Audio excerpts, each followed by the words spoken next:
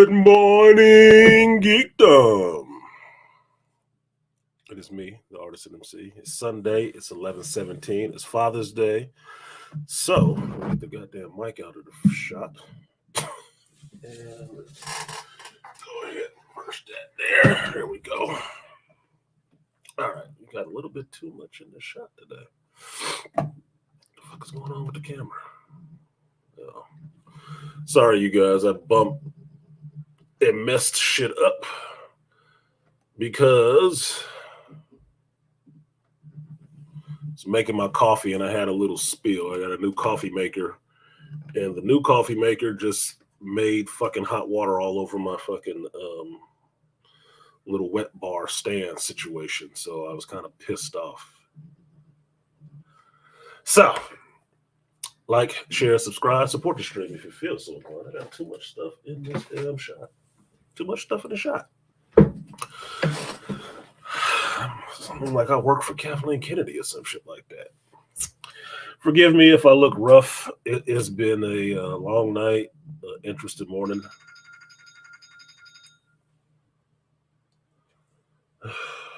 That's my work phone, so somebody is probably finally sending me an address because I have something to do at 1 o'clock. So this will be a pretty short stream so I can get in here and get out and get on to the other stuff that I need to do today.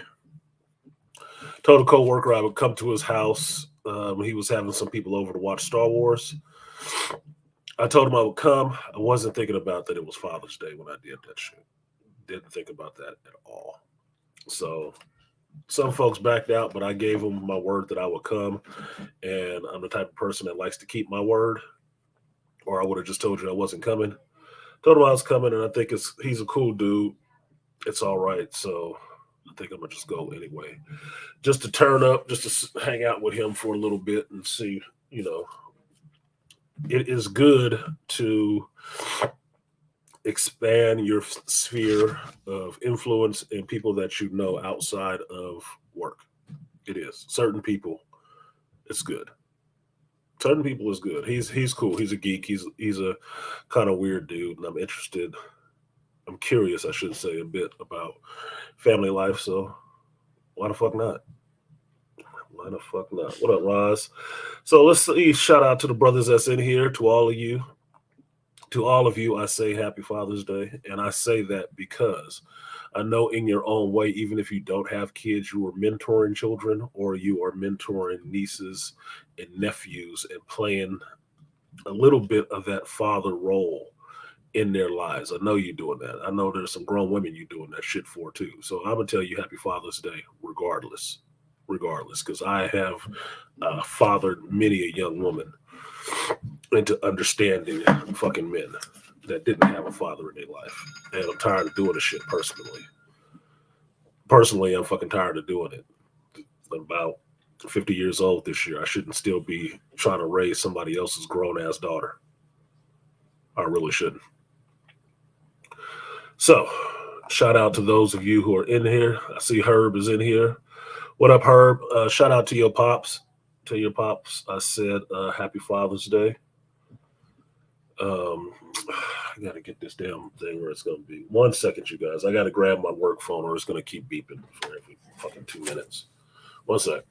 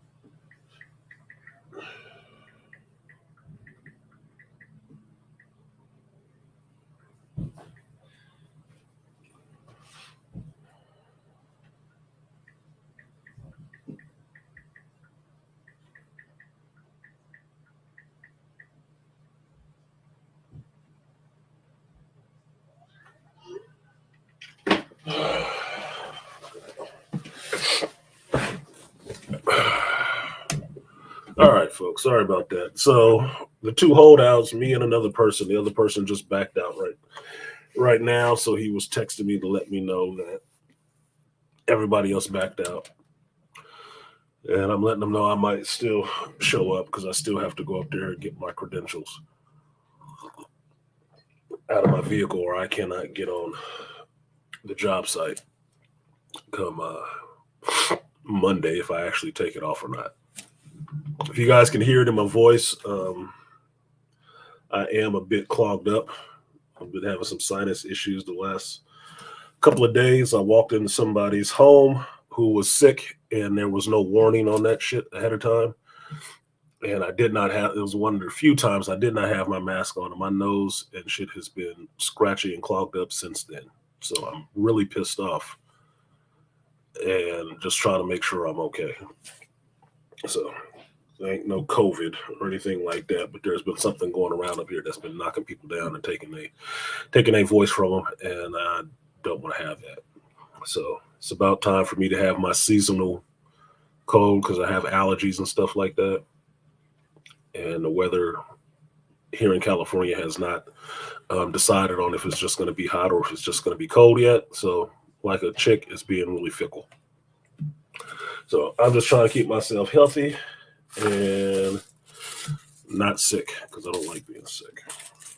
So like, share, subscribe, support the stream if you feel so inclined. I'm going to do one of the YouTube cardinal sins, which is I will eat and drink on this bitch when I feel like it because I have to keep my calories up.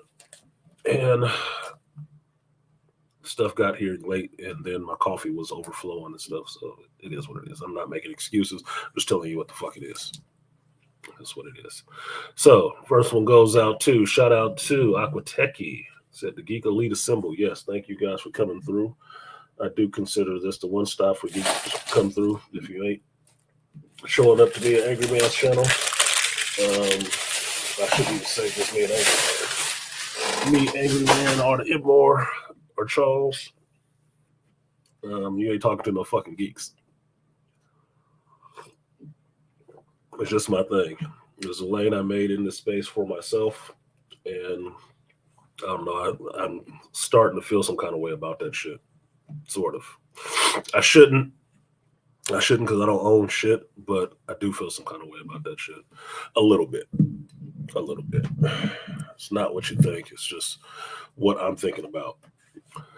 So shout out to the Malika Me Bane. Peace, love, and happy Father's Day to the Geek Elite family. Appreciate you, Malika. I was watching a couple of those videos that you sent me. The other ones with Chris Gore.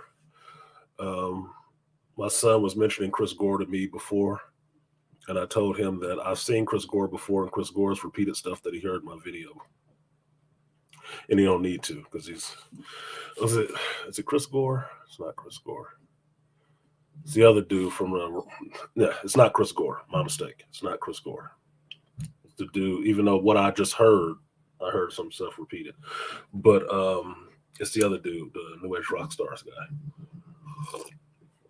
There's a couple of white boy Chris's who love picking off my shit. And if I find out they're the ones who keep copyrighting my videos, then I will be on to something. But there's a couple of them that pick off my shit and run back and repeat it so they can sound brilliant. And they're not. At least one of them wasn't even alive for some of the shit he keeps spouting out his goddamn mouth. So how the fuck would he know he wasn't there?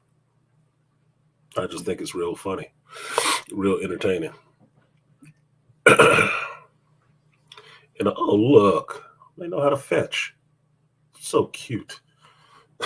But the analytical thinking it up yourself thought, they don't have that part. They're only parrots. So shout out to Malika, shout out to Aquateki, shout out to Detroit 313. 313.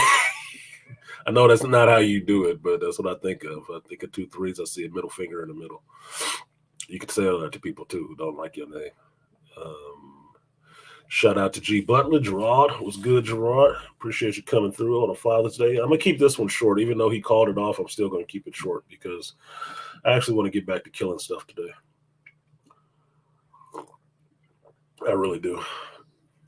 I spent all day yesterday relaxing. I sat in this chair in this room and I had DoorDash do the cooking. And I had everything I wanted and did exactly what I wanted to do, which was stretch my legs out, sit in my chair, and do absolutely fucking nothing. Nobody demanding any time. I didn't have to spend any money I didn't feel like spending. I didn't have to go anywhere. I didn't have to do shit but sit there and relax. And I got into playing the Division 2, and I didn't even stream that shit. Played that shit all day, and I didn't even stream it. Whole new area, whole new worlds, leveling up my character, having fun playing the game again, and some situations and places I'm not familiar with, and I was enjoying it, and I just wanted to keep being in my headspace of enjoying that shit. So I'm gonna get back to it today because although Monday is a federal holiday, you can take it off if you want to, and I can at least say this for having a B Dub facilities director. She want me to take that day off. She may not like me. She may not like me, and that's okay because we're working together. You ain't gotta fucking like me. You just gotta know I do my job. She does want me to take that day off. She does want me to make sure to take that day off because she's kind of Afrocentric. And I don't have a problem taking that day off. I got shit last year when I took it off at the last minute. Like, oh, you got to tell us 2 weeks in advance. No, the fuck I don't. It's a floating holiday. It floated to Monday, and I don't feel like getting up and coming to work today. You mad because I took Juneteenth off? Federal holiday? Fuck you mad about? I'm the only black dude here. Why the fuck couldn't I take it off? Fuck out of here. I'm the only brother here. You mad that I took it off? Get the fuck out of here. I think you protest that I don't do enough. Anyway, so I'm tossing that around in my head of taking Monday off. And if I do, I would actually have a 3-day weekend, which I didn't get last 3-day weekend because I worked one of those days and everybody else was off. So I'm really swishing the idea around in my head that I should just take Monday off. I should go ahead and put in my time because she said she would approve it. Go ahead, put my time in, take Monday off, and then take my ass up to Stockton and hang out with my son on his one off day and my grandbaby and his family. Just, do that. I love to go play pool with my son. I really would. I would love to go play pool with my son. I love to take my son and my grandbaby to go play miniature golf or some shit like that. Just something. Just something. I wouldn't give a shit. Go to the movies, go have a meal, something. Because I don't see them enough. And at this rate in life, I'm telling you guys, people are starting to clip off really quickly now. A lot of people passed this week. A lot of them in their 50s. I had one person pass this week from my life that is a staple in my life. Is one of the reasons why I drink rum and orange juice. And that goes out to my nana's friend and her late husband's friend, Bernard. Bernard is Jamaican, an engineer for a long time. A long fucking time. Bernard talked with a thick patois accent. And you know him as Bernard. Now he's a friend of the family, like an adopted child of my nana and Hux, because he was Hux's friend. It had been a lifelong friend. Lifelong. Lived in the city, ran in the Beta Breakers and stuff like that. Really good dude. Really good dude. Always helpful and whatever. Bernard passed this week. And this is actually the first time I even talked about it. Because nobody in my current life knows anything about Bernard. They don't. And I felt some kind of way when my mother texted me about Bernard passing, and they didn't know what the details or anything else was, but I need to call my nana and some stuff and find out about it. I was in the middle of work. I have not called my nana. I haven't. So I don't know what's going on with Bernard. And although me and Bernard wasn't hella close, like I know all ins and outs of his life and family and stuff, he was just one of those people that we would see around the gumbo pot every time my family, when it functioned like a fucking family, would have get-togethers, and everybody would gather at my nana's house, come together, have the reggae playing, everybody drinking, laughing, having a good time, conversating, kids, grown-ups, adults, and we'd all hang out over there every fucking holiday. My nana would cook, Hux would cook, and I say gumbo because gumbo was Christmas. That was Christmas. That's when everybody show up with their goddamn Tupperware, because it's a huge um, fucking deep fry a turkey pot full of crab and sausage and rice and all kind of shit in this fucking gumbo, and it would be delicious. Motherfuckers would wait on that shit all year because my grandmother, my nana can cook. Hux would make the curry goat, Jamaican patties, all this other shit, all this Jamaican food, and we'd sit there and eat and drink good liquor, not no bullshit, good liquor, and enjoy each other's company. And even as a kid,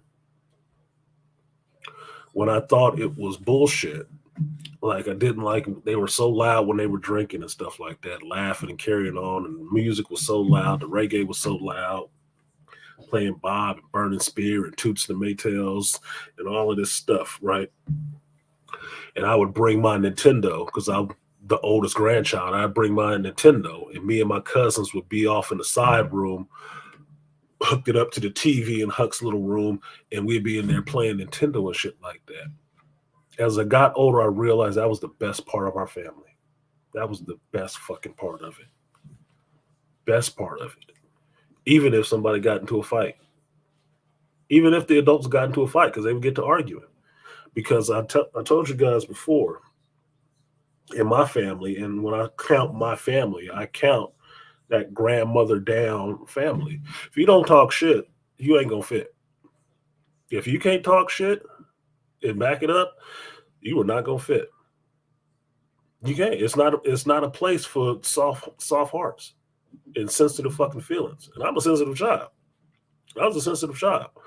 But I know how to have that armor on. I know how to get out there and get in the mix. That's why shit talking don't bother me too much. I just think it's silly. But I know how to do it like a fucking professional, nigga. Like I was born to the craft. Because I have learned from some Gemini women whose tongue should be registered as a lethal weapon. A soul crushing shot ain't nothing to deliver to a motherfucker. Ain't nothing. Nigga, that's what day is it? Sunday? Maybe we'll go easy on you on the Lord's Day. No, nigga. Maybe you'll just bleed out.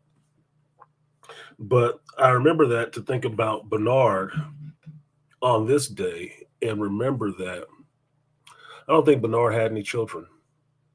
I don't. I don't think Bernard had a child.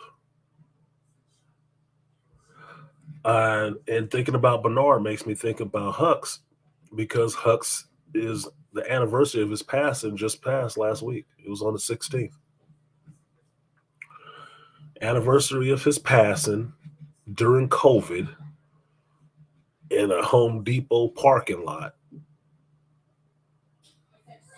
And it's nothing against Home Depot, but he passed. I guess had a heart attack or something and died in his car. So this week for my nana is tough and traumatic. But even with Huck's passing, I knew about his daughter, never even met his daughter. Never even met his daughter one time in life. And he only has one child. And she is somewhere on the East Coast right now on this day, missing her father.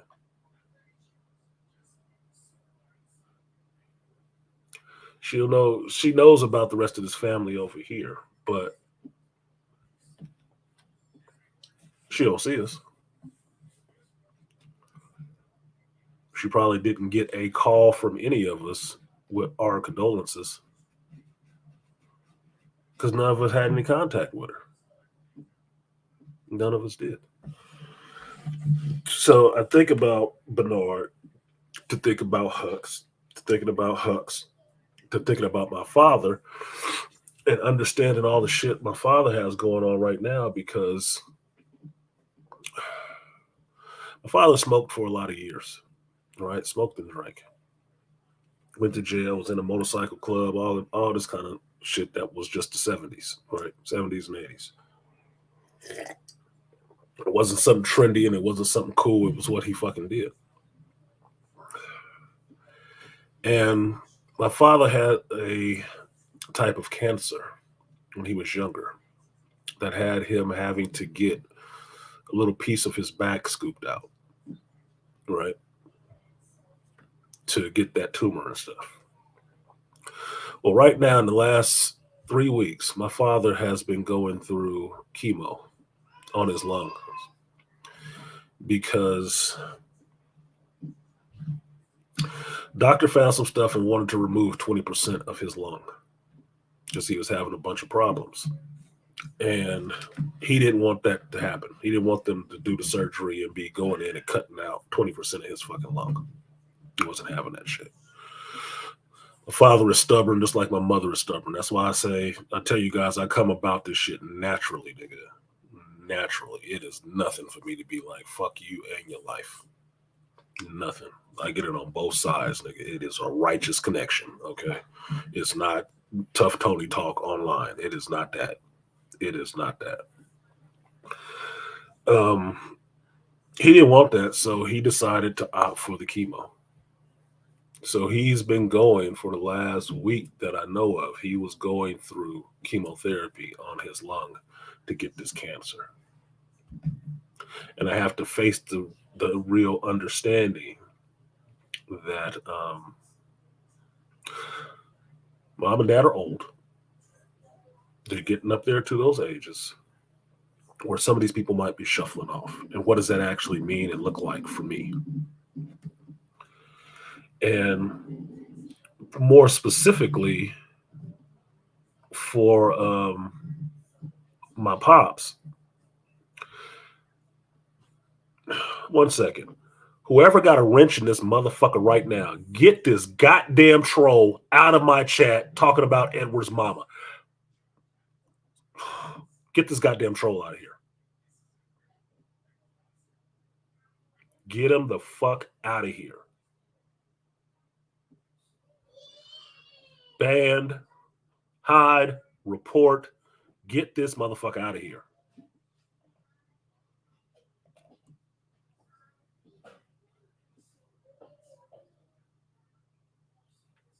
Y'all got wrenches for a reason. You see that shit in here, get them the fuck out of here. I do not respect that at all. This is not no safe harbor for that shit. Fuck off. Already done. Thank you, Aquatechy. Thank you, somebody on the shit. Tune this motherfucker up. Y'all got wrenches for a reason. That's the wrecking crew. Tune this motherfucker up. I don't even want to see that shit. I should just see so-and-so was banned by so-and-so. Just get that motherfucker out of here. Just that shit right there, that's somebody who should have had a daddy in their life. That's somebody who should have had a father in their life. Because if you had a father in your life, you wouldn't be doing no dumb shit like that. Why? Because while it would be a waste of your fucking time, it'd be disrespectful to your father. You wouldn't want your father seeing you doing that dumb shit. Disrespectful asses. These are the kids that need to have their ass beat. And I don't say spanking or whooping. No, they need their ass beat. Like an animal at a fucking circus, nigga. You need the prod and the whip on you to get your ass in line. So you learn how to ride this tricycle or stand on here with this party hat on, nigga. You don't know how to behave. You are a wild animal. It need to be treated as such.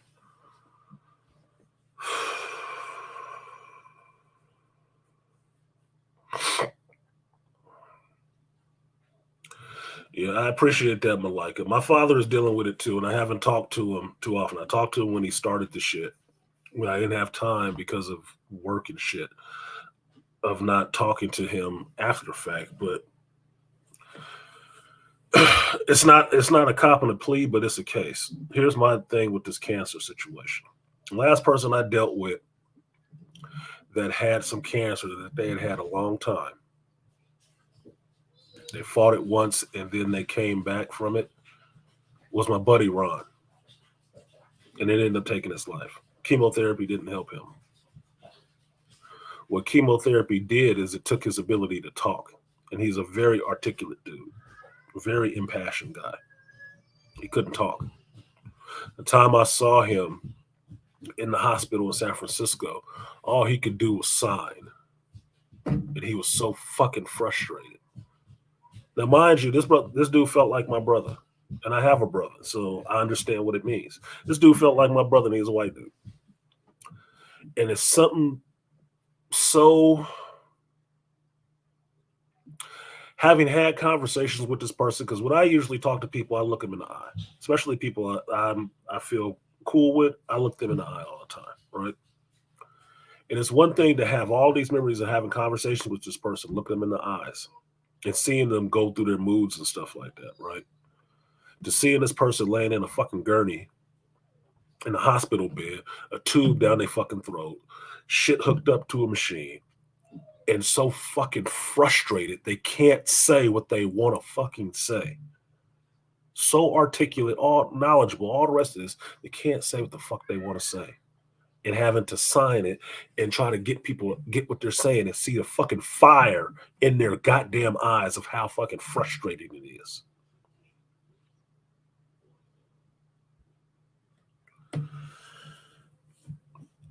That was somebody else who did not have children. Did not have children. He should have had some kids. He mentored a shitload of kids. Herb, no.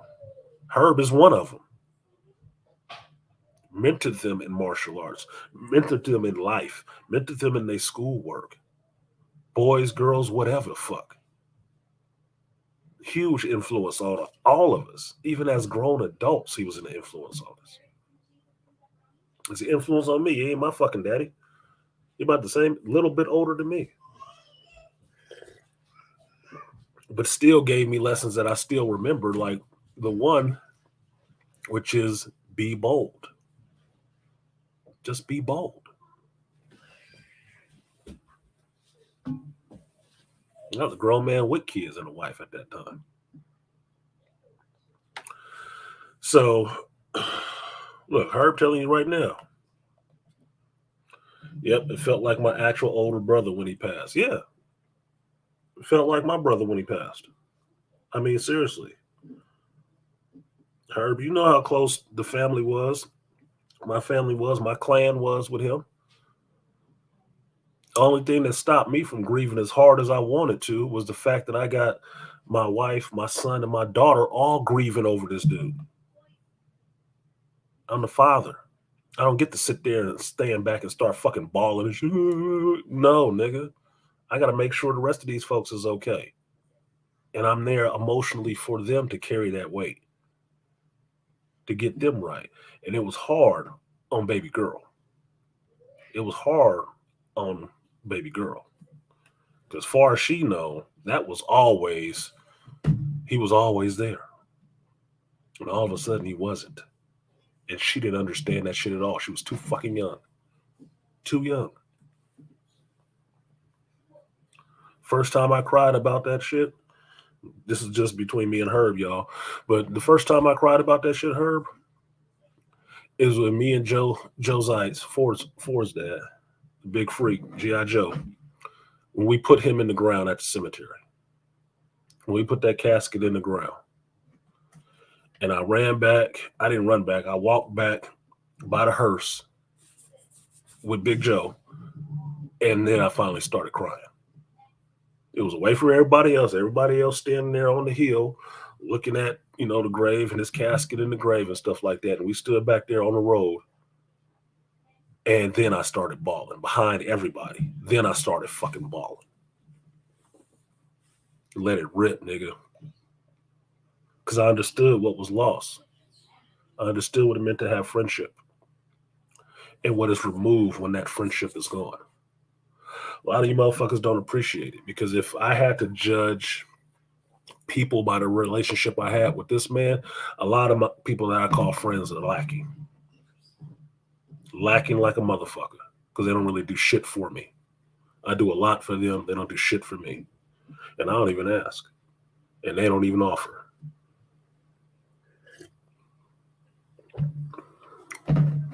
That's the interesting part. So, while he did not have children, he fathered a lot. This motherfucker just keep bouncing back. It must be big enough to have a troll now. I doubt it, but somebody want to talk shit about Edward. So, I say that to understand that Pops is going through a lot right now. And one of the reasons I didn't talk to him, I don't really know how to process this. The last person I dealt with who was dealing with chemotherapy and cancer, it didn't help. So I'm processing the fact that what is it really going to mean for me? What does my life look like after the fact? That my father is going to pass eventually. He's not going to live forever. I am not going to live forever. He is going to pass eventually. And what is that going to look like after the fact for my family? My father's side of the family, my sister, my cousins, mostly all females. What is that going to look like? Because he's the strongest man around him.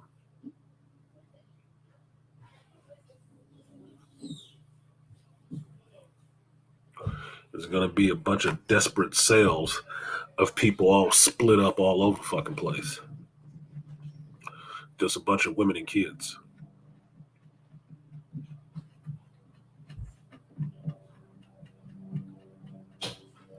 Nobody, well, they'll remember my father and sing his praises. You know who won't? My mother. My father gave her me. But do you think she ever called his ass in 50 years to wish him a happy Father's Day? Let's just say 45 years. You think she ever did? No. I bet money she didn't. I ain't even got to fucking ask her. But I would just to see how much money I would have win on that bet. I would. Because I know goddamn well she don't get no respect to that man for shit. It took him to tell me the stories about what it was when they was dating. It took staying with him to get her to really be upset at the fact that I was even having a relationship with him. Think she wished him a happy Father's Day ever? And that's what it comes down to for me with this shit. Men build, create, put stuff out into the world for everybody else to enjoy and make their lives better. And in large part, it is underappreciated, disrespected, and they get no acknowledgement for that shit. Unless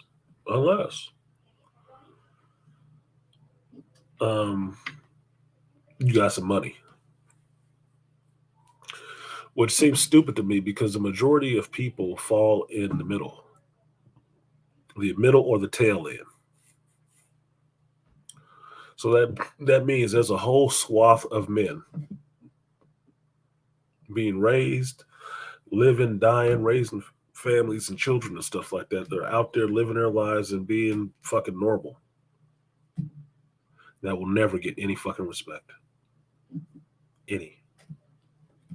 Beyond their years. Beyond their years. Dr. TSI was talking about this before about, everybody talk about Big Mama's house, but Big Papa put Big Mama in that house. And his picture is somewhere hanging on the wall in the back room or some shit. And nobody knows what the hell Big Papa did or what kind of man he was. Nobody gave a fuck. They was too busy lording all this attention and admiration on Big Mama, I guess, for fucking that dude.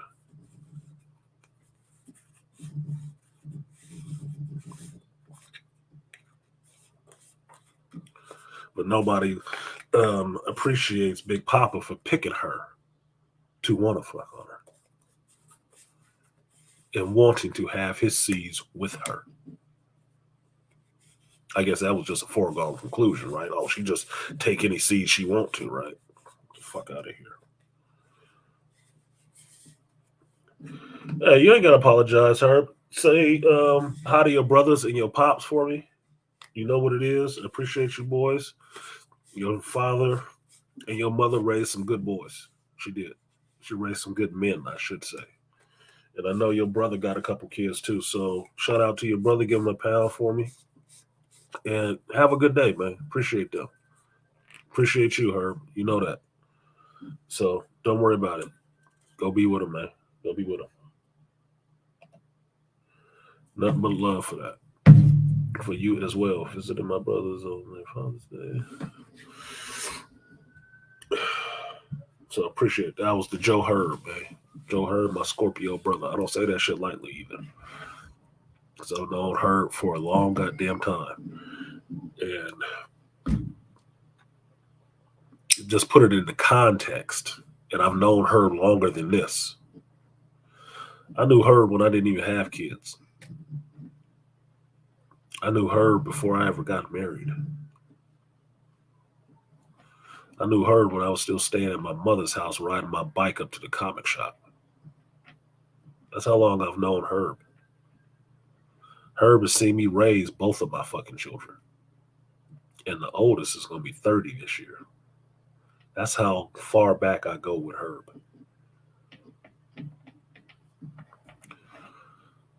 So when I call Herb my brother and say if he needs something, if I can do it, he got it. It's not because it's just some nice shit to say. I don't throw idle shit out there. If y'all understand anything about me being a Scorpio or shit like that, it's not idle. I am not that kind of person. I don't give false accolades, and I don't give my devotion and, my sense of respect to people just because. Oh, it's because you're supposed to. No, funny thing, shout out to Zach, but funny thing about them posters. Funny thing about those posters, you don't have to. And I recognize that, so I don't. I give respect to Herb because Herb has earned that shit. Because for me, it ain't about, just because you're my new fair weather friend. No. Herb been there for a minute. And a minute in Negro terms means many years. At this point, decades. Decades, nigga. So, Herb always got my respect. What up, D. Scott? Appreciate you, D. Scott. And who else was that? That was Kareen. What's good, Kareen? Caribbean Queen on the East Coast. Happy Father's Day. Appreciate you, Kareen. I will get to the super chats and cash apps and stuff like that in a minute. I just want to finish my little spiel. The banner's going across the bottom. That's for you, not me. Donate your stream. I am looking for 15 contributors today. So a lot of dealing with that stuff with my dad is not wanting to face that, not knowing what to say in that situation. I really don't know what to say. What am I supposed to say? What am I supposed to do? I have no experience with actually having to deal with that shit. So however I'm dealing with it is how the fuck it is. what it's going to be with me dealing in this situation. This might not be the most ideal. It might not be perfect. It not have been, well, you should have did this, you should have did that. I'm in the flow of things, not in the Monday morning quarterback seat. I'm in the flow of things. I want my father to be okay. But I also accept the fact and understand that he cannot be. Now, what it looks like in my life, I've largely been raised apart from my father, around people who don't even speak his name. Don't speak his name. Couldn't tell me his good points, his bad points, his fucking birthday, none of that shit. Couldn't tell me any of the struggles that he's been through in his life. Even if they knew him, they wasn't telling me. Don't know him. So for my life, and this is no disrespect to my father, but for my life, I know of my father of being something that's out there, but not visible. I know I have one. I know what his name is. I know what he looks like. I know what city he's in. But it's not somebody I see every day. It's not somebody I see once a week. It may not be somebody I see once a month or a year. So with me being irrational thinking, I'm sometimes extremist. I look at it as, well, how will it change if my father passed? How will it change in my life?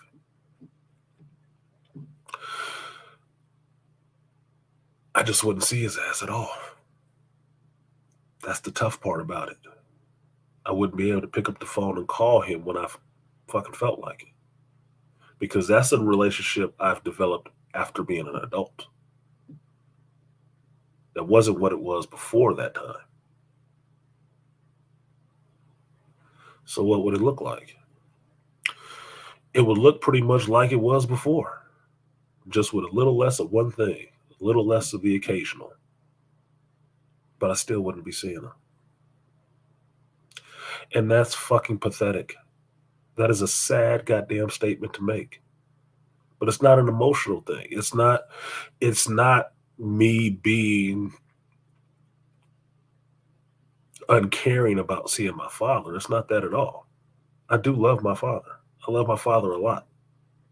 I love my father like I love my mother, because without them, I would not be here. To a greater or lesser degree, right? Or I should say, for better or for worse, I wouldn't be here. But being pragmatic about that shit and understanding the simple thing is that, how does it change in my life? A little.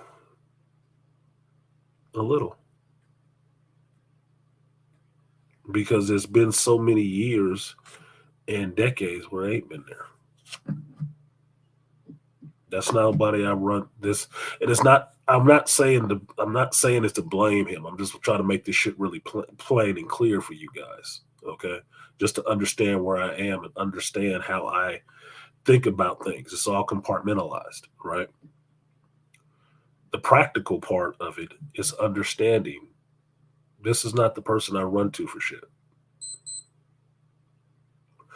This is not the person I need a sounding board from all the time. No, there's times I've asked my father about some shit, and that's why I figured out that I get my fucking rowdiness that just want to just go to war. I get that from Pops. Mom got it too, but Pops is serious about it. He the only one did some time behind that shit, because he will go. Toya in here, Toya, my father is a Leo. He don't play that shit. There is no let's be passive, non-dominant bone in his goddamn body. It is not. He is ready to stab his own sister about calling my wife Chinese. She ain't Chinese. And he didn't appreciate that shit. He was about to jug her at his barbecue that he was barbecuing at with the barbecue fork, nigga. He was about to jug his own sister. Stop saying that shit. That ain't who she is. Stop calling her that shit. He was serious. That was also incidentally the first time the ex-wife was around my father. She was shocked. He will go. He will go. But to say that, I wasn't seeing him often. I wasn't seeing him enough. The struggles and stuff like that I went through as a young boy was because I was not getting his input. And for most part, either he was not allowed to be there or he wasn't there.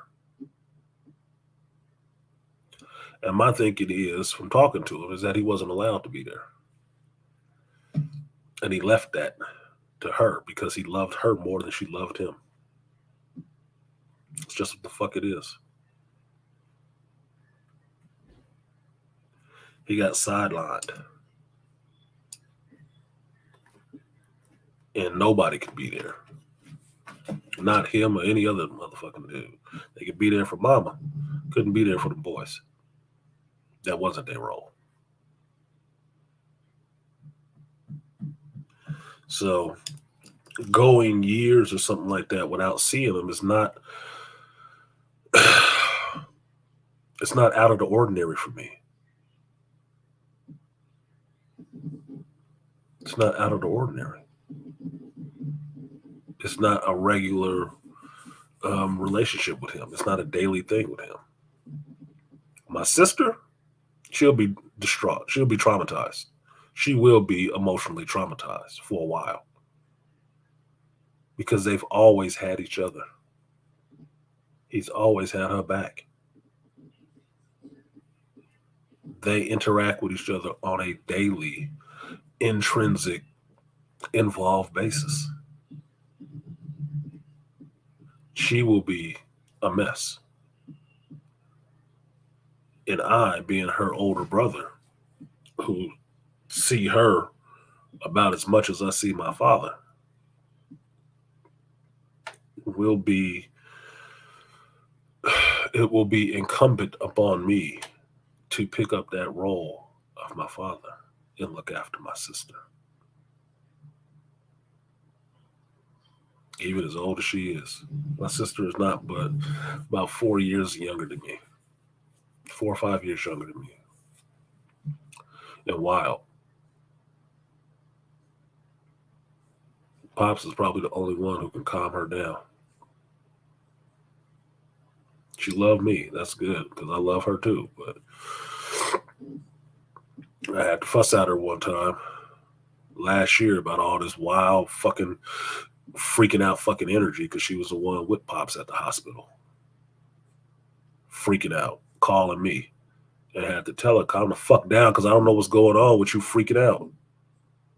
I need the information. If you're the one that has to be there to get the damn information, then you need to pull it together and give me the information. I can't be there. This is where you got to step up. Tighten it up. Fuck. Can't do nothing with a bunch of blubbering on the damn phone. And so the next time something happened, she did pull it together. She understood because she heard that from me that, okay, this is what's going on. This is what's happening with Daddy. And this is where he at. And this was, I was like, all right. You did good this time, sis. Okay. I'll be down as quick as I can.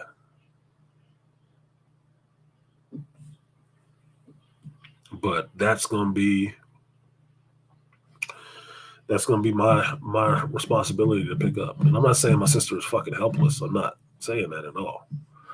But emotionally, she's going to be missing a lot. She's going to be missing a lot more than me. A hell of a lot more than me. So, in that sense, my life will change from my father not being here. That's where it will change. I need to do better with looking after my sister, even though me and my sister didn't even grow up together. I had no influence on her life outside of knowing she has an older brother. And most people, since we all from the same city, look at her like they look at my brother and be like, "That's your brother? I didn't know that." Because they don't see me. They don't see me.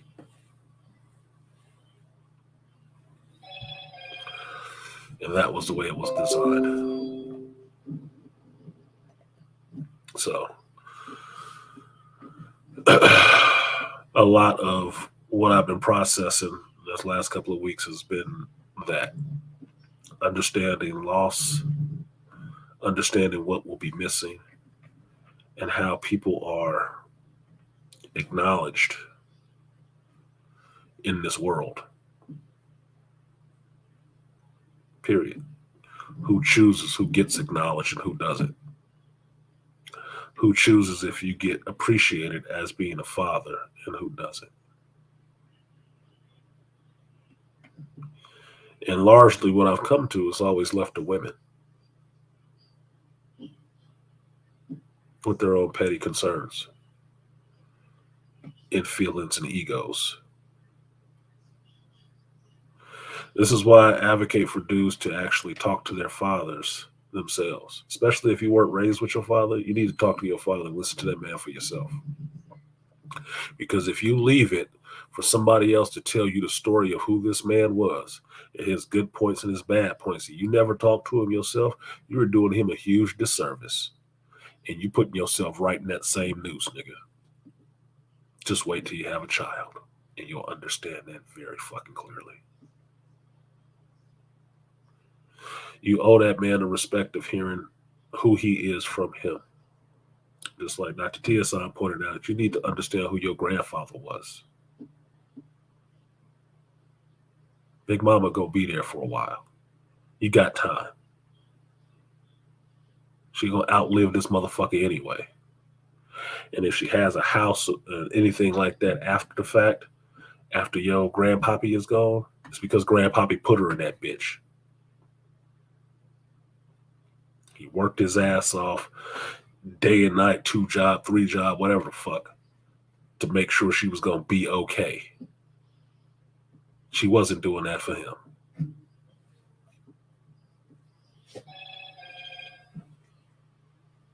So the least you can do is find out who the hell these men are that you were sired from, get your last name from, any of that shit, and sing their fucking praises. Because nobody else is. Nobody else has an interest in singing their praises.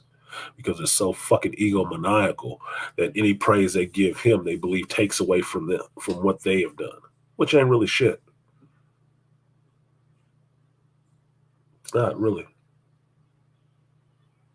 A lot of the shit that they want praise for is the common shit you're supposed to do for your children anyway. Common.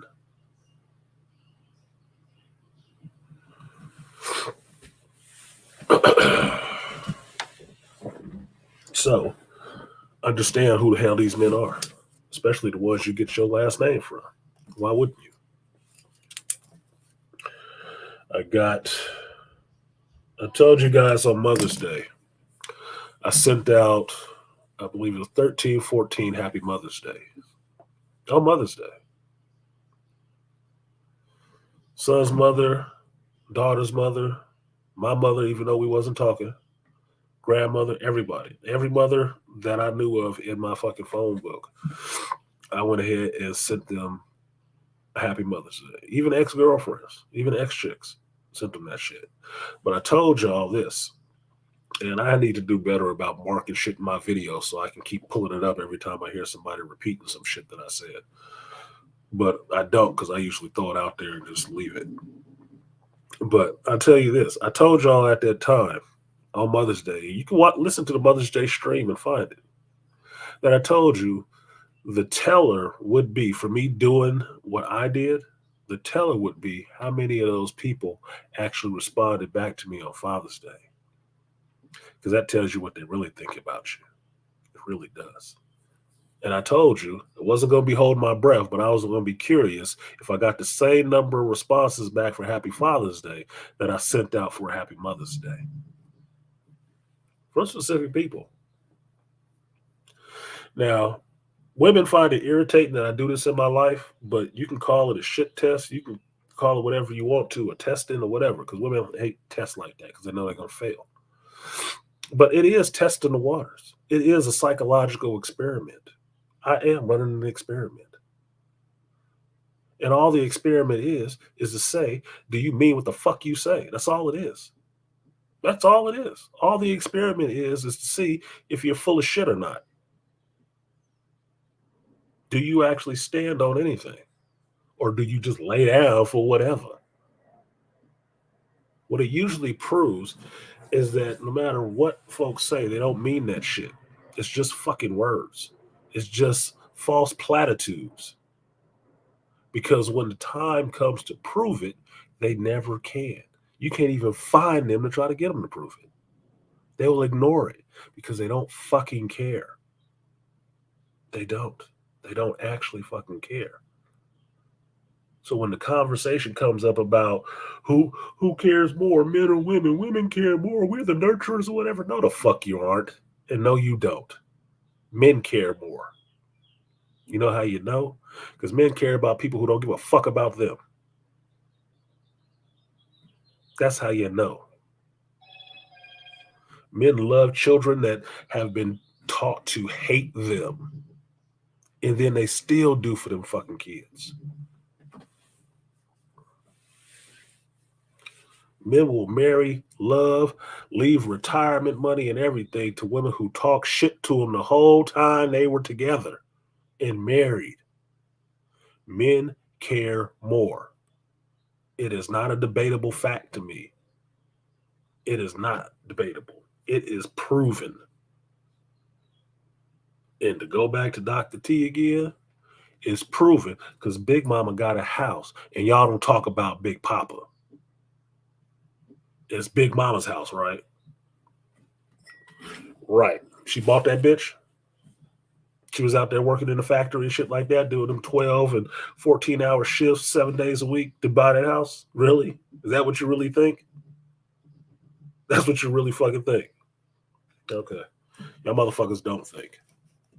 Even in the modern times, even in these modern days, you want to see how strong and independent your mama was? Figure out how many times she was bitching about not getting that child support. Ask her about child support and see where the ire comes up in her. Well, strong and independent women don't need child support, do they? Because they can do it themselves, right? They do it all by themselves. She worked 2 jobs and everything else. Oh, it sounds like your mama had basically a high school diploma, which guarantees absolutely that you're going to be doing multiple jobs to survive. Dumbass. Shows your mother didn't push herself academically to do shit. And couldn't find a good man to marry to save her fucking life because she probably didn't want the shit. She's probably one of these modern age feminists who believe I can do it all by myself.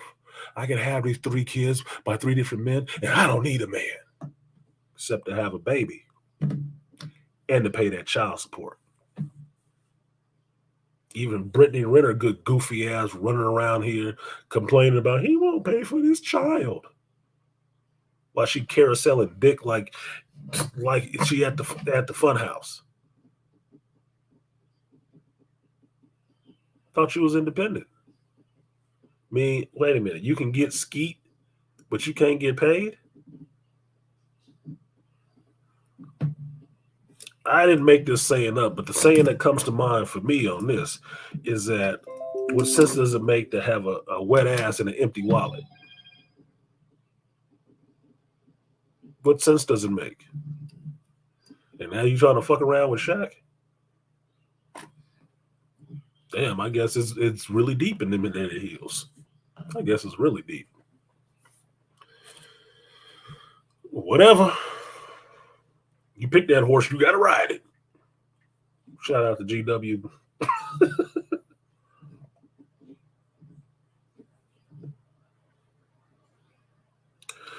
What did Ross say? The mass of men live lives of quiet desperation and go to the grave with the song still in them.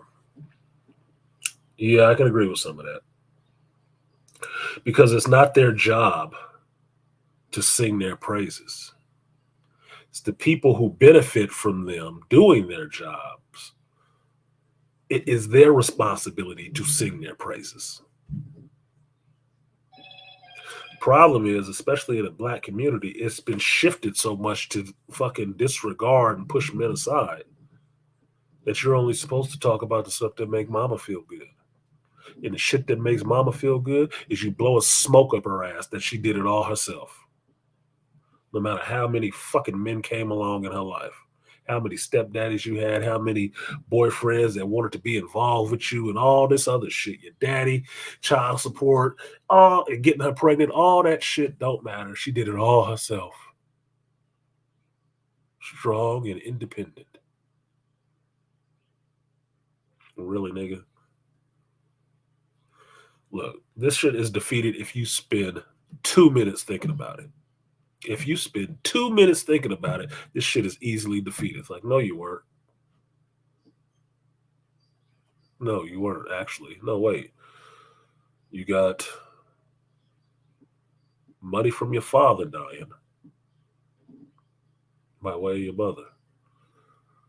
You got money from the child that you got child support from. You didn't work for years. Disability. And then you had a husband who was working his ass off to take care of you. And you strong in what? Who? Indie what? No, you dependent, not indie shit.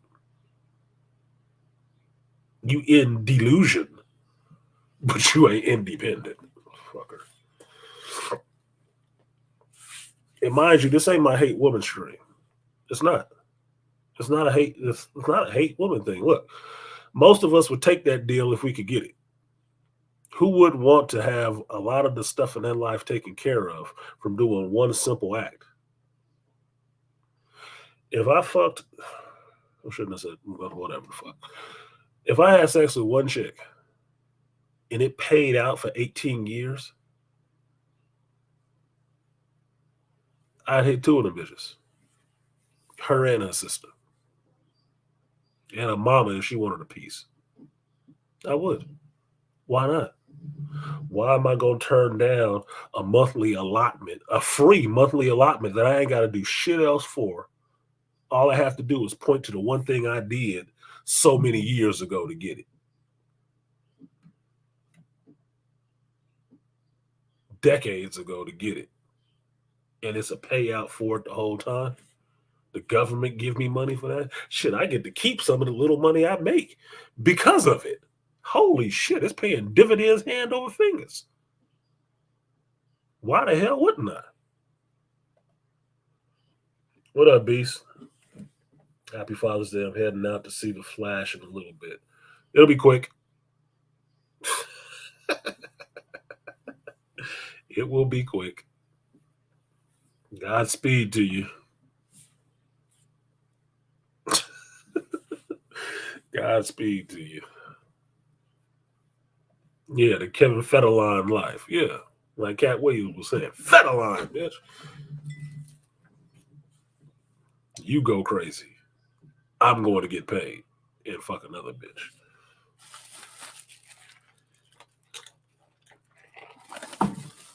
Yeah, DH, me and my family, meaning me and my kids, are very punny.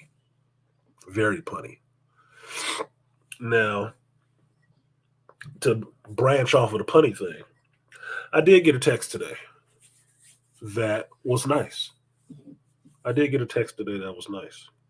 It was from my daughter's mother, ex-wifey. She texted me and told me Happy Father's Day. And actually thanked me for giving her daughter and her stepson, who she loves dearly, and said she was honored that I picked her to be in their lives. Now it could just be platitudes. It could just be platitudes. It could be. Maybe I wanted to hear that shit today. Whatever the fuck. But I'll tell you this. I know ex-wifey loved the hell out of her father. I know that. She don't agree with him all the time. She doesn't. She thinks he do some dumb shit. But she loves the hell out of her father, and that's her adopted father. That's the only one she's ever known. That's not her blood daddy, but that's the father who raised her from birth, from a baby up. He's the one who brought her to this goddamn country. Married the woman that's her mama and brought her to this country and raised her in this country. She loved the hell out of him. She sees her brothers. Back up. She's seen me raising my son before she ever had a baby. We have our history, which is we've been through some shit with each other. So it could be a platitude. And she's a Scorpio. I know her a bit. I don't know her 100%. That's been proof positive already. That shit has been proven. I don't know her 100%. But what I do know is that she is sentimental. She does have a sense of feeling on some of these things. And it is echoed in how she treats the other men in her family who do have children and are fathers. She does appreciate them. So I can take the message that she sent me as, okay, she is being a little bit legit at the time. Because I know she'll slit your fucking throat about her baby girl. She knows that. I know that for a certainty. She is a slit your throat or suck your dick or whatever she had to do to make sure that girl was okay. She will. So that's all I want. I ain't expecting you to give that kind of love and devotion to me because I know you can't. But the child, cool. Now I know the motherfucker will be okay. She let the hell out of that girl. She does. My son, she loved him too. It's more complicated why she loves my son. But I know she loves him too.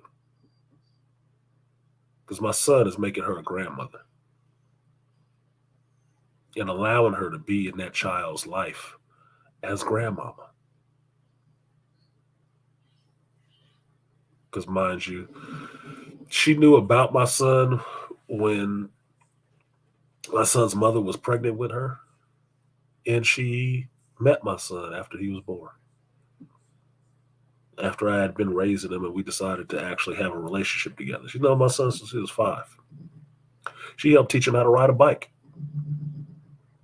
She has been there to watch that boy grow the fuck up. And she is there now watching him raise his child, his daughter.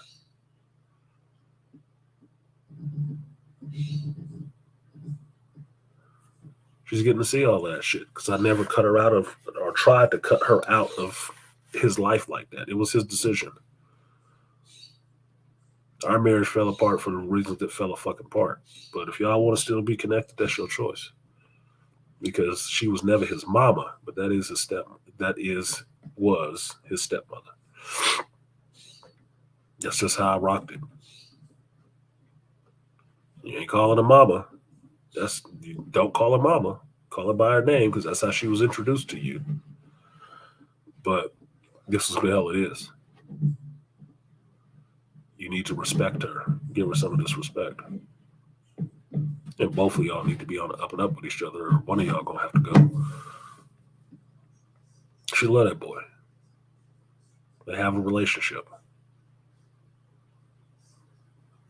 I believe she probably loved his baby too. I wouldn't doubt it. I wouldn't doubt it. Because she liked gushing over babies.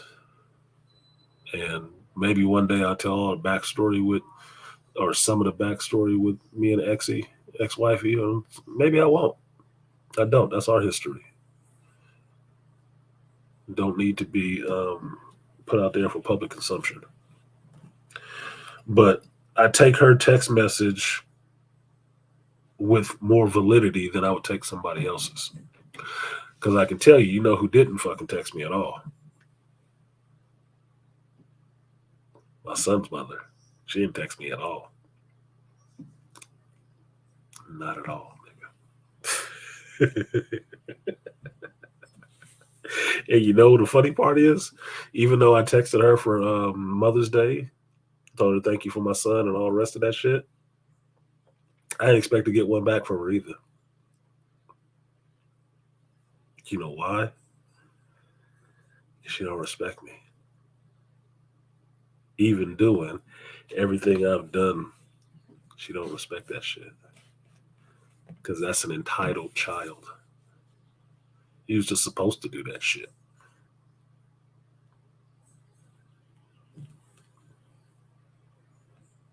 That's fatherhood, folks. That's fatherhood. At least in the black community, that's fatherhood. Because my son's mother is black. Dark as you can be. She's dark as this fucking microphone sitting in front of my face right now. Dark. Both her parents, dark. But I can tell you what I saw from their family structure before, and I didn't see this until after she was pregnant with my son. But I could tell you from the family structure, they didn't respect the man that was in that house. They didn't. That's why they talk shit about him.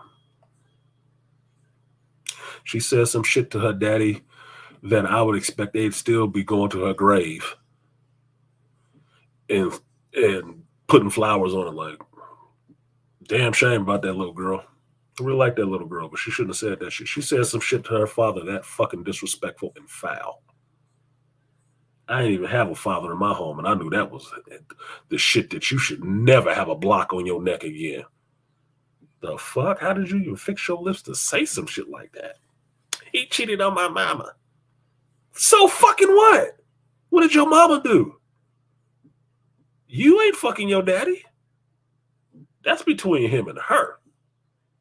That ain't got shit to do with you. And that damn sure don't give you the right to disrespect him that way. I couldn't believe that shit. The way that man was treated, I wasn't surprised when he finally left. I was actually happy for him because there was not a respectful position in that house. It wasn't. It was not even a low-key hatred for men. It was not even.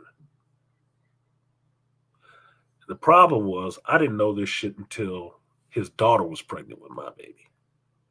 That's when I got to see this family and see the dysfunction. What do you think I knew I was in for then? The bullshit, my nigga. The bullshit. Mm-mm. So no, I wasn't surprised that she did text. And I wasn't looking for it and I didn't expect it either. Especially since you don't know what happened this year. Ain't no money coming for this motherfucker either. Only thing that motherfucker can do now is try not to mention me. And when you do, talk shit and say I wasn't this or wasn't that. I didn't have enough money or whatever the fuck it is. But what you can't say is that I was never there for my child.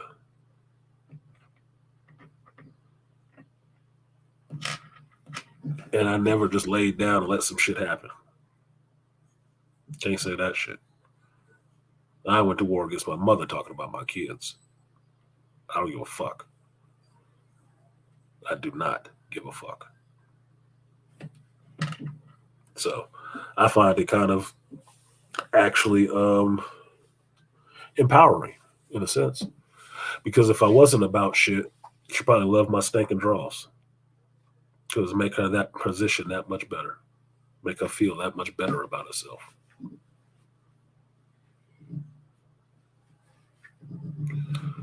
But because I was, that's why you disrespected so fucking hard. Because it was that nigga you couldn't bring under control. So why give him his praise? that's deserving. That's why me and his stepfather Sam could be cool as shit. That's why. There ain't no. This is no disrespect to Black Bane or none of that shit. But what do you hear talked about in this space all the time? Alpha fucks and beta bucks. What do you think she got him in there for? Protection and provision. After she got kids by other dudes. She didn't give him a child though. Not at all. It was talking foul about him. But I'm coming to pick up my damn son. I'm like, boy, you need to get that man a seat and be sucking his dick as soon as he walked through this door. Talking that shit. Oh, he need to just be happy and try to keep breathing. What? Nigga, you in this big ass fucking house. This nigga working his ass off. Driving an hour 30 just to go to work and drive all night. Big rigs. To then drive an hour and 30 minutes home and come home to a filthy house and a nasty attitude and he just need to keep breathing. You need to lose that nigga. That's what needs to happen. You're going to lose that motherfucker. That attitude like that. That is not okay. I'm just coming on a Friday to pick up my kid and get the fuck out of here. And you telling me that shit? That mean that's how you roll every day of the week. No, this man ain't getting no peace. He ain't getting no peace till we get the fuck away from you. I ain't have a problem telling her that shit. Didn't have a problem. Why? We ain't fucking. Fuck, I gotta care about your feelings like that for, dude. I'm honest to a fault. I'm not honest for effect. I'm honest to a fault. The shit you don't want to hear, it don't make you feel good, that's usually the truth. I am not the person to tell you shit to make you feel fucking good. I can coax your feelings a little bit, but that's not my primary disposition. My default setting is analytical. And that analytical answer is usually going to be some shit you didn't really want to hear. That's what it is. So, that is the respect of fathers. And that is what most fathers, more specifically black ones, actually fight uphill against. So I'm not bitching about Father's Day this year. I was thinking shit else about it because right now, today, my son is at work. A bunch of people called out. And so he's there at work being diligent about doing his job and caring about people more than himself.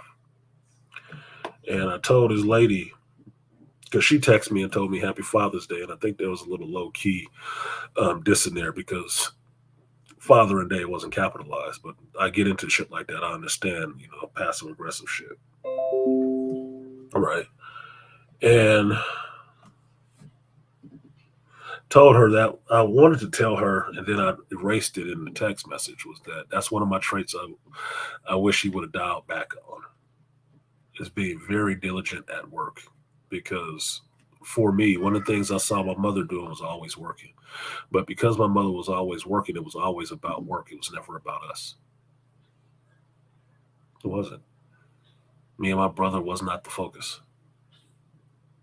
Work and adulation of other people was the focus. And that turns a woman into a hard woman. That means she's not affectionate.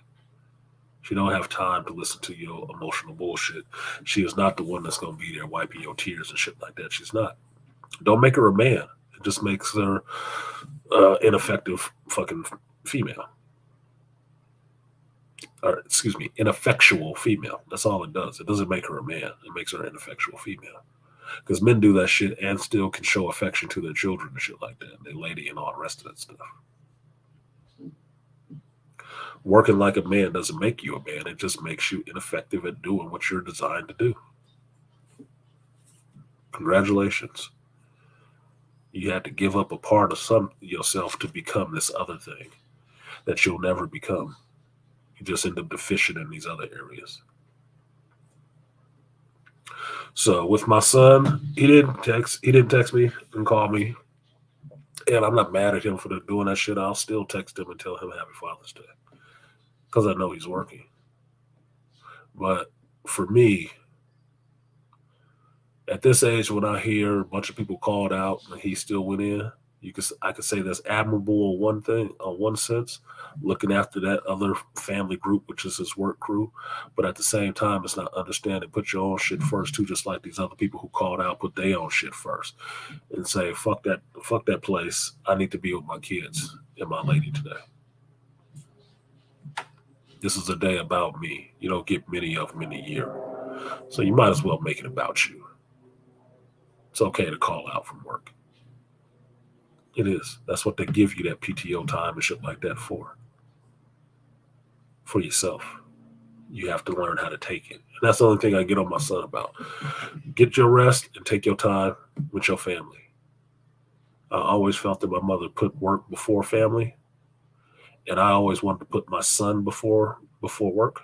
I would do work, but if it came down to the choice between doing something with my son and doing something for work, I pick my son.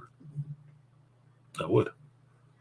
Or I make a compromise, like working Saturdays during construction. I'd only work a half a day because chances are I just picked up my son Friday night. I'll give you so many hours this morning before he wakes up. But by this goddamn time, by 11, 12 o'clock, I'm the fuck out of here and I'm going to do something with my kid. That's it. This is where my majority of my time is going to be spent because this is the relationship that actually matters. You can fire me any day of the week. Anytime you fucking feel like it or I say something you don't like. I can be the fuck out of here and all the time I gave this job will be for naught. Yeah, I won't be showing up to my funeral. You won't be taking care of me after I'm dead and gone. You won't be taking care of my wife or my fucking kids. No, you won't. You will say, bring in the next one. That's it. So I have to keep it in that kind of context and understand it from that perspective. I do a lot for the job I'm in. I do give of myself, but the place that I give myself the most, that should pay me the most dividend, is into my seeds. Because those are the people who will be showing up when I'm sick, will be by my bedside if I'm taking my last, who will be crying at my fucking funeral. Those two. None of these other jobs that I've worked. Probably none of the people that I work with, maybe one or two. None of the chicks I fucked. No. They'll probably be too busy sucking another dick to care. So that's where I make sure I try to put my efforts in that time goes into them. Because that's where the dividend comes from. That's where the benefit comes from.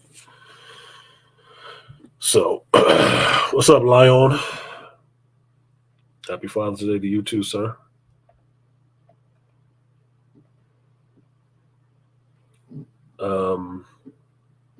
Tori, I don't know who the fuck you are, and I don't even understand or know what SBE is. So, congratulations, you made it to the ban list. Shame, blame, and explain. I don't even know what the fuck that is. I really don't. And I don't understand another grown ass man coming in my chat that ain't no shit you listen to ever to even ask a question about that shit. Don't you got something to do? You ain't got no kids? You ain't got no kids to go look after or go get some appreciation from? You need to come in here and say some dumb shit in my chat? Because the actual fans, the supporters of this channel, which I know you ain't one of, because I've never seen your fucking name in a Cash App, a Super Chat, a PayPal, in the chat just saying what's up, ever. That's what you decided to come in here and say on Father's Day. If you don't stay the fuck out of my fucking area, for real, Go somewhere and die. Set your dick on fire. Do something to entertain yourself other than bothering me. I have no time for that shit. Yeah, Lion, you know what it is. Look, men ain't supposed to be shutting up. You're never supposed to have your mouth fucking closed. I'm sharing personal stories and just my observations from my personal life, and this nigga coming in here talking about, oh, so we shame, blaming, explaining. If you don't shut the fuck up, you weak bitch, go back and suck on your mama titty. Mama, and they were saying this, and they were. If you don't get the fuck out of here, really. I told y'all, I don't have to do hate women shit. I don't hate women. I actually love women. I actually love women really good. Women don't love men. They don't. They like what they get from men.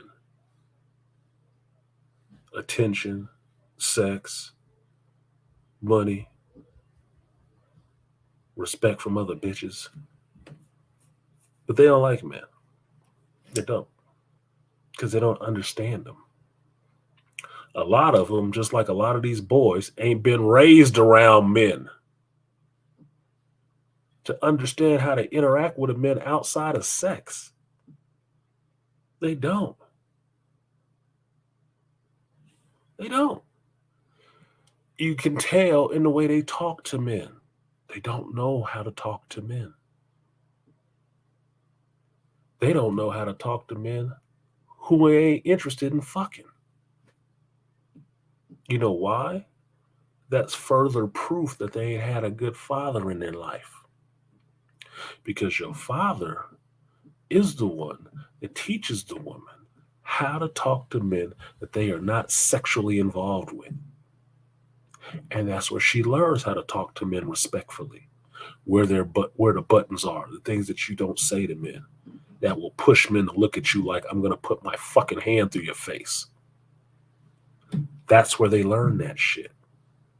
But if they've had no father or weak ass stepdads or something like that, they don't know. They don't know. The other ones who don't know is the men who come in other men's chats and try to shame them about speaking the truth that they know. Those are the other ones that didn't have a daddy in their life. And even on Father's Day, you can see them doing this shit, sounding like a hurt bitch, worried about somebody else's feelings.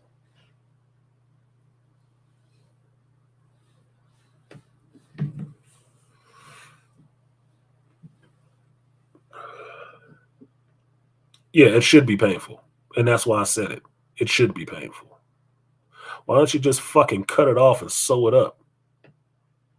Give yourself the whole vagina you acting like.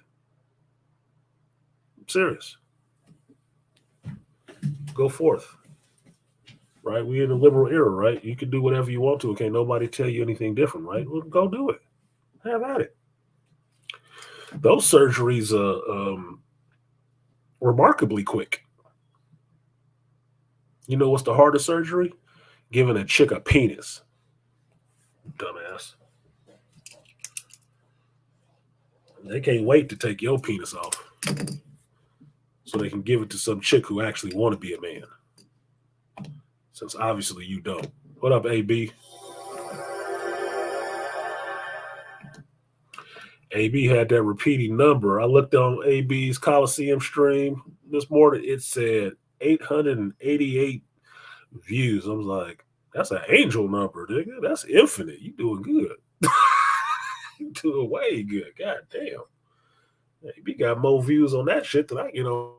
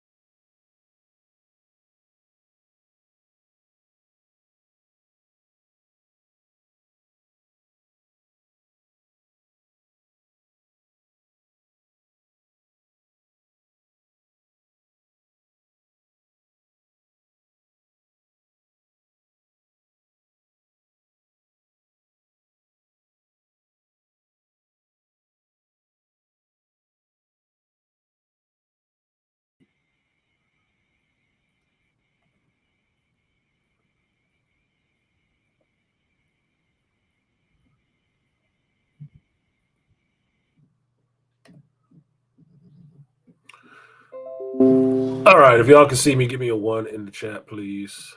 That was some internet fluctuations. I guess that nigga worked for YouTube.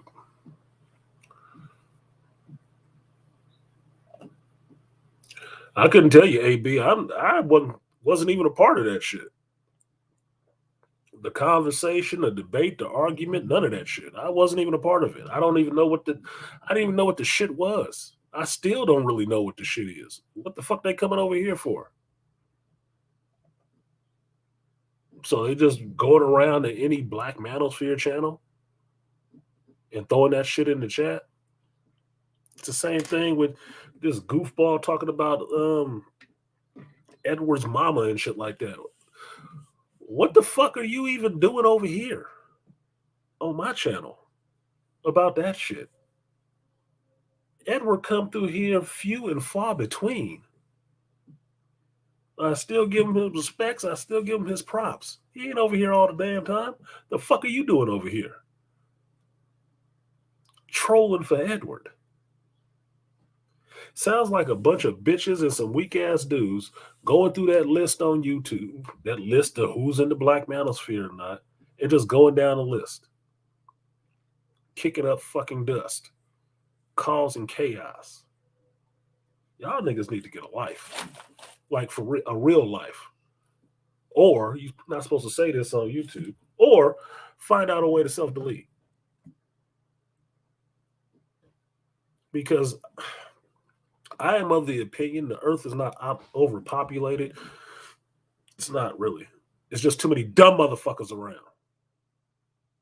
You know, the ones that would have got weeded out by natural selection and all that shit. No, we save all these people.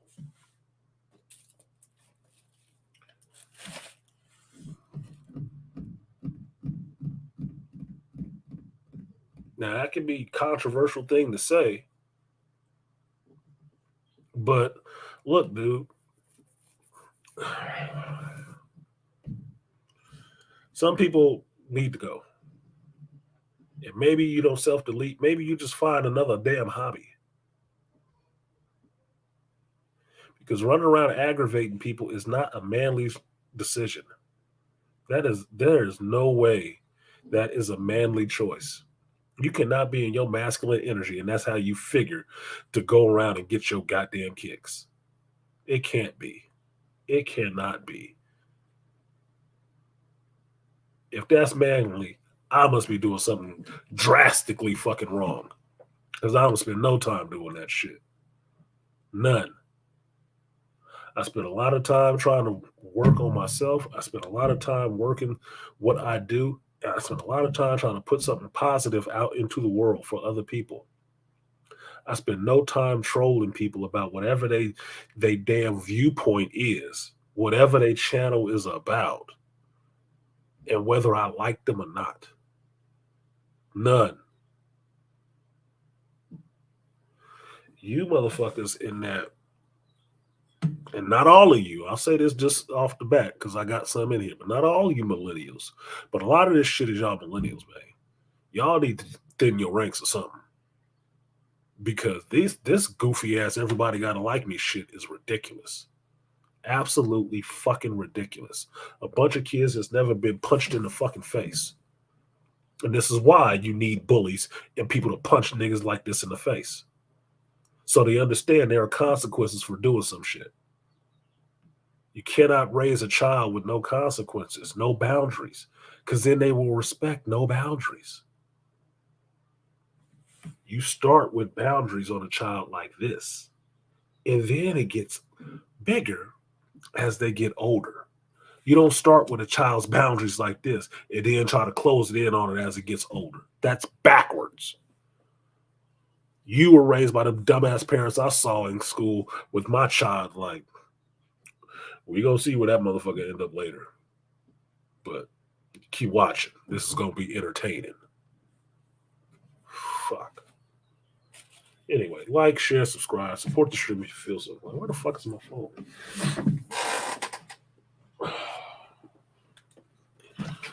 Let me get these, if there are any, cash apps out the way.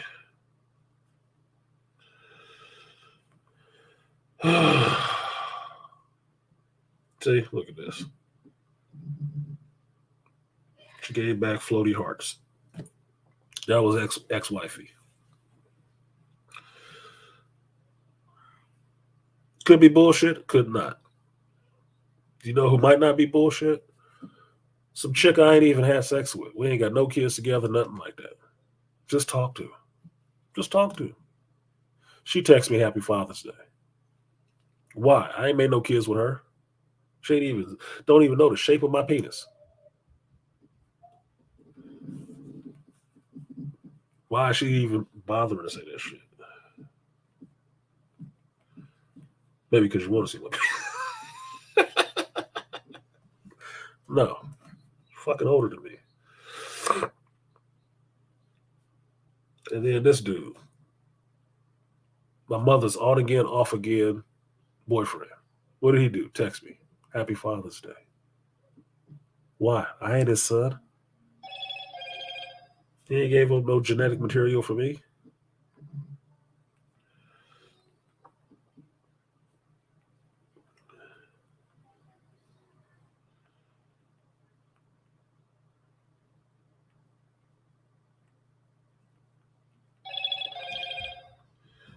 You know who else ain't called me? My mother. Wow. Odd, right? The two black women on the list, or two of the black women on the list, and neither one of them called. My mother and my son's mother. And my daughter texts me, "You doing anything special today?" I'm live streaming right now. That's special.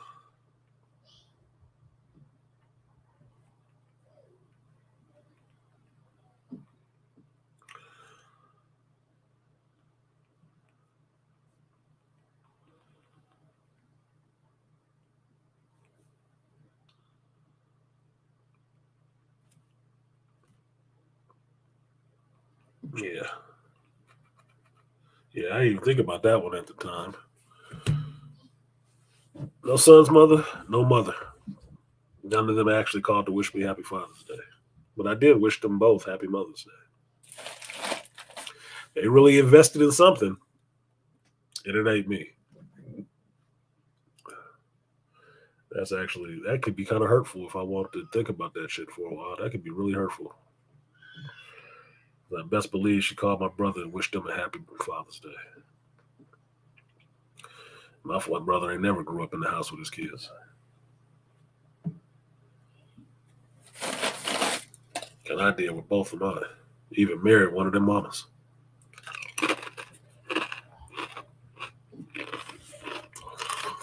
She don't respect that shit because she's the one that didn't want that shit for my father.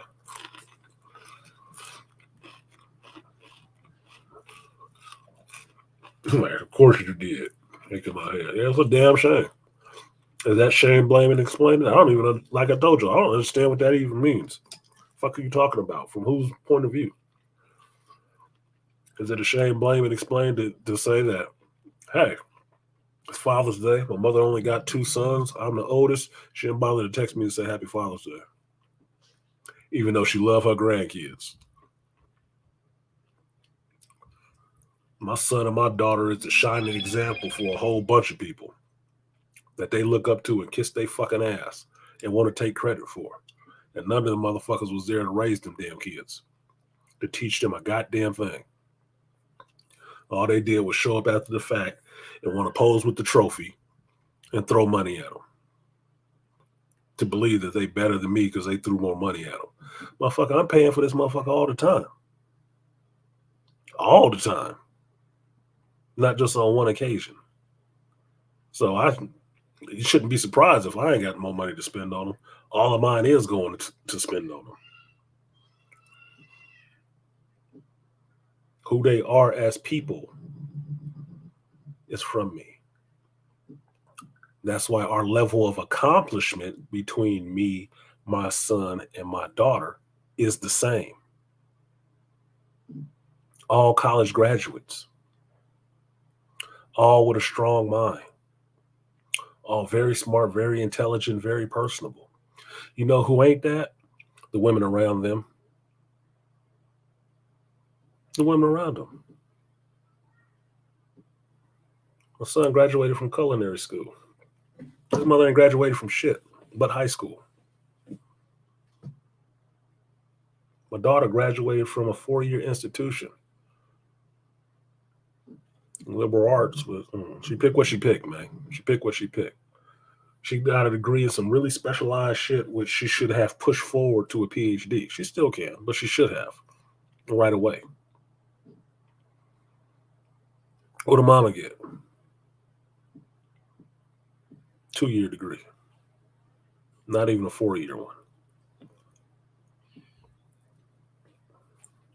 Grandmommy, she got a bachelor's in business. She did. What did I get? Bachelor's in psychology. You know who saw me going through that shit? My son, my daughter. They saw me go through school. Because I did it later after they was grown enough where we can be leaving their asses.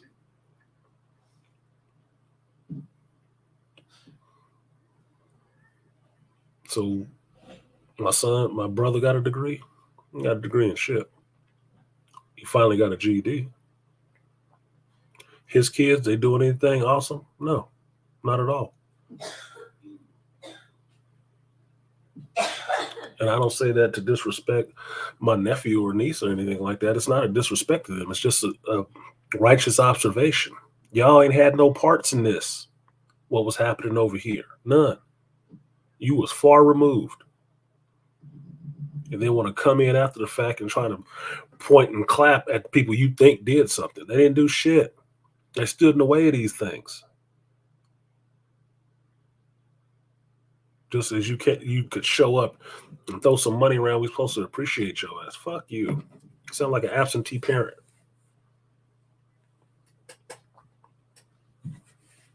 Stupid. Stupid. What is that clown shit about? I've been noticing these clowns popping up on various streams. Yeah, they keep doing it everywhere. It's just somebody in here just trying to cause chaos. Probably comes back to one or two of the same people.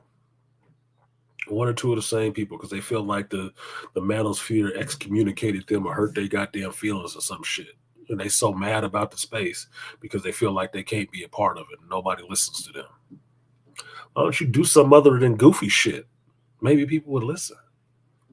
Shit, I could complain that I can't get 100 people in this bitch, but people who repeat what I say get thousands of views. I could complain about that, but what point would it fucking be? I may not be that damn entertaining. I don't give a fuck. I'm not here to entertain you. I'm not a monkey tap dancing with cymbals in his hand. No.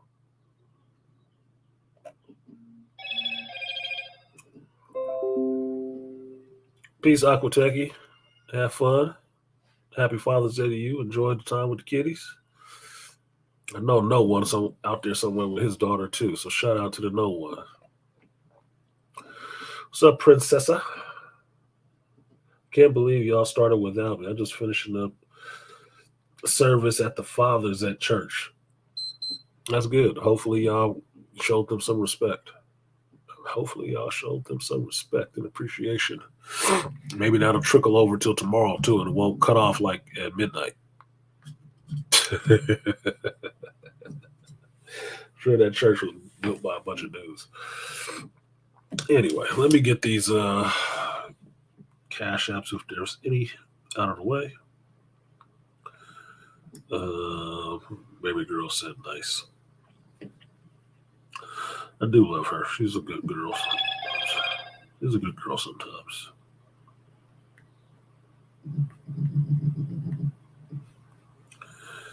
I know a lot of people bitter on this. Like they don't want to talk to somebody because why the fuck am I hearing myself? Talk to somebody because they ain't got what the hell they wanted out of the dude that they laid down and had a baby with. Well, you did get what you wanted. You got pregnant. And you got some dick. You did.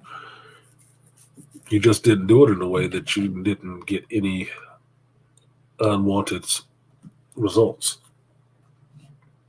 You didn't. Yeah, I don't think every one of them was a grape case. You can forget that shit. You weren't forced. I had sex with a lot of women. None of them was forced. No, you can forget that shit. You ain't gotta force no woman to have sex with you.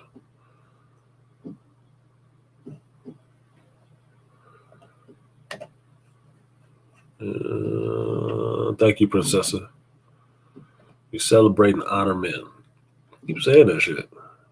Sound like a whole unicorn over there. Sounds like a whole unicorn.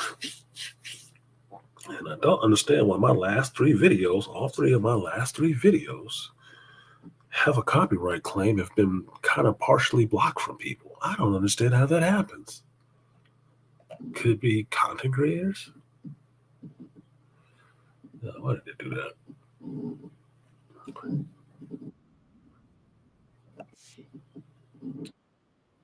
Stop it! Oh my fucking god! Jesus Christ! Sorry, I'm trying to bring up another page, and this is not acting correctly. It keeps doing it too slow. God damn it! Oh my fucking god, dude.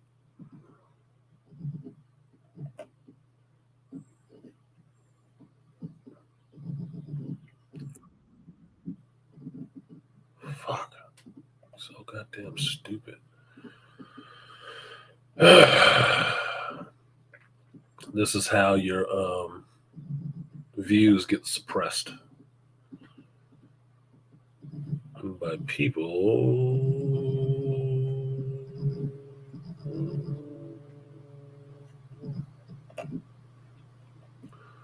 putting shit on your videos.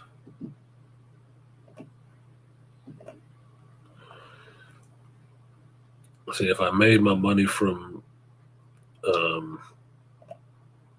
YouTube, this would be an issue.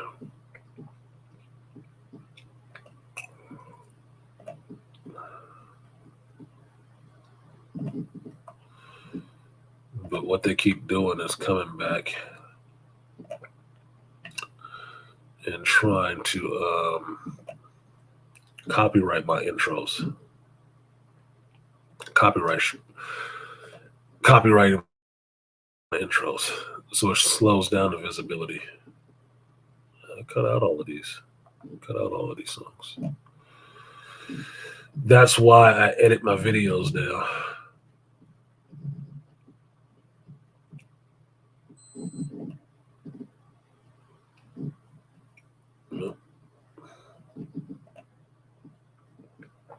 But I can see some other content creators, same type of music, no copyrights, no ineligibilities. Makes you wonder, what the fuck is going on? Because YouTube is in the habit of trying to pick losers and winners, or choosing losers and winners. And the most knowledgeable people ain't always the ones that float to the top. If you don't think so, Dr. T. Assad, Dr. Ron O'Neill, Dr. Thunder, Green Gorilla, all PhDs, very knowledgeable in their craft, in their field, right? Why does somebody like a Shay Sharday or something like that have more subscribers than them?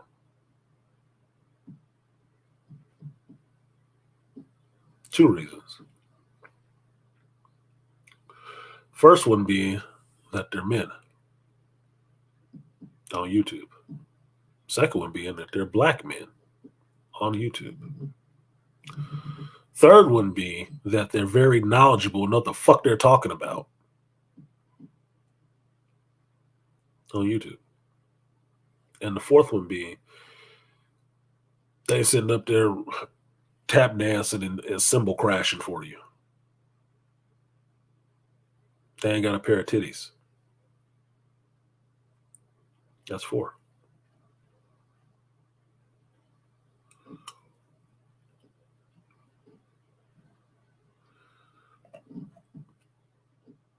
So, you want to know the key to content creation and blowing up your channel on YouTube? Better have a pair of boobs. Because you can repeat anybody's content with that. Don't matter. You can repeat whole fucking streams. Never had an original idea to yourself. Your channel will blow up to the millions, nigga. At least a couple 100,000. With profanity and everything else. It doesn't fucking matter. It doesn't. YouTube will bubble you up in the algorithm. Because I know of female channels who cuss more than I do. And they ain't doing nothing but cheesecaking. And what I mean by cheesecaking is putting your ass and titties on display like it's a dessert buffet. And they'll blow up their shit just off of that. That alone. Because that tells you who predominantly consumes this content on YouTube. Men. That's why women blow up bigger. And why they can quit, not even have a fucking job and just do this. Because niggas pay to look at some titties. They will. But they won't pay to listen to your ass. Even if they agree. Anger man go through that shit every day. Every day. No matter if you're talking for them, if you're giving them information that they didn't have, none of that shit. They will waste more time to try to troll your ass than they will to try to support you. They'll put more effort into trolling than supporting you. And turn right around and trick off $20 on a bitch that ain't saying nothing that you ain't said 10 minutes ago. Just because she got a pair of boobs sitting in the camera. They're paying for the jerk-off session. That's what it is. Happy Father's Day, Donnie Mac. Appreciate you for coming through. So, I've lost a few people. So, like, share, subscribe, support the stream if you feel so inclined. If I said something that hurt your feelings, you probably should have got your fucking feelings out of here. This is not the place for them. I'm sorry. I am kind of ineffectual to your feelings while I'm streaming. So, let's see who we got in here. Let's see if I spent 2 hours talking about nothing for no reason at all. First one I know goes out to Brother Malika. Excuse me. Goes out to Brother Malika B. Bain, who hit me on the Cash App side. I believe it was Thursday or Friday. Thursday. Malika hit me up. Say for the Sunday show on your left. Appreciate you, Brother Malika, for being on my left. I will give you the Bedrock Booty Bounce, affectionately known as the 3B Salute. Appreciate you, Malika.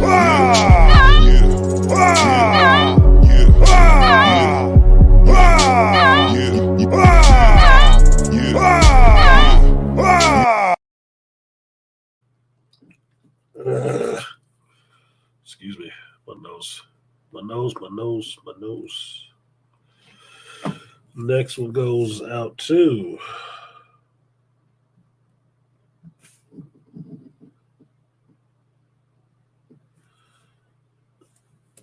Aquatechy, number one wrench in the building. Appreciate you, Aquatechy, on the Father's Day. I will give you the 3B salute. Appreciate you, Aquatechy.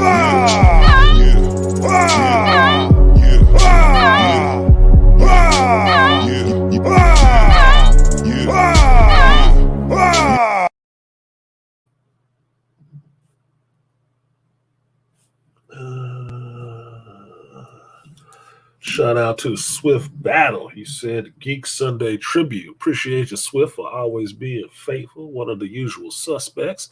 I will give you the 3B salute. Appreciate you, Swift.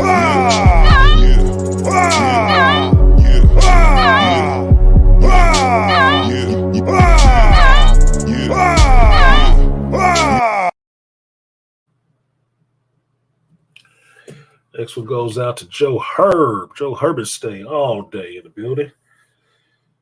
He'll leave a message, but we already know what it is. He said, Happy Father's Day. Appreciate you, Joe Herb. Hope you can get there safe and have a good time with your brothers, your father, and your nephews. Shout out to the Herb clan. And I will give you double that. Appreciate you. Money for the crowd, double that. Fat, double that. 100 on the sack, double that. Block like a ghost town, still double back. Shout out to the Dave. He said, for Davey on, he said, HFD. Hopefully I'll make it to the shop this week. You can make it there. The shop closed, Dave. Where you been at, Davey, huh? Shop been closed, nigga, for the whole year. So, appreciate you coming through. It's Davion. D, he comes in here sometimes. I don't know why you don't know the shop is closed. Appreciate you. I will give you that double that. Appreciate you. Money for the crowd, double that. Fat, double that. 100 on the sack, double that. Block like a ghost town, still double back. Where are we at? Oh, you got another one. Shout out to the Lion. 917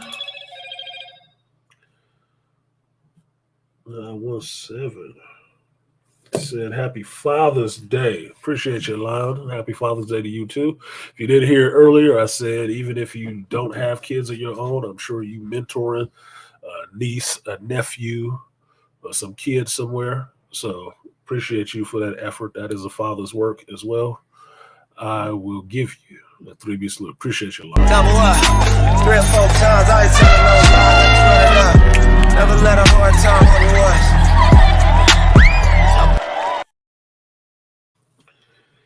Let me check the PayPal side since they don't have an alert system other than email.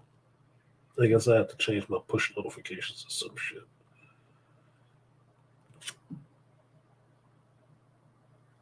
Nope. Everything the same over there. Everything the same on that side. And the other ones.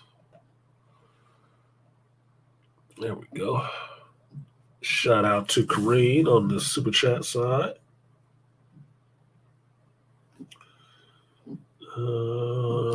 Saying happy Father's Day. Appreciate you, Kareen, the Caribbean Queen.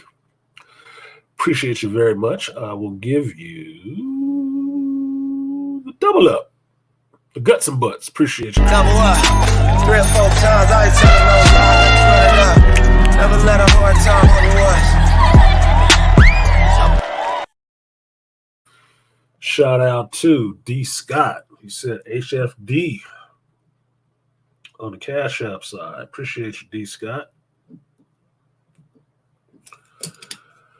I will give you the guts and butts. Appreciate you, D. Scott.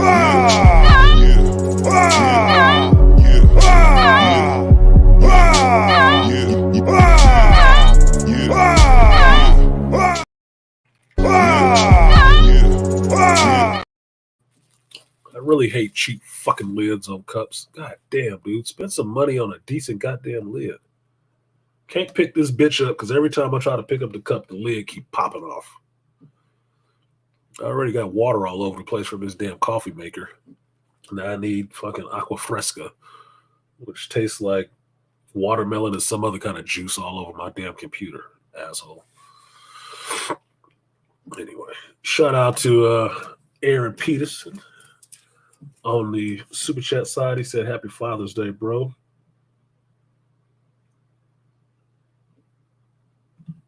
Aaron Peters, not Peterson. I keep making that mistake. Sorry, Aaron. Appreciate you, Aaron. I will give you the 3B salute. Appreciate you, Aaron. Double up.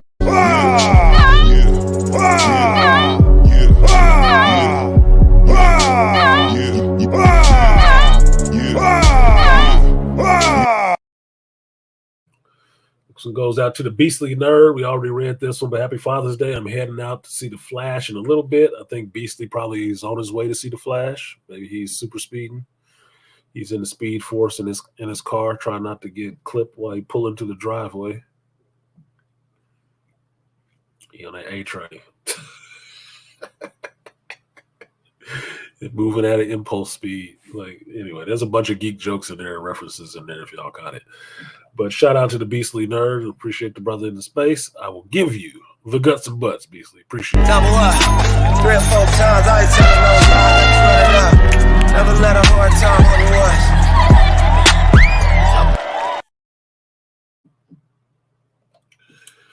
And we got Aaron Peters again on the double up. I do like the double ups. Thank you, Aaron, for taking up the slack, because I know no one not here right now because he out with his baby girl. So,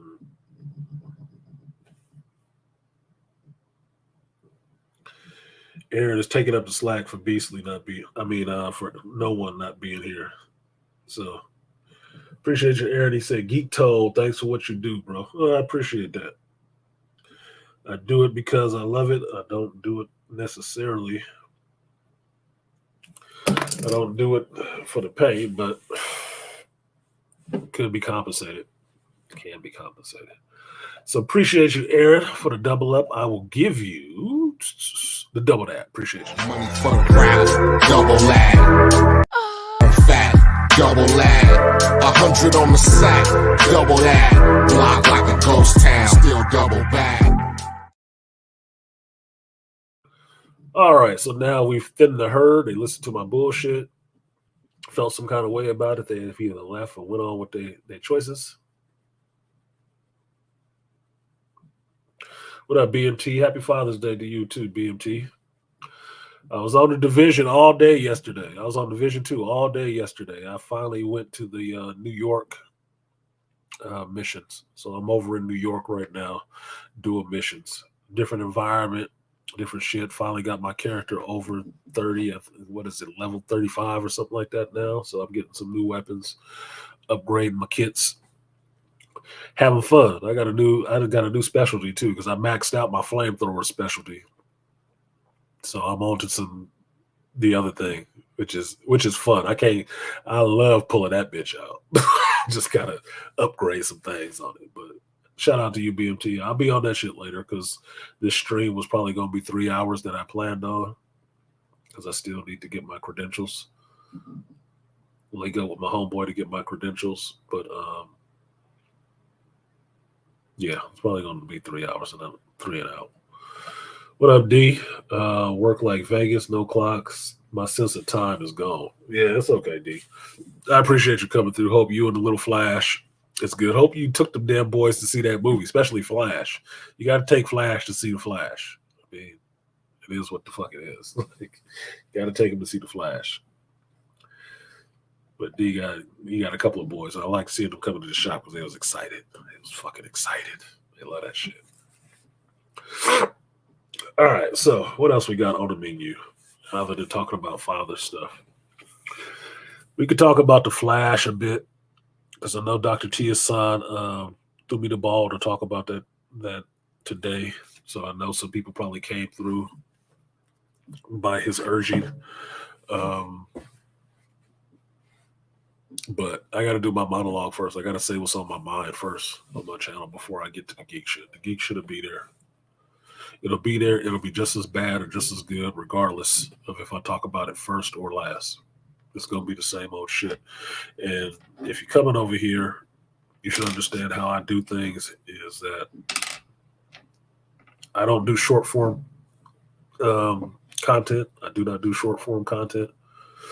When I do, it can be impactful because I'll say what it is and leave it at that. But I don't make content for ADD kids. I really don't. I'm not the dude to send up here, like I said before, to be tap dancing and crashing cymbals and give you all the red meat you're looking for. I like seafood more than I like red meat. So if you go me over here, jump in the stream and get in the flow.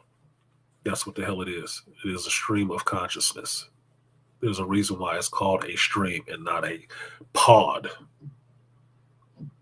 cast. There's a difference to me. Words mean something. Podcast is for iPods. It is a short form content that can be placed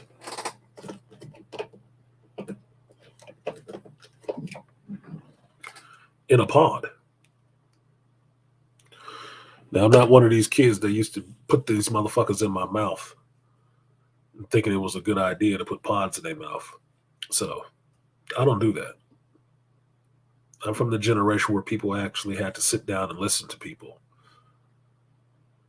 and listen to all of what somebody said and not snapshots of what people said. Not from the sample generation. Not from the generation that actually can get your whole view and not pieces of your view and try to fill in the rest of the damn picture. It's not who I am. It's not the type of content I do, especially not on a fucking Sunday. Sunday, I come in here and I sit down and talk to you guys, and the first thing you're going to get is what's been going on with me for the week. Because I don't stream every day. I have some streams that I drop in and throw some stuff in there. But I do not stream every day. Not that I ain't got nothing to talk about every day. I got other shit I'm doing. But when I sit down on a Sunday, on the Geek Time, to sit down with you, I'm sitting down with y'all. That's why it's called Shop Talk and not Shop Bites.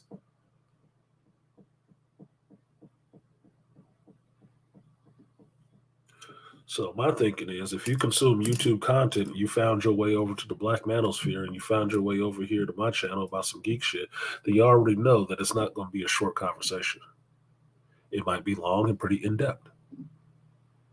And given a number of people who pick off my content to run back and say for themselves, it must be something valuable here. Must be. Whether it has a large following or a small following, I can judge it by the people who use that shit for themselves. They know it. Why don't you? And they're benefiting off the fact that I don't put it out in a short burst and just call it a day. Because then I don't have to sit there and tag their ass in every fucking video. To say, yep, this is where they got the shit from. Here is me saying this shit on this day. I don't waste a lot of time with that stuff. I put it out there for public consumption. It gets consumed. And I hear it back. I'm just amazed at the places I hear it back from. I'm just amazed at that. It's like, oh, well, this motherfucker watches my content. Holy shit. How interesting is that? They ain't donated, though. They might have just subbed under, every content creator has except for me, I don't. But every content creator I know of has a dummy account that they go and peruse other people's content under that dummy account. That's how they try to stay ahead of the curve so they don't lose their spot, in a sense.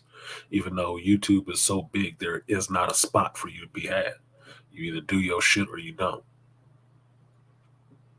It's not a Highlander place. It's not. It's impossible. There's somebody who ain't in this space that got millions of views talking about somewhat the same shit I talk about. They just don't talk about it in the way I talk about it. And I am not impacting them or hurting their numbers at all. It's impossible. Because the whole world and the viewing public on YouTube is your audience.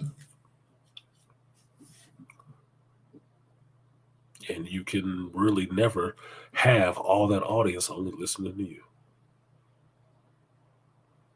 So what I eat is not making you shit. And what they do ain't making me shit at all.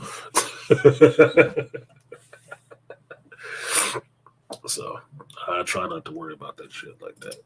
It's irritating. It's irritating in the sense to see that, yeah, if I said it a little better in a different format, it would probably get over better. But I say things the way I say them because that's the way I think. It's not the way everybody thinks. It's not the associations that everybody makes. It's not the analysis that everybody else makes. A lot of people ain't really fucking geeks. They're not. They're just repeating shit they heard on some other YouTuber or some other channel. not really putting their own thought into it, because if you look into it and find out, they don't even read this shit. They're as invested in this shit as you are. They're looking for somebody else to tell them what to think about this shit. What does it mean? When did this happen? They ain't reading this shit. They're not invested like that. They got other concerns. And that's not bad on them for that. It's not.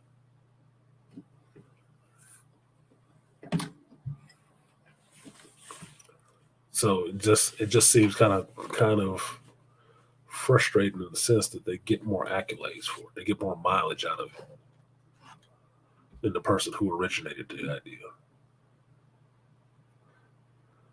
Like, I saw something this week that I thought was very, very respectful on YouTube. Imagine that. It was respectful on YouTube.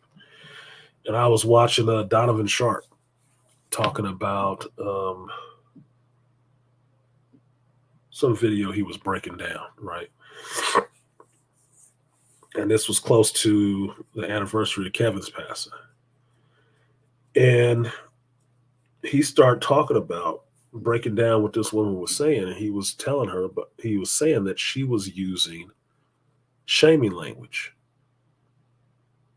And he was attributing it to sign language, to Kevin Samuels. But what he also did was, he said, has popularized by Kevin Samuels in this space, sign language that he got from BGS Ibmore.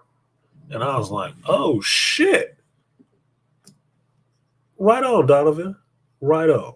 That's respectful. It's so respectful that what did I do? I texted on my phone while I was listening to him and texted BGS and told him, hey, Donovan just gave you a shout out for sign language. Why? Donovan is a bigger YouTuber than BGS. He ain't got to say shit about his name or where he got anything from. Doesn't have to. Nobody really does. But the respectful thing to do of somebody else's analytical ideas is to give them respect when you use it. So he didn't just shout out his buddy, Kevin, who he heard it from. He shouted out the person Kevin told you he got it from, which was BGS. See, all ideas don't come from everybody. They don't. They can't. Because everybody's not using a hive mind. Some people can see the same thing and interpret it completely differently. That's the whole point of having witnesses to an event. And why witnesses to an event ain't always reliable. Because everybody has their own ideas of what they saw. It's never the same idea. It's never phrased the same way. It's never worded the same way. When you hear two people wording things the same fucking way, they either both took it from another person or one is copying the other. That's just what it is. Because nobody talks the same way. You don't use the same verbiage. You don't use the same words. You don't put the same words together in the same way. George Carlin had a whole skit about this shit. That was phenomenal. The only person in history to put words together in this fashion and say them in this way. I do that shit routinely, on purpose. Because it makes it blatantly obvious when you hear it coming out of somebody else's mouth. Because they don't talk that way. They don't use those fucking words. They didn't make that analysis because they weren't thinking about that shit. It's not their analysis. It's something they heard. And they ain't giving no credit from where they heard it from. That is trying to keep the shine on them and have them talking in a superior position when they're really inferior. Because they don't have that knowledge. If they did, that'd be all they did. Wouldn't it?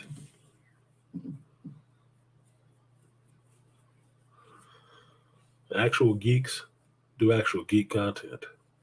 Just like actual political people do political content. Which people who care about the world and woodworking and shit like that actually do that content.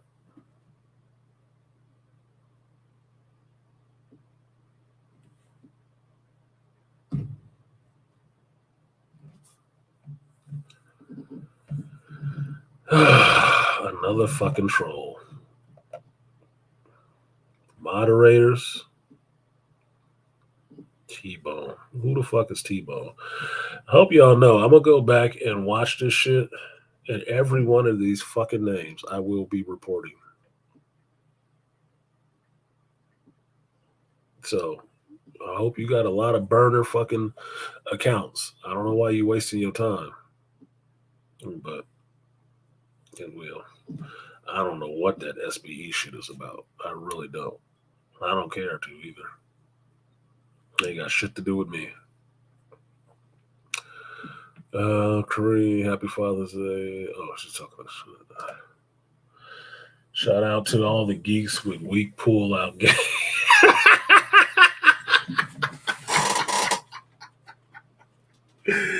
No one, you are not shit. You are not shit, no one. Shout out to the package man. Happy Father's Day to the package man. His delivery game was on point, apparently. Weak pull-out game. Yeah, that's how they get geeks. That's why women look for geeks. You didn't know that? Geeks are usually the dudes that might have some money later on in life. And women know that they might be so happy to get some, they don't pull out. Oh no.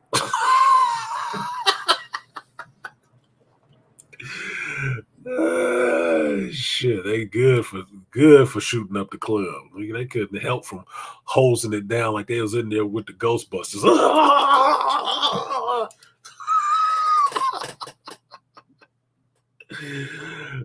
Shit. Shout out to no one. And shout out to Broad Love. Appreciate you, Broad Love. I said happy Father's Day, Artisan Good Talk. Appreciate you, Broad Love, on the super chat side. I will give you the 3B salute. Appreciate you, Broad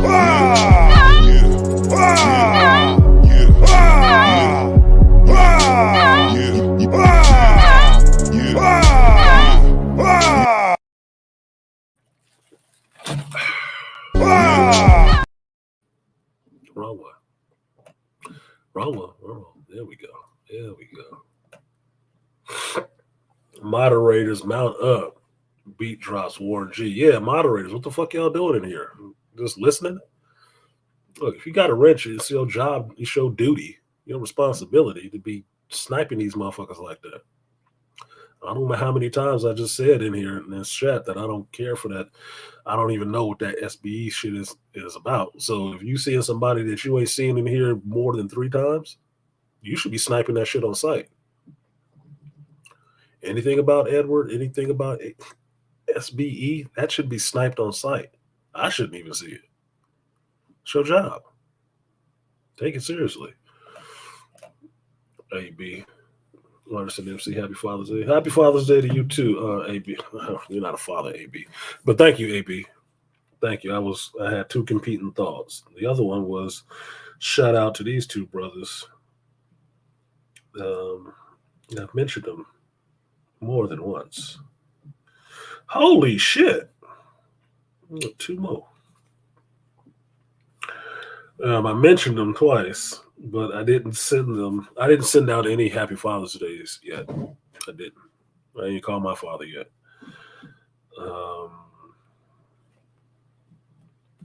And mine goes out to, the first ones I'm sending today is out to Dr. Tiasan and BGS Ibmore. Happy Father's Day.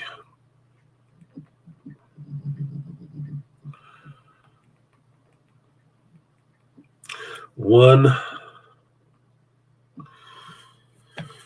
is actually a grandfather, so he's a father twice over. Like me, I'm a father twice over right now. The other one is just at the point where his son is going off into the world, where it goes from teaching to straight up guidance. It's a tough transition. But to say that, happy Father's Day to Dr. Tiasan Johnson, happy Father's Day to BGS Ibmore, and happy Father's Day to Valdez, the Angry Man. Why? Because he's fathering a lot of motherfuckers in this space. He might as well get some credit for it. You got kids too, man. You got kids too. You might as well get the credit for it. You can't even write them off on your taxes, but dealing with the level of fucking trolls you deal with is more than fucking enough. Trust me. So, look, I had lunch with a coworker. I had lunch with a coworker this week. I had lunch with this motherfucker so many times. They asked me to go to lunch, and I ended up paying for the shit. I didn't even want to eat, so I had some other food. And I had to tell her, you know what? I'm taking your ass off my taxes next year. I really am. Who else can I think of? Other fathers in the space. Dead Set Anime. I know he ain't around right now. Dead Set Anime. Happy Father's Day. Art Newstel. Happy Father's Day.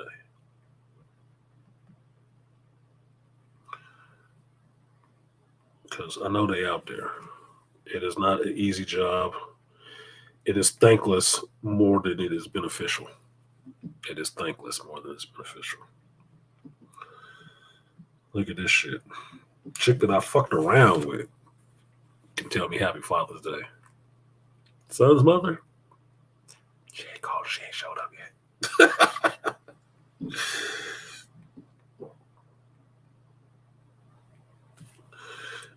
And one of my old co-workers, I didn't train him, but he runs the store now. He runs the store I used to work at now. They finally made him a supervisor, and he runs that store, and I'm very happy for that.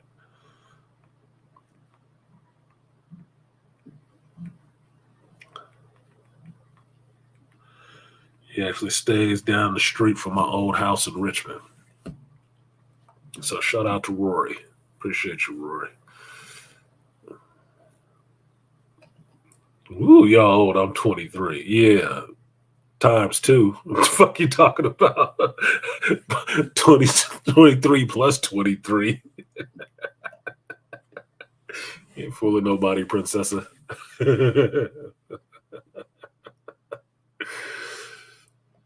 Yeah, culture clinician, Israel Mills, Shannon Rawls are fathers. Yeah, shout out to Israel Mills. I don't know the culture clinician. I've heard his name in the space, but I haven't watched his content. I don't know him, but happy Father's Day regardless. I don't have to know you to wish the best on you. I don't. I mean, there's motherfuckers that hate you for less. Don't know you, barely know your goddamn name. Fuck that. Who was that? Fuck you hating for? They did nothing to you. Okay. Ugh. All right, so let's get into this shit. It's 2:40. I got to give y'all an hour to talk about this shit. I don't have to give you a live panel, but I do have to talk about this shit a little bit. So let's get into some of this geek shit because I'm hungry. I want to eat my food.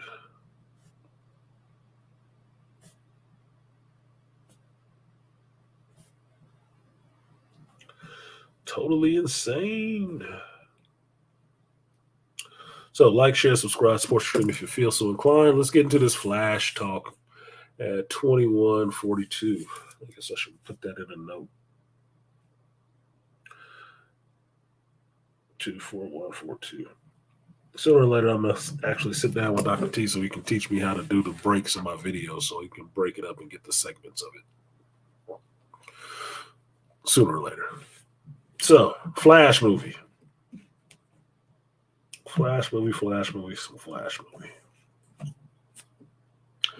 If you have seen the Flash movie already, put a 1 in the chat.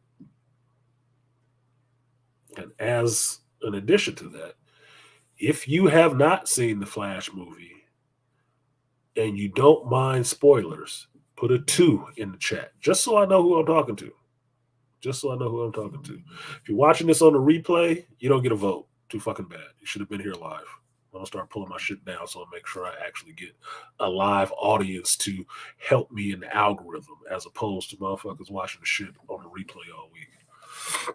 So I'll get shit for that. All-Star G, yeah, Charles Faulkner. How can I forget the Falk? Yeah, Faulkness, my bad. How did I forget the Faulkness? I just saw his ass last night on stream, not in person. Shout out to the Faulkness. Happy Father's Day to the Falk.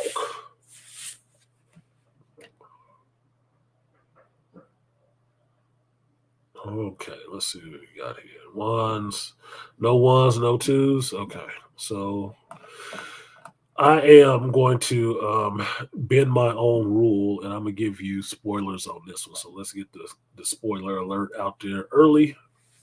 This is the section where I will spoil the movie. So if you're in here now, it will not matter if I spoil the movie because you've been warned. So you can't be mad at me for this shit because, for one, it ain't shit to spoil in this movie. It's not. It's not leading to anything else. At best, it is the culmination of what could have been the first Flash movie you've ever seen. But it's in essence probably going to be the last Flash movie you ever see. First and last. Now, was it a good or bad movie? And I'll jump the shark right now and tell you. What up, studio? Happy Father's Day to you too, sir. Was it a good movie? Well, it's important to define what do you consider good. If special effects is what you consider good for a movie, if people acting on the screen is what you consider good, then it was a good movie. Partially. There are people on the screen, they are acting. Some people do a good job, some people don't. Hard to say. Special effects wise, would you say it's good? Here and there, but not consistently. So it's hard to say it was good. Can't really say it was good. Can't really say it was bad. And that's kind of where you are, or where I am, with this Flash movie. Can't really say it was bad. I can't really say it was really good. It's just, meh. I saw it. I came and I saw it. Okay, there were some parts of it I liked, and some parts I didn't. Now, the main one that everybody has harped on, and everybody's repeated the same line, is that the CG is terrible. It's horrendous. It's everybody say the CG is this, that, and the other. Are they telling you about the CG? What's bad about it? Are they telling you what scenes are terrible? They telling you that? No, because they're repeating shit. Okay, I'll tell you one of the first scenes that's bad about this movie, CG wise. And I have a couple of points on this Flash shit of what was bad about it, what was good about it. And I will be specific because I'm a specific geek. Okay. The opening scene with saving the babies and shit like that, the babies look fucked up. The babies look like some of them old Cupid dolls where you lean them back and their eyes are closed and you lean them forward and their eyes is open. They don't look real. They do not look real. And I was trying to figure out while I'm watching the scene where they're doing all this ripoff of what was it? X-Men with Quicksilver running on air and all the rest of this shit that they just trying to, we can do it too. We can do it too. That bullshit. These kids look so fucking fake. I couldn't figure out if it's supposed to look fake so they don't get in trouble for depicting babies in danger and a baby in a microwave and shit. Did they make it look fake intentionally so nobody would have a reaction to that shit? Or does it look fake because they spent so much money on the slow motion for Ezra Miller running around? Did they not have enough left in the budget to make the babies look believable? I'm not sure. I just know they look fucking out of place. They look ridiculous. Even the dog looks ridiculous. Funny, not real. Right? So I can tell they would just look really unsettling to me though. All of them. It was a stupid set up fucking trope with a superhero just standing around watching shit happen until he decides to run in his stupid running style. to grab babies out the air in some interesting ways. Now, here's the thing that pisses me off about Warner Brothers right now. I've told you guys this shit for a while. This movie is not anything less than it was way back when, before Zaslav took over Warner Brothers, and Miss Ann Sarnoff and Hamada was the one signing off on this fucking movie. This is the same fucking movie. This is the same movie that was supposed to be leading into replacing your Superman with Sasha Calle's Supergirl. Because they wasn't calling her Supergirl before then. They weren't. They weren't calling her Supergirl before they had to put this movie in the theaters. They was just calling her that super person. She was just going to be your super person from now on. It wasn't, oh, she was just Supergirl. No, she wasn't. She was going to be your Superman. Because they was getting rid of Henry Cavill. That's why they had him sitting on the back burner for so fucking long. Oh, Man of Steel didn't do that good. We're just going to replace him. There is no Snyderverse. We're doing our own separate thing, and we're going to replace all these people. Remember that shit?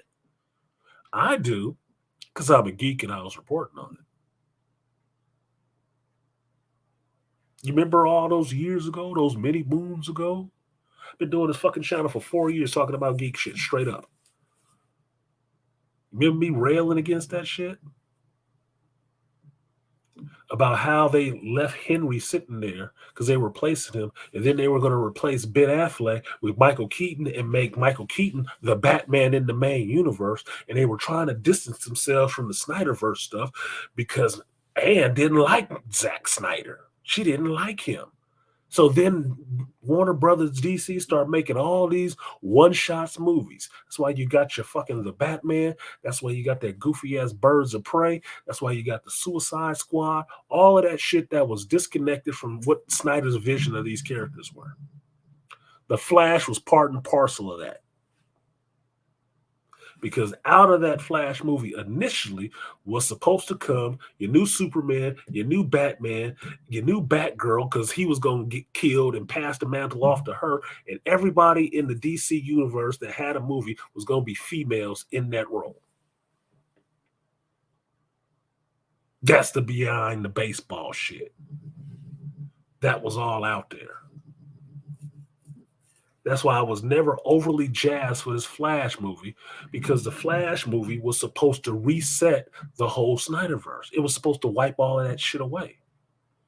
But what it ended up doing, because it took so long to do it, and Ezra Miller's good goofy ass kept doing so much shit, it's just wiping away the Flash and the Snyderverse at the same time. This was somebody else's play just being repackaged to you to still put it out there and sell the shit. And that's why I think this effects look so much like shit. Because they ran out of money and they weren't getting it because of all the turmoil that's been going over at Warner Brothers before Discovery came in and bought them bitches. They was losing money. And that's why that movie was taking so long to come out. Riddle me this then. Why is it that, and I'm still talking about this one fucking scene, this one baby scene. Why does The Flash have a scene that's reminiscent of Quicksilver in the Fox X-Men movies? But he's also doing shit that was in the Black Adam movie, which is not actually taking people out with super speed, but doing things and setting stuff in motion to fuck them up, just like Quicksilver and just like you saw in the Black Adam movie. That took longer to come out than this fucking Flash movie. Why is that? Why are people saying the Black Adam movie, oh, it's so dated and it's so such and such, when this movie was in production less time, but was pulling off the same old shit? The same old gags that's already been done. Why? It seems more dated than anything. And it didn't spend 10 years in production hell because Warner Brothers didn't want to put forth a black character like that. Shout out to Ray Fisher, who was conspicuously absent from this whole fucking movie. Or excuse me, conspicuously absent from this whole movie. I've heard one person, one reviewer, talk about the fact that Ray Fisher ain't in there. They couldn't even remember his fucking name. Couldn't even remember his name. Talk about erasure.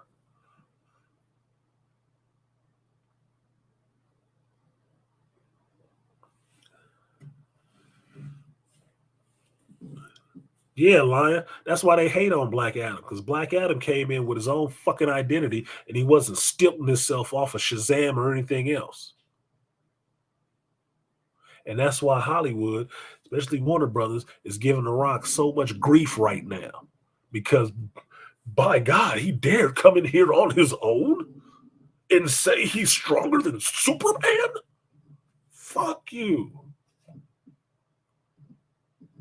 Your movie is a flop. How's it a flop? I saw Black Adam and Shazam.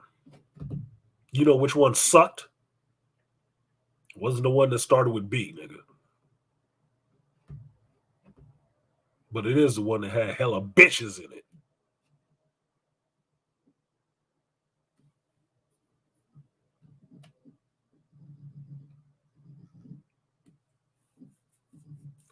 That Shazam movie was part of the same thing that was going on Warner Brothers.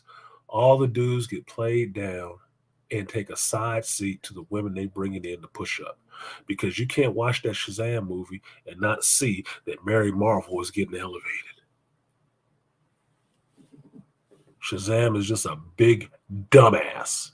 And I don't blame The Rock for not wanting to be in a movie like that. Because Teth Adam ain't no big dumbass. And there ain't no bitches walking around telling him what to do and figuring it all out for his ass. Shazam, Fury of the Gods, he looked like Fury of the Man-Children. Because that's all the fuck he was in that. I hated that movie. That's why you ain't seen a review for it. I don't want to go back to thinking about it.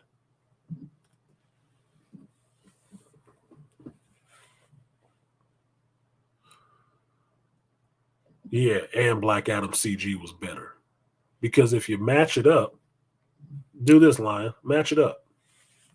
Opening scene for Black Adam, opening scene of The Flash, if you've seen The Flash. What does Black Adam do with his super speed when the military starts attacking him? You get a slow motion scene of him moving through and just doing little shit, setting it in motion to come down. Now, all of this is happening in slow motion because he's moving in super speed, redirecting rockets, redirecting bullets, putting a grenade in somebody's mouth, just moving through, right? Why did that same kind of setup end up in a Flash movie that's been in production less time than Black Adam? Because that came out of the Black Adam movie. They took that shit, put it into the Flash movie, but then the Flash movie got stuck, so they couldn't use it. That's why. That's why Black Adams looks better than the Flash shit. Go back and look at the credits. I bet you see Pete Safran's name, or I think that's his name, Pete Safran, whatever the fuck. The dude over that's hand in hand with James Gunn at Warner Brothers now. Go back and look at that Flash movie. I bet you see his bitch ass name on that shit. The producer. Bet you do. And think about it while you roll it through your head when you're looking for the next shit to repeat. Roll it through your head and think about what the job of the producer is and how do most of these Hollywood producers right now in Hollywood, what do? Steal from other people's shit. What is Kathleen Kennedy fucking famous for and can't do to save her fucking life right now? Make a decent show. Without telling you it's like this, and this, and this. Because all we doing is pulling pieces from other creative people's shit and sticking it into this goddamn cannoli. That's what that Flash scene looked like to me. That's probably why the special effects are so fucking bad. Trying to rush and get it done before Black Adam. And then they got held up. Because Ezra Miller can't keep his goofy ass together. You want to fight with me? You want to fight? The best thing I saw in this movie that he did was get knocked out. I thought the shit was justified. Now, where's the analysis of that? Because all the rest of these people saw the same movie I did, right? And they all geeks and know this shit too, right? Where's that analysis? Yeah. Shout out to Lion. Saying, so we not getting a review for the Marvels? Oh, you'll get a review of the Marvels because I'll still go watch the shit. I don't believe in talking about shit that I'm not watching.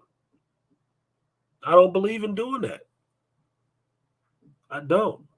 It's a sacrifice. You know, the patron saint of geekdom, me, watching shitty movies so you don't have to. Yeah.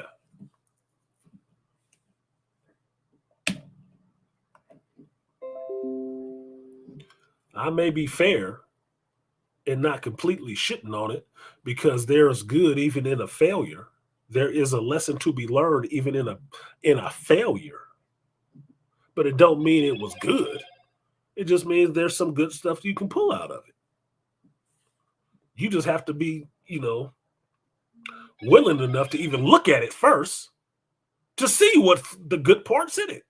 Even this Flash movie, there's good parts in it. It ain't all good, but there's some good parts in it. But you would only know that if you watched the fucking movie. And when people can't even tell you actually what's going on in the story, when you listen to them talking, I'm like, did we see the same movie? That's not what was going on there. And they don't actually watch this shit. They just repeat what they're supposed to say or what somebody else said. Shout out to Laya. So, you're not getting the Marvels review. Oh, you're getting the Marvels review because I got to see Tiana Parrish in her costume. I do. Just saying. And Amon, she cute. Bree, she can go somewhere. I don't know what the hell's happening, but Bree is looking cute to me now. And I don't know if a white girl fetish is coming up or something. I don't fucking know. I don't know what's happening. Maybe it's because she's single and homeless. I don't fucking know. Maybe she seems attainable or something. I don't know. Weird. Pop up on one of my dating profiles. I'll hate that shit. Just because. Say Captain Marvel when you suck it. So when I fire hose you, I can tell you I hated that shit. I feel like I got some revenge. Anyway, shout out to Lion. I will give you, it's $2. I can't give you shit. Nah, I'm fucking with you. I'll give you the 3B salute. Appreciate you, Lion.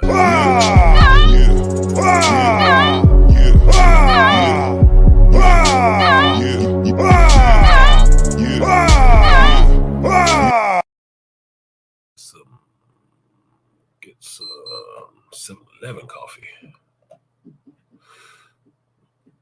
Appreciate you, AP. Say have the rest of the good people. Peace, peace, peace. Peace out. I'm not going to keep y'all long because I know other people got other shit to do when it's later. It's 3, so it's like 6 o'clock already somewhere else. And 8 o'clock over in the UK. So Nigel and them probably winding down from the evening. Definitely going to wait for my review on that one. My review is just my opinion on what I saw, what I know, and what I saw. That's all my review is. So if you're looking for my review to tell you if you should go see it or not watch it or not, thank you. But that's your choice to make. You got to judge that shit on yourself. Because I'm only going to see the shit because I care something about the source material and where they got this shit from. And I want to see what they had fucked up or what they got right. I go into it pretty open-minded because I love this content in general, right? I love geek stuff. I've been watching geek movies forever, 50 fucking years old. There's a large portion of my life I spent just watching geek movies and just reading comic books and just playing video games and just watching anime and just doing all this shit that geeks do, playing Magic, playing D&D. It's not new, nigga. It's not something that I just picked up to have a YouTube fucking career. It's shit that I do because it's a part of me. That shit just sitting here on hand. It's not for show. It's for who I am. So anyway, the first scene of the Flash, the baby shit, the babies look fucked up. The babies look really fucked up. I can't believe they actually put a baby in a microwave in that scene. But okay, whatever the fuck. Okay, I can't remember exactly which X-Men movie it is. I keep blanking on the movie that it was, where Quicksilver showed up to the mansion. Now, I want to say it's Days of Future Past. Maybe it was that one. I want to say it was Days of Future Past, where it showed up to the X Mansion, and the X Mansion got bombed or some shit like that. And Quicksilver showed up and rescued everybody. And he's constantly pushing people out the window, move the couch, move the curtains, some shit to catch all of these people and get them out of there in super speed without hurting them. So when I'm watching this scene in the Flash, it looks like the same shit. It looks like the same shit. And it looks like Black Adam. But the humor involved in it, in the slow motion kind of goofiness, reminds me of Deadpool. It straight up reminds me of Deadpool. It was something about it, the feel of that scene that was, this is just stolen. This is just stolen. This doesn't even seem original. Do I believe that the Flash can do it? Yes. Would it look like this? Probably not. Probably not. I've already been seeing the super speed slow motion gag used with the X-Men franchise. So you got to do it differently. You're going to have to do it a little bit differently. Now, it may work a little bit because this version of Barry Allen is kind of goofy, which no version of Barry Allen ever has been. That nigga just, in comics, Barry Allen just gets more serious. Okay? He just gets more serious. He ain't goofy. He just gets more serious. You get up to future versions of Barry Allen and what is it, the Black Flash versions and shit like that. That motherfucker is scary. Serious and scary. The one with the scarred face and shit. Just scary. He is not funny, nigga. Wally is funny. Wally West is funny. Barry Allen is not funny. That's not his thing. That's not his thing. Comedy is not his force, his strong suit. Neither is having black hair and having a Latino heritage, which gets me to my next point on the checkoff of the diversity dance card. Now, Barry Allen, for everybody else, is blonde-haired, blue-eyed. White boy. White bread, cornfed. White boy. No real geek has a problem with this shit. We don't. We don't have a problem with Barry Allen being a white dude, just like we don't necessarily have a problem with Hal Jordan being a white guy. The people who made these comics were usually white guys. Your first model as an artist, I'll just tell you guys a little tip. Here, let me bring the mic closer for you. As a tip, your first model, if you're getting into drawing and art, is the person in the mirror. That's the first person you can look at all the time and check out how their face work and where the creases and the lines and stuff are. And the first perspective you write from as a writer is the guy in the mirror. So I don't have a problem with white writers or artists making characters and the character turns out to be white. It's not racist. It's not bigotry. It ain't nothing but they write from what the fuck they know. Does that mean every time they step out of that and they want to write a character of some other ethnicity that character is in fact a token? No, it doesn't. But it does mean they're writing from a deficit and trying to challenge themselves and what they know about that ethnicity to put it into that character. So you can't be surprised if the character fits a couple of stereotypes. Unless to have some experience with these motherfuckers. Namely, people of another ethnicity, other than what they saw on television. Now, I say all this to say, I don't give a fuck about Barry Allen being a white dude. I'd expect him to be the white dude. I would. Now, if you think it's problematic that the Flash family just has a bunch of white folks in it, that's your fucking issue. That's your issue. Why don't you make up your own fucking speedsters? As far as I know, there's a lot of black people in comics. I've been down Artist Alley at conventions. There's a lot of black people who do comics. Write, draw, try to produce it. My boy JT is out there right now doing black manga. American black manga characters. JT and Chris. Y'all bought their books? You checked out Hellfire, Death of Darkness, Edge of the End?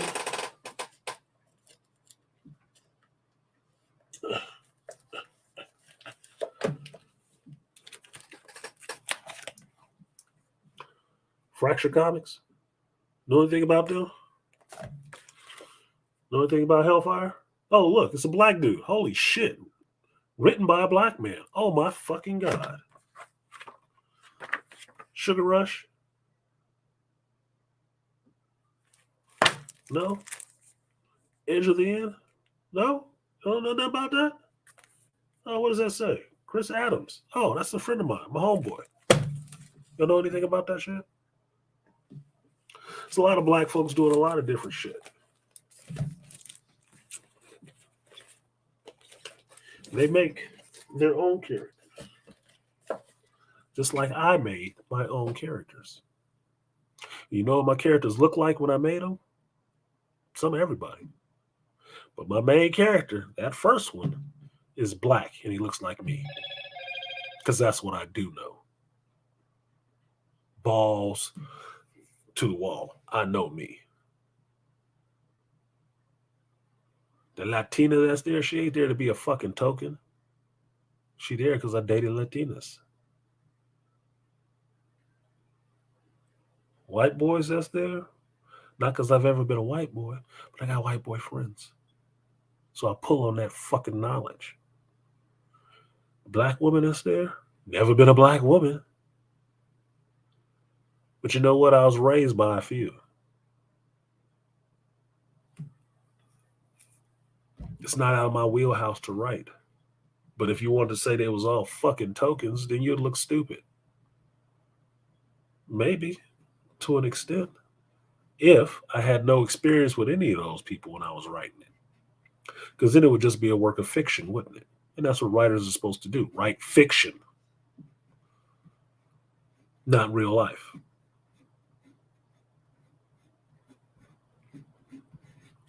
So for me, I didn't give a shit about Barry Allen being a white dude, but I also know, because Barry Allen's a white dude, his mama ain't Latina. His mother has never been Latina. And I like Latinas. His mama ain't never been Latina. And I don't think that's a disrespect to say that. So I think it's absolutely ridiculous to have to throw that in there and like we checking off a box. Latin representation. Nigga. Did they ask for that? Did they campaign put money in the movie for that shit? No? Well, that makes it tokenized then, doesn't it? It's a parody of what is actually the real thing, which is his mother actually being a white woman. And you tokenize it by turning his mama into a Latina and had her doing all the tropey Latina stuff, dancing to Latin music and speaking Spanish when she was upset and shit. Oh my fucking God. That seems cringeworthy. Doesn't mean it doesn't happen in real life, but you doing it makes it cringeworthy because I guarantee the people who did it wasn't fucking Latino. If that's the way you want to go with that shit. It's only okay if they do it. Cringeworthy. Now, while I like the relationship, with Barry and his mom in this movie. I really do. It's the stronger part of it, and everybody has said that, but it is the stronger part of it. Stronger, not the strongest, but stronger. You have to understand what that means. Yes, it's a traumatic event for Barry in his life, and it's what needs to happen, that she needs to die, right? But how do you get to that moment of where Barry is? Why he's doing what he's doing? He's doing that to save his father. That's what gets missed in all that over focusing on mama got killed. His father went to jail for doing something to his wife that he did not do. And he is wrongfully accused and in prison because of it. And Barry is fighting really hard to get his father out for this crime that he knows his father did not commit. There's your fucking Father's Day message. That's the strongest part of this movie for me. The dedication he shows to his father in righting the wrong. So much so, the motherfucker fucked up the whole space-time continuum going to do some shit in the past to exonerate his father.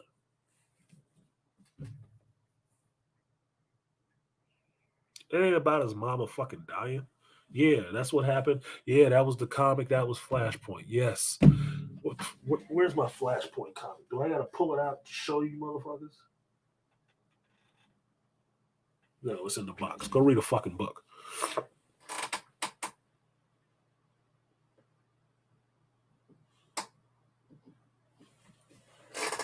Yeah, read a book. It's in the box. I'm not getting under there to get it. It's not about that. That had to happen. Watch some Doctor Who and figure out what it means to be a fixed point in time. That means it's always supposed to happen. You just saw it in the Spider-Verse if you watch that movie or just listen to people talk about it. There has to be somebody who dies, pivotal to those spider people in their lives. For every version of Peter Parker, even if it's Patavito Barker in Mumbadistan or whatever the fuck it was called, somebody has to die. The uncle has to die. Somebody has to die. Because that is what is a fixed point for Peter Parker. Because the Spider-Verse is all about Peter Parker. It ain't about Miles. The Spider-Verse comic, the original Spider-Verse, is about Peter. These are all variations of Peter. Miles and Gwen and shit like that just got drawn into it. Spider-Woman, they got drawn into it because they are not versions of Peter Parker. But their lives are still touched by Peter Parker. Miles picking up the mantle from Peter in the Ultimate Universe. Gwen's Peter Parker turning into a villain. And her picking up the mantle from him.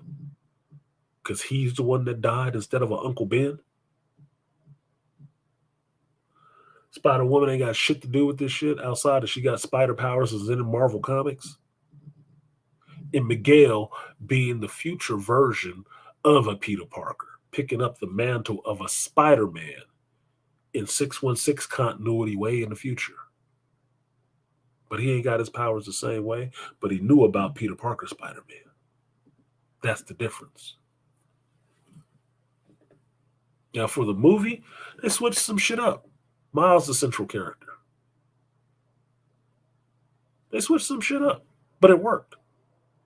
But what it shows you is that somebody always has to die. This person does not become the hero they need to be if somebody in this traumatic event does not happen in their life. And no matter what version of Peter Parker you went to in the multiverse, that always happened. It always happened with somebody. One universe, Peter Parker was the one who died. And Uncle Ben lived and became Spider-Man. Aunt May became Spider-Man. Somebody has to become Spider-Man in that fucking family situation.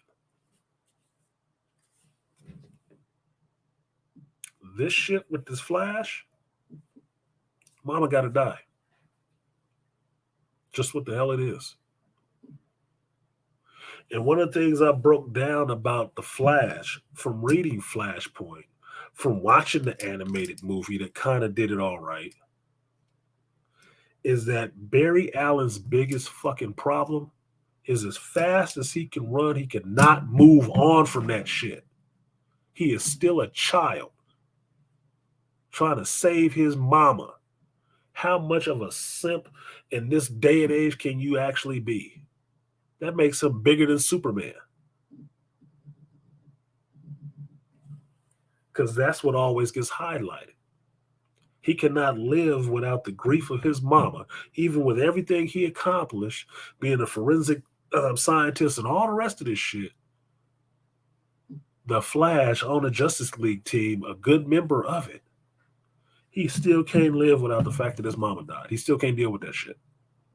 So much so, he ran back through time and caused the whole fucking multiverse to fucking unravel because he just wanted to save his mommy. Nigga. And what did he see when he went back? You know, Bruce Wayne? Yeah, that motherfucker died. You know who became Batman? Thomas. You know what Thomas was doing? Killing motherfuckers. You know what Martha Wayne did? She went crazy and became the Joker, nigga, because she lost her son. Nuts. So now Thomas deals with the death of his son, drinking alcohol and shit like he fucking Tony Stark, and his crazy ass wife, who became the Joker.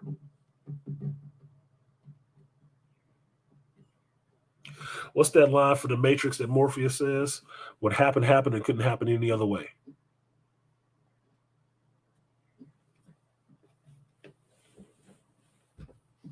It is what it is.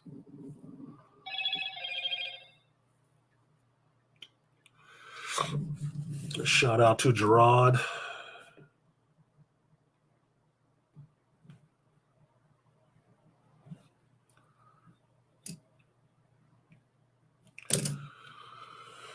Gerard said, since you brought up the Spider-Verse, do you think we'll ever get the Inheritors part of the storyline in a movie? That'd be wild. No. I don't.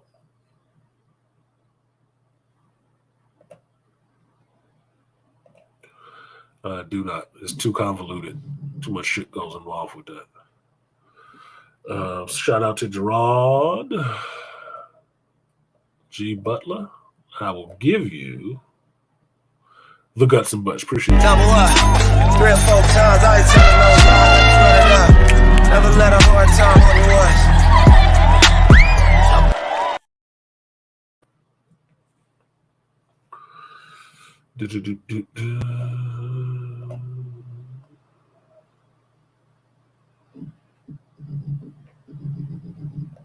Said he had dual desert eagles and all. Yeah, because Thomas wasn't playing with these fucking people. It took his legacy from him. Made him fucking not giving a fuck. Mama just lost her baby. Not her legacy, just her baby. And what was she doing as the Joker? As far as I remember, she was kidnapping kids or killing kids and shit like that. Everybody got to die if I ain't got my son. Crazy bitch. So Barry doing all of this for his mother was dumb. But I've already known the Flashpoint story. I didn't need it brought to the big screen to see how they would mangle that shit. I didn't need it. I had the comic. Did. Read it.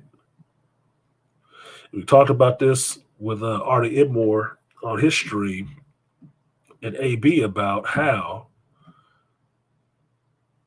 visually DC does better with its animated movies than its live action movies. DC's animated movies are better than Marvel's live action movies. They used to be.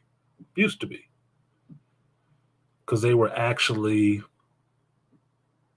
accurate to the comics. And the parts that they weren't accurate on, they fleshed out the story a little bit better because the story was the boundaries in the skeleton. And the only thing they did to the story was tweak certain things to make it better. They didn't try to retell it. They didn't try to gender swap it. They didn't try to do none of that shit. No, we're going to tell this story because the story is already awesome. We'll just tweak these things. Maybe he didn't do this. Maybe he did this instead. Maybe this serves the story better because we don't got 15 issues and a whole year worth of tie-ins to do this shit in. We'll just take the mainline story, bring that in, and be done with it. Because make no mistake about it, I said it, that the first Suicide Squad movie would have been better if all they did was take Assault on Arkham animated movie and made that live action. That's all they had to do. That's all they had to do because that was the best the Suicide Squad has ever been represented. The best. And it was a great goddamn animated movie. All they had to do was do just that live action. That's it. Done deal, walk away. But the studio got involved. And that's why you got the shit you got that look like the same crap that you got in that Justice League movie. Yeah, not the Snyder version, not the Snyder cut, the theatrical cut. Yeah, same bullshit, same kind of villain. Now, outside of the babies, one of the things that was bothering me about this Warner Brothers and this Flash shit is that I thought we got away from CG in these people's bodies. I thought the Green Lantern movie showed Warner Brothers that you cannot CG the whole body because it doesn't fucking look right. And sure the fuck enough, I'm watching this movie, and some scenes, the Flash's body is CG. The only thing real is his head, which makes him look like a weird, disjointed, Gumby-ass bobblehead. Like his head is too big. This is not a real body. It's not a real body. He's too fucking lanky. He looks just as lanky as Ryan Reynolds did when they CG'd his body for the Green Lantern costume. Just as fucking goofy. And I'm like, these motherfuckers don't learn. But then again, the same people that was there, far as I know, the same people that was there for that Green Lantern movie is the same motherfuckers that's here for this Flash movie too. Okay. CEOs change, but the decision makers never fucking change. It's just like the presidency. It don't matter who's there, who's in the cabinet, because they're going to be there for a while. President can change all the time. These same goofballs gumming up the works in politics is the same goofballs, the same people that have been there forever, sucking up your money. So, the scene after the babies, where you get Batman killing folks, flat out killing people.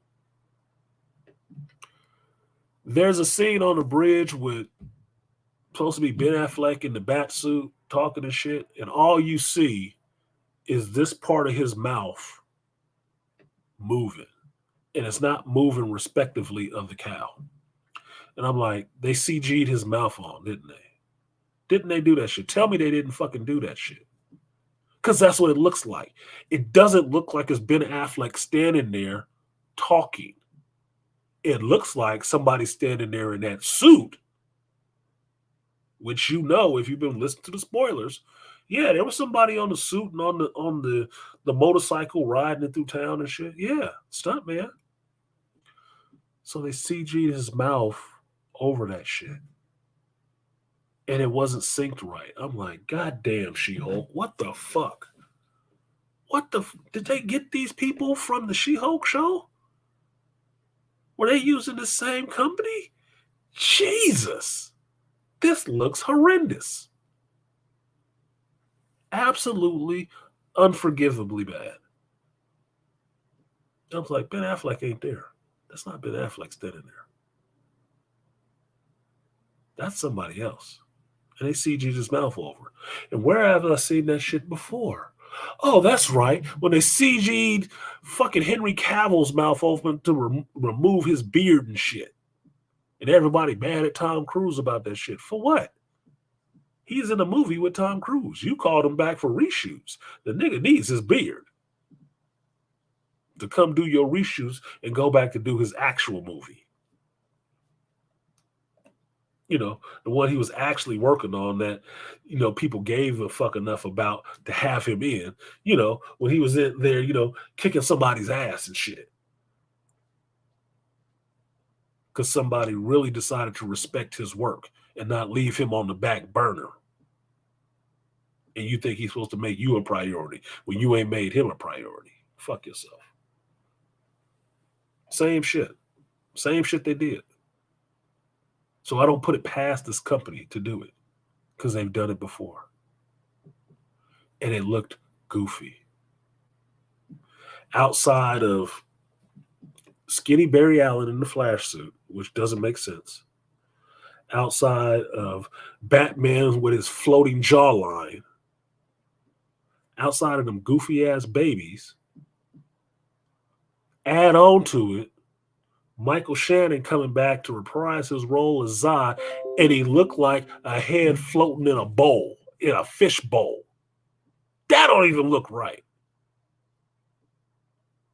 You got Zod, you got Feora, you got the big motherfucker that don't even talk, and what do you see? A bunch of floating heads inside of a bowl. I'm like, nigga, oh, what the fuck? Just make them faceless. Just don't show their fucking face. This looks terrible. And if you listen to Michael Shannon talking about his experience on this movie, he was really willing to come back, and he ain't happy that he did. And if he saw this movie, I wouldn't be happy for you either, nigga. You look ridiculous. Like, oh, God. You know what the most epic scene was? The scene when you see him from behind with the cape flapping, that was the most epic part. All the rest of that shit is like, ooh. Oh, that looks bad. Ooh. Stop it. You are salting my eyes.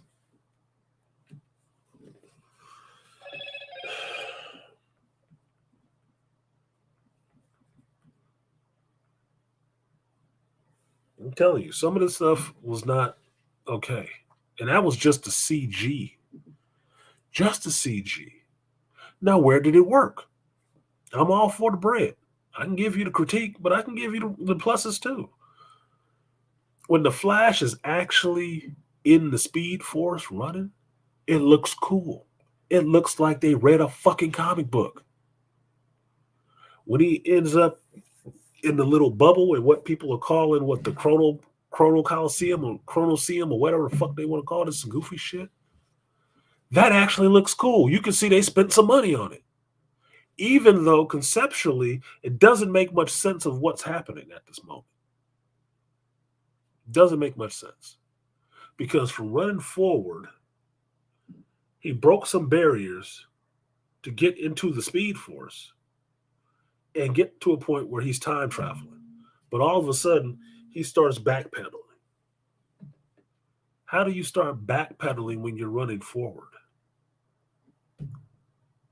I think that would mean you just came to a stop.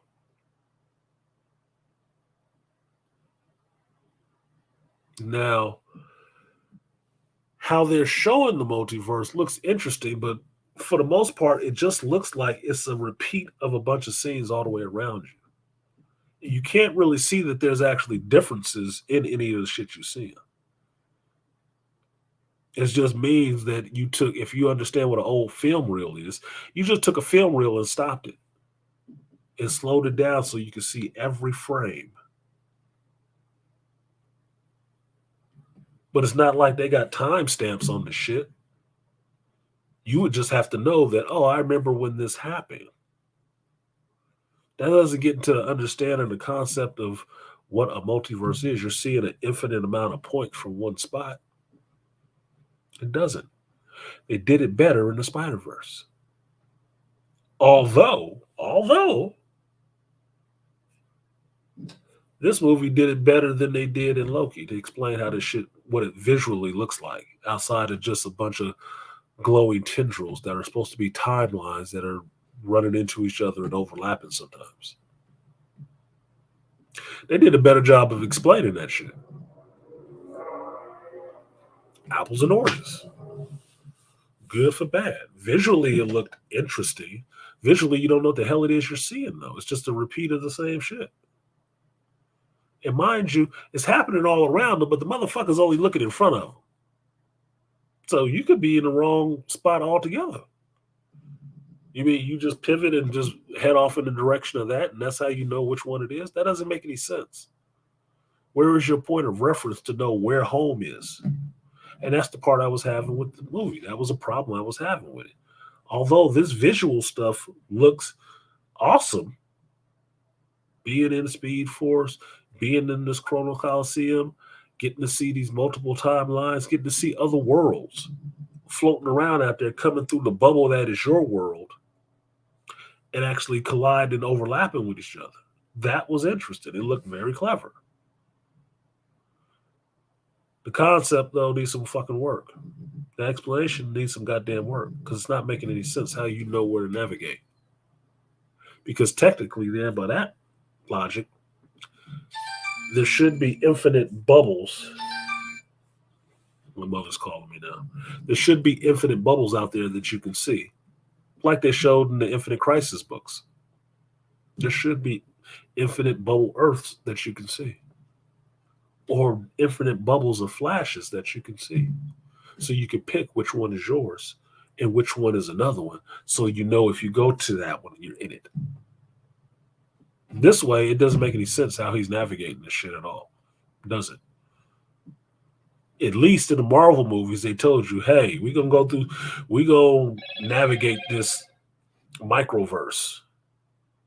And we at least got these watches. So we can navigate this shit. So we know where we're going. We can actually set it and get to this specific spot, given some clever algebra to figure out how long we stay in the microverse and what pathways we go to end up in time at this spot. At least they did a better explanation of that. Visually, it don't look as interesting as it does in The Flash, but conceptually and explaining it works better. The Flash shit just means I'm watching it and I'm thinking about the shit. It's like, so you just in a quantum leap situation, nigga. You don't know where the hell you're going to end up. So you are infinitely fucking up shit. You may have started out on your timeline, going backwards on your own timeline. But as soon as you changed this shit, all of that stuff split off into something different. So whatever future you ran towards was not the original future. So how do you know you're going back to the original past? And that's where the Bruce Wayne Batman explanation with the spaghetti paid off a little bit. That is not lined up side by side. It ends up crossing. You may have ran back to this point, but you didn't run forward on that same point anymore. You ran forward on this parallel or not parallel, this opposite line in a different fucking direction.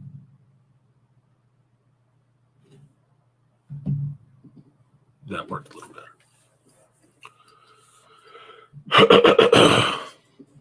The other good part to get to this, to segue to that, is Michael Keaton, Bruce Wayne. Now, I've been a Michael Keaton fan for a long time. And when I think of Michael Keaton, the first movie I think of is never Beetlejuice. Now, I understand people out there talk about the criticism that was at the time of how people could believe that Michael Keaton could play a good Batman. And one thing you never hear them mention, because they don't know Michael Keaton or his movies, is they never mention Clean and Sober. Clean and Sober was a movie from the 80s with Michael Keaton about being a recovering drunk, alcoholic. And in that movie, Michael Keaton got to play a darker character. Not comical, not fucking funny, not gung-ho, not Mr. Mom, not Night Shift, some of this other darker shit to get into who he was, who this character was on a personal level. That's why I thought I would be willing to see him as Batman.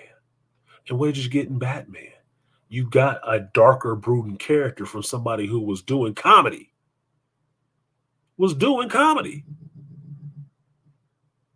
And people were blown away. So much so, that image of him being Batman is burned in people's minds more than Mr. fucking Mom. And if you think about it, it runs counter. Right? But if you put it into context, the darkness was always there with him, right? Because why is his version of Vulture really scary? Because you believe that shit. He can be very dark. If you'd never seen a movie where he was being dark in it, or even showing a little bit of that, you'd never fucking know.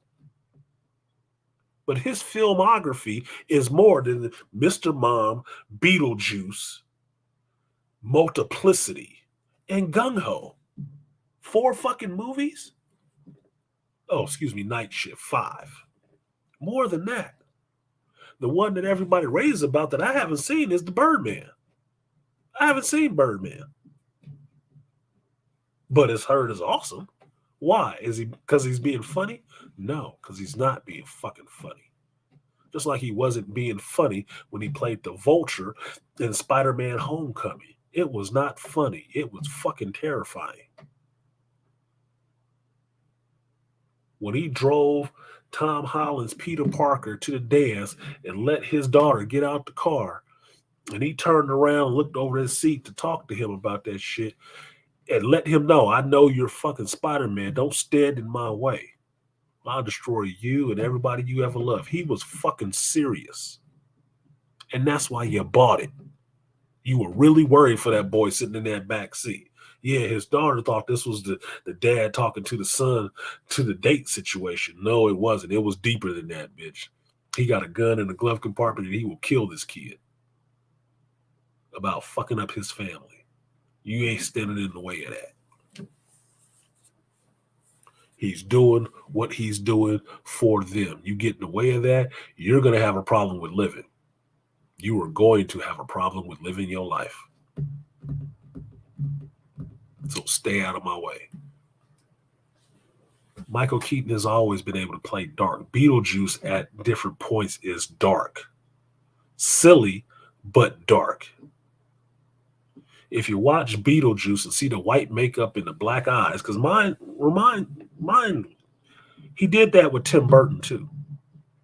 Remember that. Michael Keaton could have been the fucking Joker. He could have played the Joker. That wily, you don't know if you're safe or something weird is going to happen, shit that the Joker does in comics and everything else, but will totally turn dark in the next minute, like you don't know you just forfeited your life. Michael Keaton could have did that role. Still could.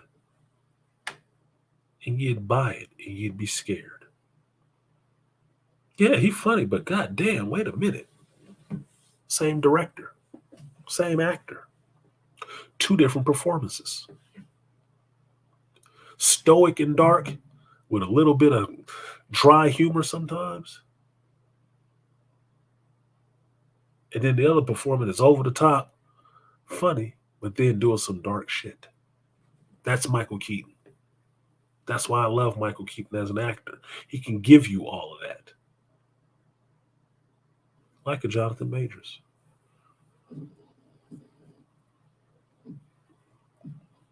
Yeah, he brought fire to that Spider-Man role. Yeah, he made the Vulture more serious than I have ever taken the Vulture. I never took the Vulture serious. And Toombs is a threat. He is a threat to Spider-Man. But he's an old dude. Like, yeah, fuck Toombs. That Vulture? Nigga, you gonna die. You will die. That motherfucker will kill you. He will. He will be going after you for the kill. Nigga. That will legitimately be the Vulture chewing on the Charon.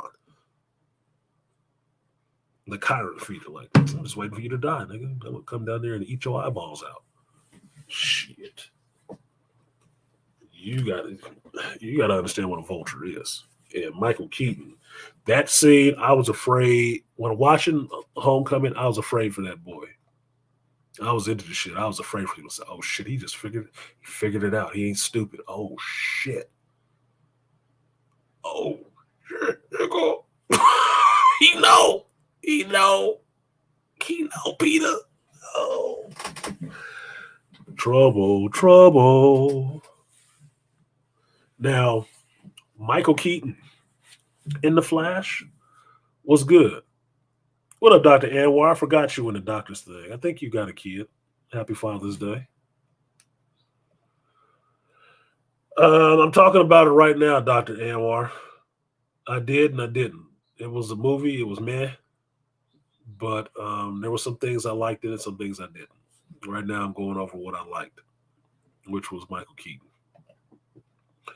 Now, for the first couple minutes that Michael Keaton is on the screen, I think his version of Batman, his version of Bruce Wayne was a bit off. It wasn't exactly the character that he was in the past movies. It was a little bit too jokey, a little bit too slapsticky. But that's Michael Keaton being funny, right? If he was there doing the physical stuff, that's Michael Keaton being funny, right? After that first couple of minutes, the scene in the kitchen, he does find the character again and gets back to that serious part of who he was as Bruce Wayne. He is an intellect.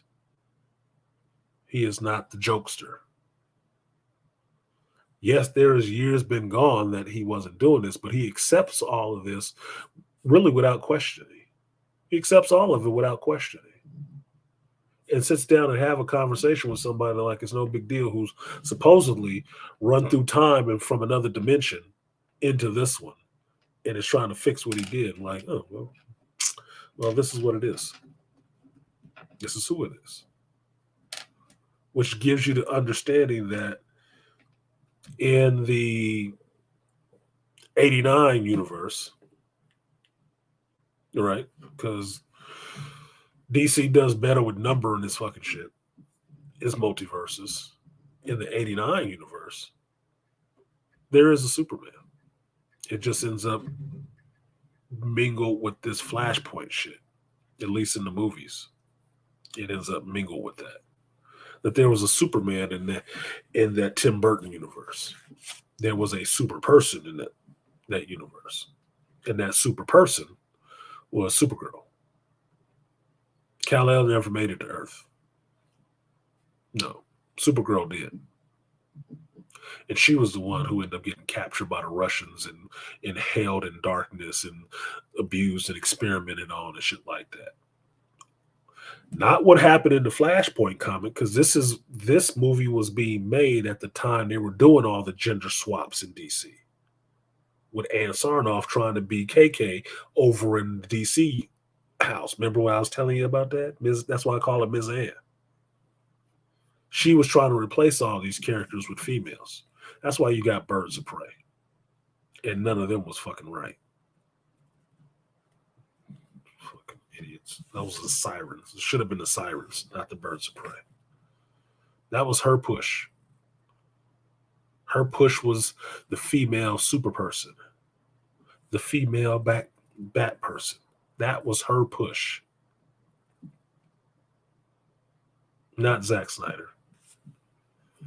Not Zaslav.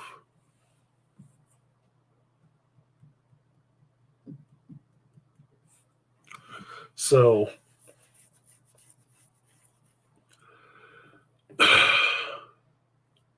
Michael Keaton finding the character again and getting that Bruce Wayne there again was fun. Yes, it was. You can call it nostalgia bait, but it's not really, to me, I don't really consider it nostalgia bait in a sense that you went to his universe to spend the rest of the movie. And the reason outside of this, you went to this universe is because you need a Batman in there other than Ben Affleck, because you're trying to get rid of Ben Affleck. Ben Affleck don't want to come back and play Batman, which is a heartbreaking thing to say, because you know Ben Affleck is a geek, a huge fucking geek. And two of his favorite characters he's gotten to play on the big screen, Daredevil and Batman. to moderate success on both of them. But he's a geek. He loves those characters. Those are the characters he wanted to play. That's why he signed up for it immediately. That'd be like somebody came to me and said, hey, you're a famous actor. You want to play Spawn? Yes. Wait, we ain't talked about money. We can talk about money now, but the answer is yes, nigga. When do I get my green eyes? When do I get my green eyes? That's all I need to know. What is my costume fitting? And I'm keeping everything I touch in this shit. That's going to be my rider. That's what's going on in the contract. I'm keeping everything I touch. So the costume, I don't care if you make 15 suits. I'm keeping one of them bitches and the cape. Specifically the cape. And all these little skull symbols, yeah, I need that shit too. The chains, yep. All of that shit. I need a full set of the costume in my closet. Just off top. And me and Todd taking pictures and shit. Todd has to sit down with me and we have drinks. We have drinks and talk comics for a while. Just saying. Yeah, Michael Keaton was gritty Batman. I'm a gloomy Gothamverse. Yes, he was. And he could play that because people who don't know about that is the ones that wasn't old enough to see it. That's how you know how old these goddamn geeks are. A lot of this geek space has been filled with a bunch of millennials that don't know any of this older shit. They don't. They weren't interested in it. It wasn't a thing for them until past 2000. Then it became something for them. They never gave a fuck. They never watched it. And the stuff they did watch, they half-ass watched it. It ain't all of y'all. It's not to shit on all of you, like I said before, dude. There's a split in your group, and I don't know where the fuck it is. But when you talk to these people, you do run into them. You figure it out really quickly.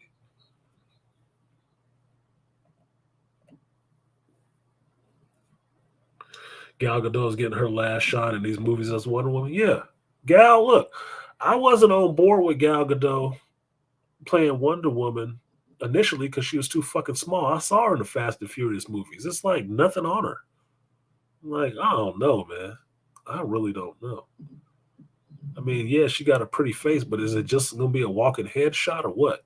Because I would have been on board for Gina Carano. Because Gina Carano looks like she could kick somebody's ass.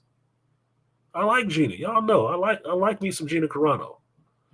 And she humble and sweet and, you know, kind of soft-spoken with the bitch got an elbow that could drop your ass. Right? Some Muay Thai legs and thighs that'll take your ass out, right? I like me some Gina Carano. Right? I wasn't completely on board with Gal Gadot. But where Gal Gadot won me over, because I'd only known her from the Fast and Furious stuff. Where she won me over was I got into learning who she was. That she had actually been in the military. That she is Israeli. Because if you don't know anything about Israeli culture, everybody do military time. Everybody. The whole culture does. You got 2 years, you got to go to the military, nigga. You get your time in. You ain't drafted. It is a right of citizenship. You have to do this shit. And I agree with that. That's badass. So she has done her time in the military, and it ain't just, yeah, I was in Desert Storm and I was sitting at a desk making sure the fuel records were complete. No, nigga, you actually have to train as a soldier. The other thing she did is she started bulking up and training. She started bulking up and training for this role to play fucking Wonder Woman. She took the shit serious. And you can give shots out to Zack Snyder for that shit, because Zack Snyder is the one who pushed for that. It's the same thing he did with all the little chicks from Sucker Punch. Yeah, even Vanessa Hudgens had to go and start working out and taking gun and fight training and shit. Even her. Along with you got to be sexy and dancing on the pole and shit. That's a Snyder influence. That ain't a Warner Brothers influence. She did that shit. And when I started seeing screens of her, you know, bulking up and shit like that, I'm like, oh, okay, I get it. Because my biggest thing with her was, look, You got Ben Affleck is a 6 foot tall, kind of broad shouldered dude. He can bulk up and get real big. You got Henry Cavill, who I had seen in Immortals. That motherfucker big as shit. Saw him in Man of Steel's like, God damn, yeah, he is a Man of Steel. He don't need a costume. Spray paint his chest. You ain't gonna find nothing to fit his ass. Showing up as Superman. She gonna be right in the middle as what? Their little sister, Dental Floss? 2 big ass. And then when you finally saw the movie, Ben Affleck got bigger. Like, God damn, man. This is a long way from Mallrats, my nigga. I mean, this is a long way. He was big as shit. The costume made him look bigger. I'm like, God damn, what? And she showed up and she was cut. Feminine cut. Tall as them. I'm like, okay, I'm buying it. I'm liking them thighs. Good job. Saw her in the Wonder Woman movie. I'm like, damn, she is beautiful as shit. This is a far cry from the Fast and Furious shit. This is a far cry from Giselle. Because she was not grabbing me in that shit. This shit, I'm watching Wonder Woman like, nigga, I think she can make the list. I really think she can make the list. Since then, I've been fine with Gal Gadot. The last Wonder Woman movie was garbage. She looked beautiful, though. She do look like Wonder Woman. She does. But that last movie was garbage. Garbage, nigga. You ain't heard me talk about that movie since. And that was during the pandemic. I watched it. Yep. Yeah. Moving on. You even got my boy Pedro in it. They couldn't say that shit. Nope. Nope. That's what happens when you put the lunatic chicks in charge. And I like Patty Jenkins. I do. She can get it too. But no, that shit was garbage. So, on Dr. Anwar's derail of a point, yeah. Gal Gadot, yeah, this is her final bow as Wonder Woman. And she was actually really in the movie. She was not CG. None of it was CG. They had a goofy part where Batman was admitting stuff, but it was goofy. Anyway, she was really there. DJ B-side. Ben Affleck also played George. What are we talking about Ben Affleck for? George Reeves, 1950 Superman, Hollywood Night. Yes, he did. You're spot on about him being really big in the comic. Yeah, he is a geek. You know he's a geek because I first ran across Ben Affleck not from Good Will Hunting, from Kevin Smith movies, Mallrats. That's where I first saw Ben Affleck. Mallrats, and then he did Dogma with Matt Damon. He's a geek. Why is he a geek? Because Kevin Smith is a friend of fucking his. That's how their friendship works. They're fucking geeks. The only difference is Ben Affleck became a really successful geek from writing and producing this Good Will Hunting movie with his homeboy. Another goddamn geek, Matt Damon. And they've turned themselves into two of the biggest actors in Hollywood. Their first really big accolades coming from the movie Good Will Hunting. Not for their acting, for writing. That's why I don't have a problem with Ben Affleck directing a movie, because if you've never seen The Town or some of the other flicks that he's directed, he's a decent fucking director. Look at some of that. What's that last shit on Amazon that he did? I'm getting the title mixed up with that Brother Stu shit, and that's not what it was. Ben Affleck can do blockbuster movies. In them or write them. In them or writing them. But this wasn't Ben Affleck talk. You said the same thing twice, so you can take one of those out of there. So Dr. Anwar said, I like how they grounded the movie in the universe, having Alfred's character in it too. It was good. That understand that this movie, for all intents and purposes, was supposed to be the end of the Snyderverse. So you can't have a character that was introduced in Snyder's films in a universe and not have them in what is considered now the Snyderverse.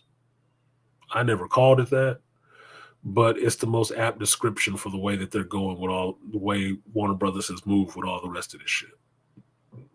It is the Snyder universe, which means those versions of those characters that are the popular versions that people like are all inclusive into that universe. Because anything they do afterwards will not be there. In DC, for the smart move, Warner Brothers DC, for the smart move that they did, is they start playing on the fact that they have a multiverse. Because if you know Warner Brothers for all these years, the way Warner operates with every one of its separate subsidiaries doing just what they do, disconnected from what was happening. Television does television stuff, movies does movie stuff, comics does comic stuff, some other little areas, animation, it was all separate, and they didn't talk to each other. So they all could have a Batman, they all could have a Superman, but they didn't talk to each other. They found a way to make that work for them, that each one of those things is its own different universe, which is kind of meta, and to say, yes, each one of them was its own fucking separate universe. And bringing that together in the movie so you can get multiple versions of a Flash, multiple versions of a Batman, because conceptually the audience understands it's happening on a different universe. Glitterbat and Batfleck and Michael Keaton's Batman all exist at the same time. They've all existed at the same time. And you can accept each one of them for being Batman, but it's Batman from that universe. The Tim Burton universe Batman is Michael Keaton. Later on, it became George Clooney. Anyway. Robert Pattinson's Batman is a Batman from a different universe. And Ben Affleck's Batman is Batman from a different universe, from what we call the Snyderverse. The next Batman you see from James Gunn will be the James Gunn version of fucking Batman. And it will still exist in the same universe. Same thing as a Grant Gustin and an Ezra Miller. Two Flashes, two separate versions of a Flash. Just like the Wesley Shipp version was a different version of a Flash. If it has been depicted on screen, that means it's a different version. Yeah, Christian Bale. Don't let me forget about Christian Bale, because I don't shit on Christian Bale Batman. Different universe of shit. The Nolan version of Batman. They all exist. Some of the characters that they interact with all exist, just different. Just different. And I like that. As a comic book reader and fan, the idea of a multiverse doesn't confuse me. It doesn't confuse me at all. It happens in comic books all the fucking time. If y'all know the X-Men, why can you only have Cable, Bishop, and Wolverine in the same place at the same time, one way? Excuse me. Cable, Rachel Summers, and Bishop and Fitzroy in one place at the same time. Because they're all from different futures. They're all from different futures back in the past. Bishop is from an alternate timeline that probably, hopefully, will never exist. Cable is from a future completely different from Bishop shit that hopefully never will exist. Same thing with Rachel Summers. These people are all back here in the past. Their futures don't even exist yet, but we love these fucking characters. And accept them in the here and now, even though they're from a future that could possibly never fucking exist. Never. Comic book fans can hold those ideas in their head at the same times because comic book fans ain't fucking stupid. This ain't colored by numbers with pictures in comic books. It's serious shit going on in here. Serious understanding of how the universe and the world works, how people and interactions with people work or doesn't work. It's only you motherfuckers on the outside who don't actually read this shit speculating that this is just simple. It's just simply this. Spoken by somebody who don't know what the fuck they talking about, but want to make a profit off of it. Yes, even Adam West, Batman 66 is also a different universe for Batman. You know why? Because they never had a fucking Aquaman. They never had a Flash. None of that shit showed up. If Marvel was smart, and I say if Marvel was smart because they've been doing some really dumb shit recently, they were smart, they'd pull those ideas in too. Because then you can have that old Daredevil showing up. Or that old goofy ass, I got dead cat on my shoulders Thor with the little toy hammer and shit. You can pull that in. Good. You can have multiple versions of Captain America. And not just the one version they want to peddle out there right now after Victoria Alonso asked, which is Captain Carter. Even though I like, what's it, Haley Atwell? I like me some Haley Atwell. She's a fine British chick, dude. You just don't know. She pretty together.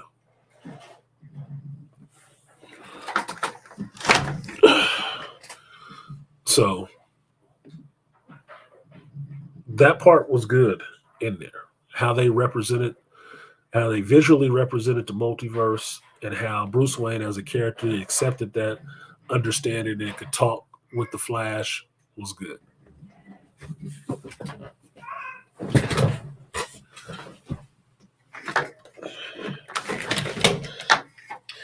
Now, one of the other bad things about the Flash movie that I didn't like was this motherfucker fucked up the universe in more than one way. In more than one way. I counted in this movie at least 4 fucking ways he destroyed the universe. That makes this a quantum leap situation where that nigga is never going home. He is never going to be in the original universe again. Even not saving his mama. It don't fucking matter. He's done so much reprehensible, unrepairable damage to the universe. It goes far beyond a butterfly effect. It's more than one butterfly, nigga. It's a school, a swarm, whatever the fuck you call it, when a bunch of butterflies are together just flapping. That's what he's done. That's what I was like, oh my fucking God, dude. What are you doing? And I tell you, just on the face of it, because I've heard that they've went through so many damn different directors with this shit and people that were attached to it or not, they really did try to follow that Back to the Future formula, but it doesn't work for them. It doesn't work for them. Reason being is that in Back to the Future, Marty McFly could go back in time and interact with his family, his mother and father, because they hadn't got together yet. So the ripples he made were minor until he fucked up the fact that they ever met, which basically deleted him, right? This motherfucker in the Flash movie, he goes back and he sits down to fucking dinner with his mother and father while he's still alive at this point in time. Yes, it's before he turned into the Flash. Yes, it's before his mother gets killed, but he's interacting with them in a way that they know their son is not regular. This is not really their son. It is something odd about him. He doesn't look the way they remember. He's not acting. The father even says to the point, boy, he look old. He looked like he about 40. That's the father. That is, bam, universe breaking. You show up in the past to talk to your mama, touching your mama, sitting down to dinner with your mother and father. You have fucked up the timeline already. You shouldn't have been back there doing shit. other than observing. You can't show up in the past on a street in this futuristic Flash costume where the neighbors and shit like that are seeing you.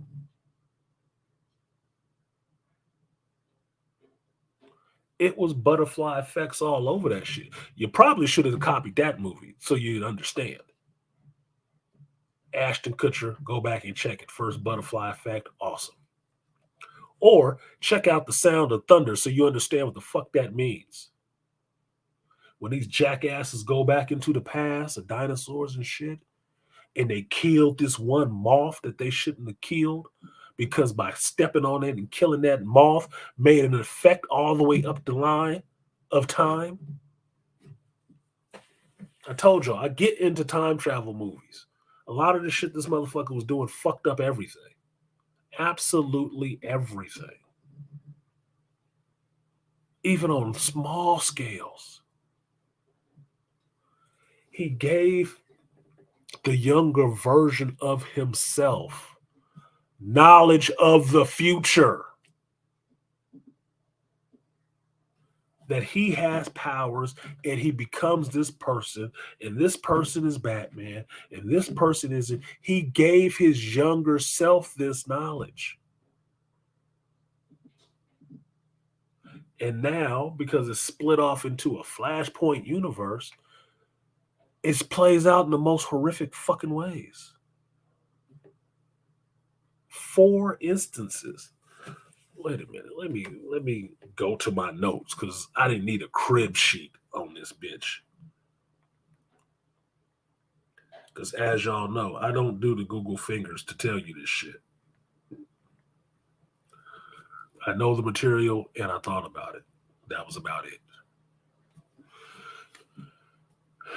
You see that shit? We'll see if it focuses. It's my notes on the Flash.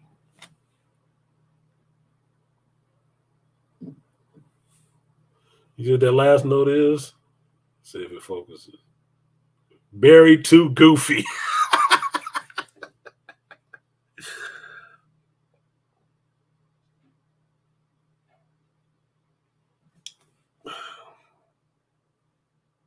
Fourth mistake, information. So that was the note that I had here. The fourth mistake that he made that fucked up the timeline was information. He gave too much information out. For one, he should have been interacting with his past self at all. Should have been stepping in his place and interacting with his family. That was one. The other mistake was that he actually started interacting with himself. That was 2. But that by that point, it was probably actually 4 and 5 and not 2 and 3. He had already made a bunch of mistakes in just doing that shit. The other mistake was going to Bruce Wayne and then telling him about the shit. That means we're already off in some tangential, fucked up universe now. Because even if Supergirl existed in the Tim Burton Batman universe,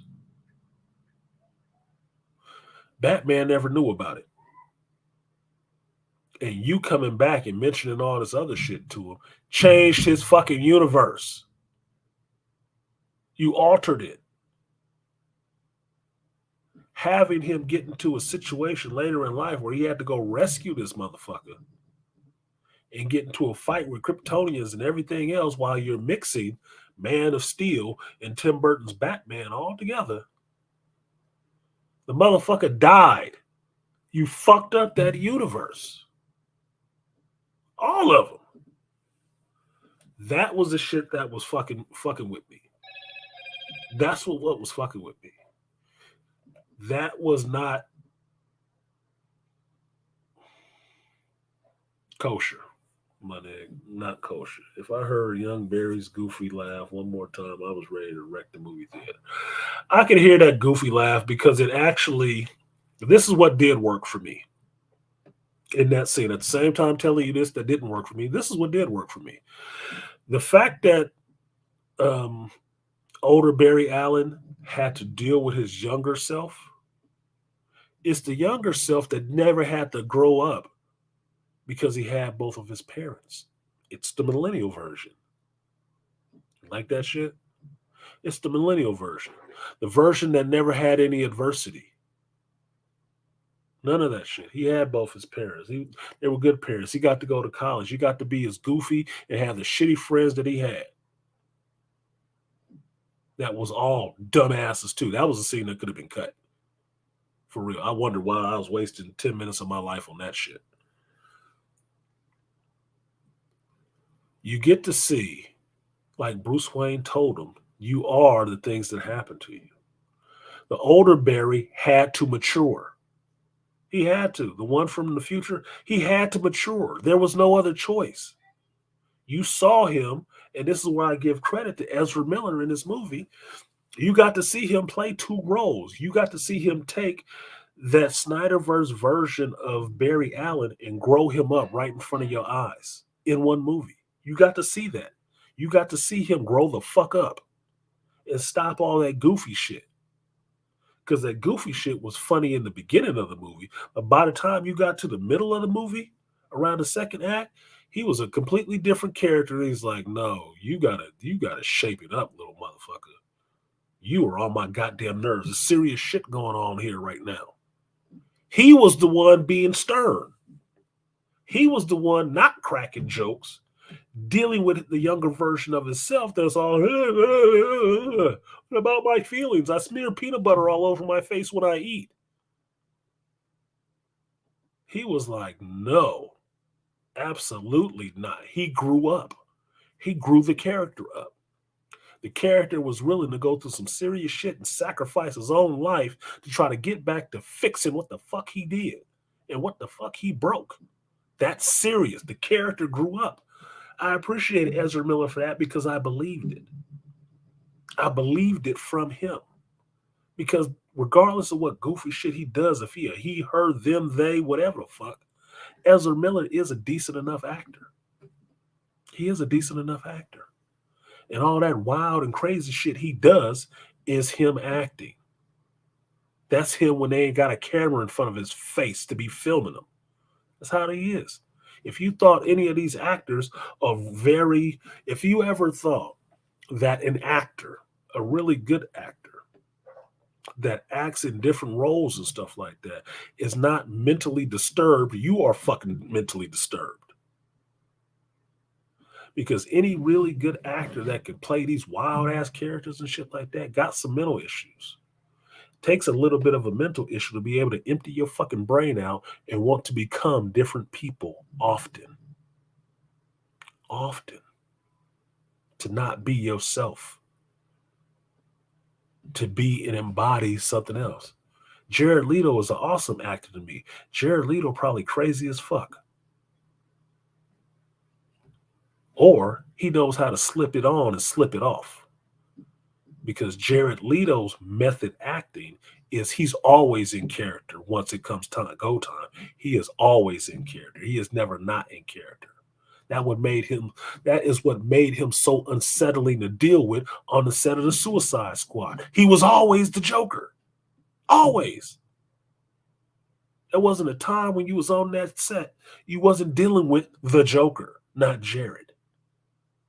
And that's what made him so unsettling. He was immersed in that shit. It didn't turn off. Heath Ledger's ass tried to immerse himself in that role. He ended up taking his life later on. He couldn't keep his demons at bay.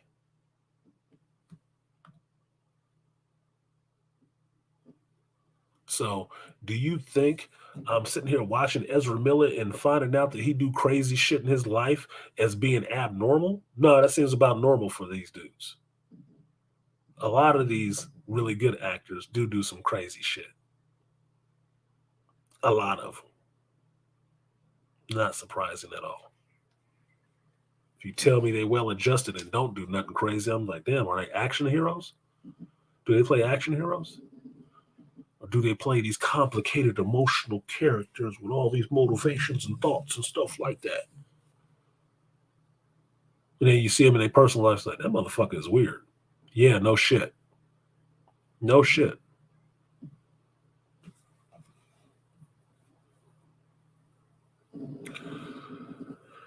The spaghetti example of the multiverse was brilliant, but I've heard that before, Dr. Anwar.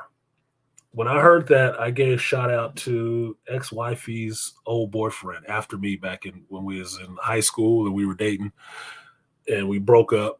Her next boyfriend was a dude named Junie. And Junie was a pothead, right? Because he's the son of a hippie, right? But after a point, Junie got his shit together when he started messing with a girl that actually had some direction. Actually had some direction. The lady he was involved with had some direction. She was serious about becoming a lawyer.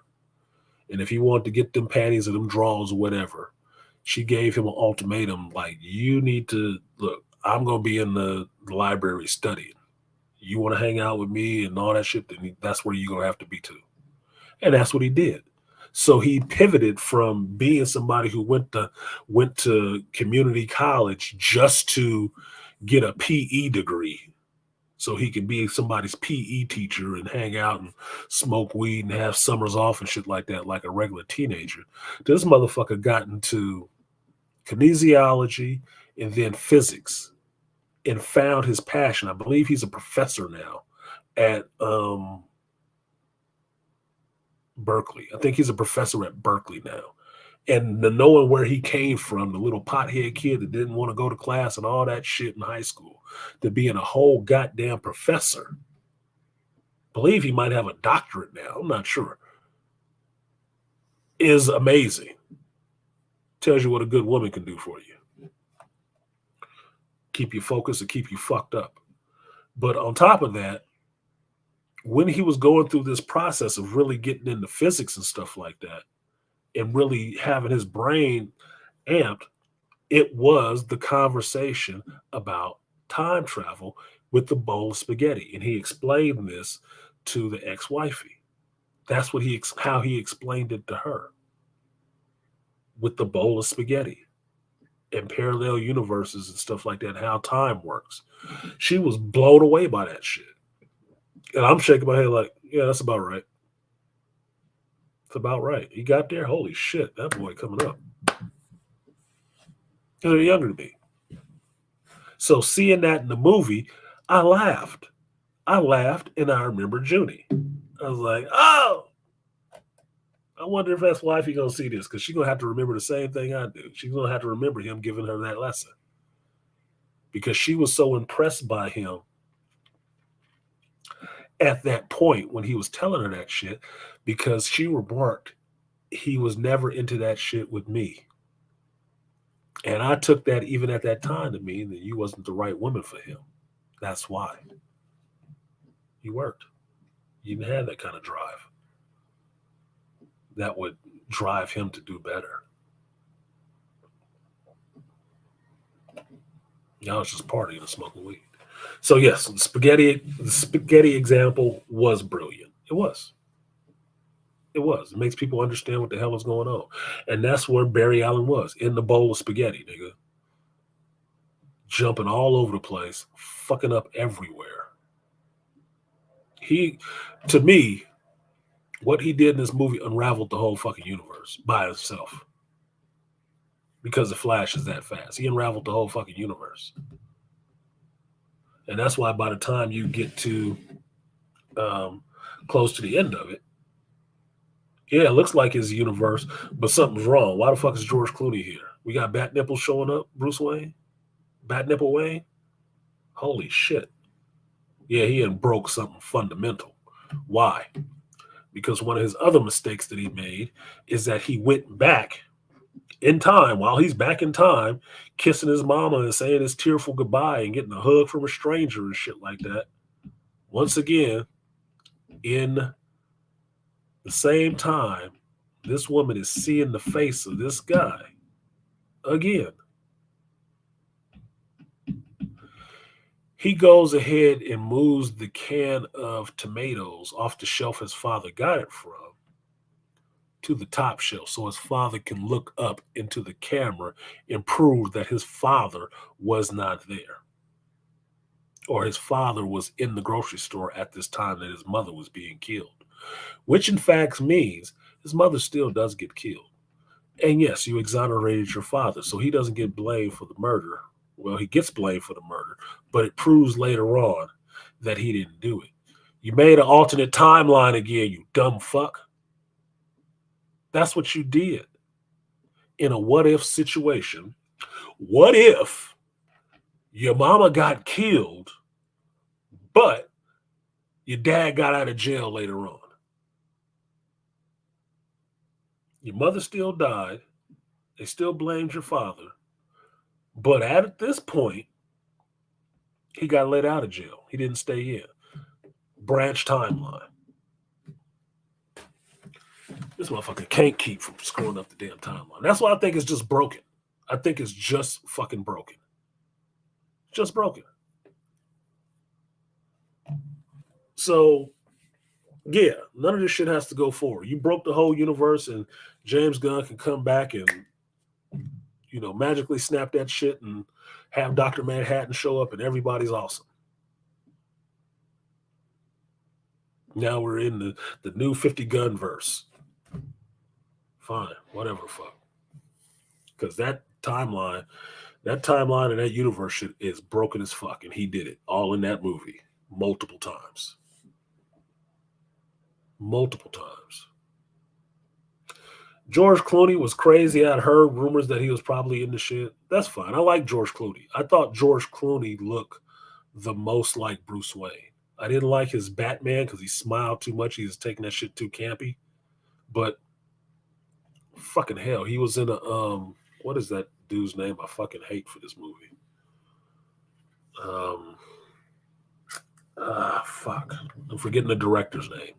He was in those movies. Joel Schumacher movies. He was in Joel Schumacher Batman movies. And Joel Schumacher was not a Batman fan and only knew about Batman 66. So that's what he kind of did. He mixed 66 with Tim Burton a little bit and moved on and made those movies. This is bullshit. There were points on them I liked. There were points on the shit that was wrong as fuck. Batgirl ain't never been related to Alfred, nigga. And I like Alicia Silverstone, but she didn't need to show up like that. Fuck you. Fuck you. That's not how that shit worked. Holy rusted metal, Batman. Like, what? That was a line? Fuck, dude. Fuck. Now, other thing I didn't like, and anybody who saw the movie, riddle me this. Shout out to Jim Carrey, since I'm thinking about that. Riddle me this. When Batman, Michael Keaton Batman, and The Flash, and Barry Allen, new empowered Flash, went to the Russian base to rescue the super person that's there, which shouldn't have worked because you don't know no history of this place. You know, let me just say this. You know your history, your past. You don't know theirs in this alternate timeline because the chances are it didn't happen the same fucking way. You don't have a Batman that's Michael Keaton. You don't. That's not your Batman. Which means there ain't no Superman. This history might not have happened the same way. But whatever. Be that as it may. When they're walking through the snow to go to this facility in Russia, did you think you were watching Watchmen like I did? You know, another Warner Brothers property. Did it look like Watchmen? Did it look like Owlman and Rorschach and them showing up to Antarctica to fight Ozymandias? Did it not look like the same thing to you? I thought it was the same fucking scene. I thought they cut it from that movie and threw it into this one because it's the same shit. I'm like, oh my God, what is this? They ripping off the Watchmen now? Oh, but they're ripping off themselves, huh? Where have I heard logic like that before? Oh, that other no shit ass producer over at Lucasfilm ripping off their own properties to try to fill up this shitty ass show. Kenobi. Oh, that sounds like some KK thinking to me. Oh, yeah.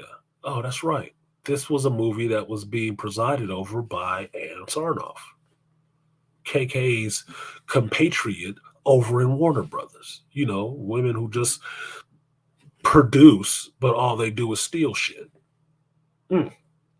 Funny how that works out. Looking at you, Marvel, with these bitches in She-Hulk.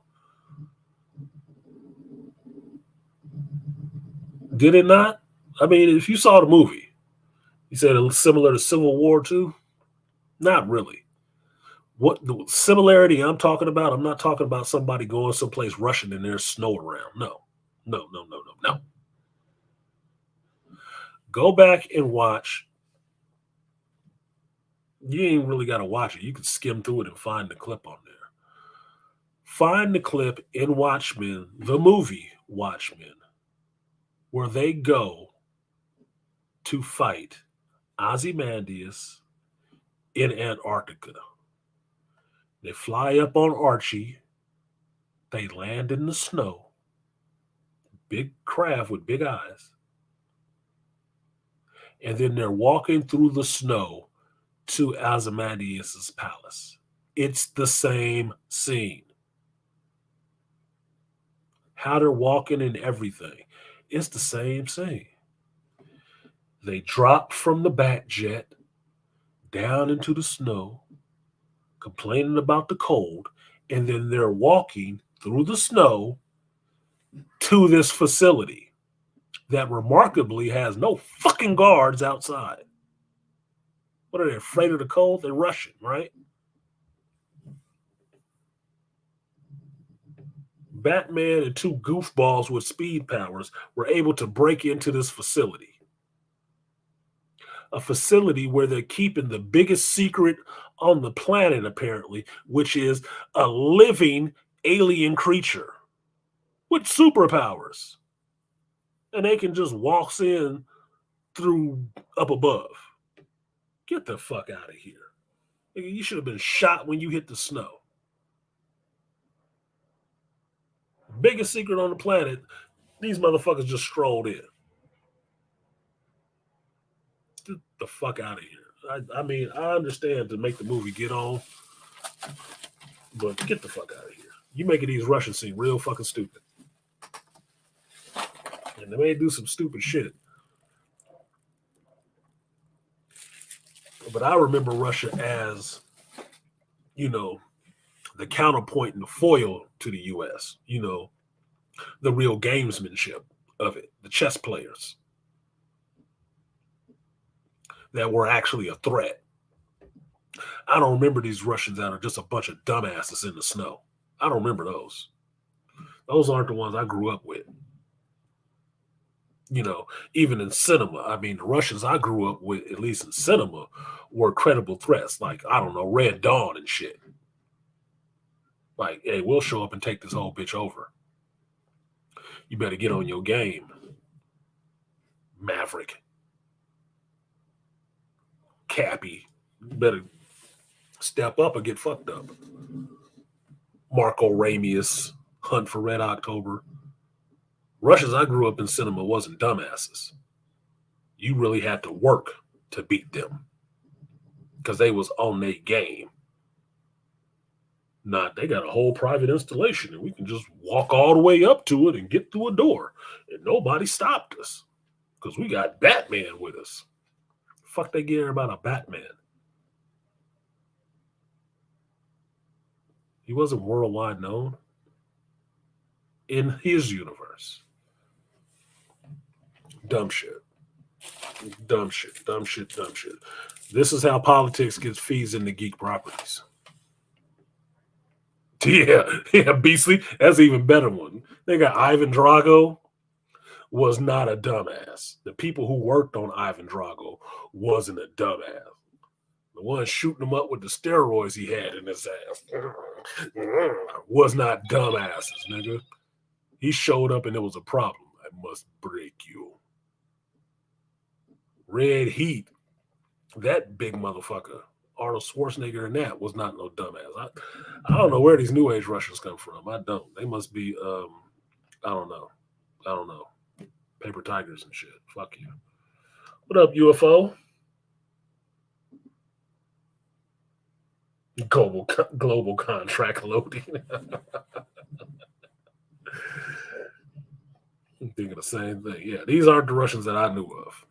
But apparently the Russians in this movie is dumb as fucking don't know shit about security. You know, all they can do is stand around and look stupid at people in some place they shouldn't be. Like,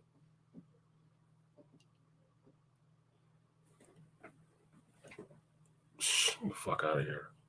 That was dumb.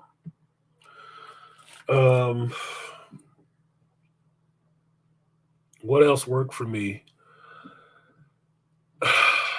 I did like the reveal. If they hadn't have showed it in the trailer, which Warner Brothers is guilty of doing this shit like Sony, showing too much in the goddamn trailer. You weren't showing up to see Sasha Kelly, which is, I'm fine. She was in the shit. I was offended at the idea of them replacing Henry Cavill and trying to have this female be the new super person in the DC universe. I was offended by that.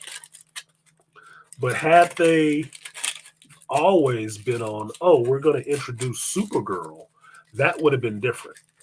That would have been completely different. Because then it would not have been, oh, we're replacing Henry Cavill with this female super person, which was what they were initially on. The back step to that was, hey, we got Supergirl in this movie. And that was from a dude trying to put this movie out and really trying to be able to sell it. That was from Zaslav trying to sell the movie. That wasn't from Ann Sarnoff trying to make a statement for femininity. Completely different sales pitch. Now, Sasha Callie is nice looking. I didn't watch none of the shit that she was on before, but I'm sitting there watching her in this suit and shit like that. Like, she got curves the way I like it, but I like Latinas. I like women in general, but Latinas got a special je ne sais quoi for me. And yeah, that was French, but I don't give a fuck. Right? She did. She looked like nice in her super suit. She do. And they wasn't not trying to play it up. And I remember making a note in my phone about this shit. It's like, why is it DC can have they female heroines look sexy? Why is it they could do that? Why does Marvel not able to have sexy looking fucking female heroes? I mean, the closest you might have came was Natasha Romanoff, because she in her little skin tight suit, and she actually plays part of her off-putting stuff is being kind of sexy. That's part of her tactic, right? When they first introduced Natasha Romanoff in the Avengers movies, what the fuck was she doing? Had her high heels on, the dress and stuff like that, and these motherfuckers, dumb Russians, again, torturing her and shit, and what did she do? Told them to put the phone down, and she started kicking off in their ass. She used her sexuality to get herself into a position where she can get some information. Then she gave him, the widow bite.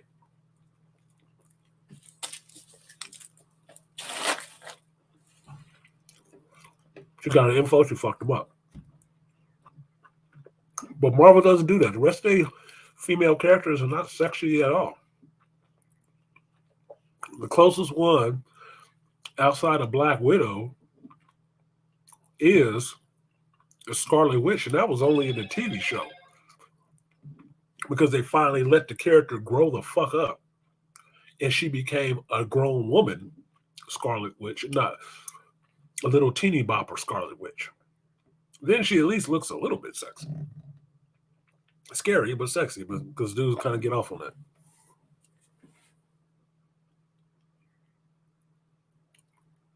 Yeah, Cara L grew on me. Yeah, her Supergirl, if they was just calling it their version of Supergirl, fine. But you notice, in this movie, it's an interesting thing happening. Everybody that's supposed to be blonde has black hair and got some Latino heritage. You notice that? Ezra Miller, I don't think he's Latino at all. I think he's white as the day is bright, right? Barry Allen is one of the whitest characters they got. But all of a sudden, Barry Allen got a Latino mama. Well, that explains his black hair not having his blonde hair and his blue eyes, right? Cara L is blonde and Caucasian. And they replaced her with a Latina woman with dark black hair.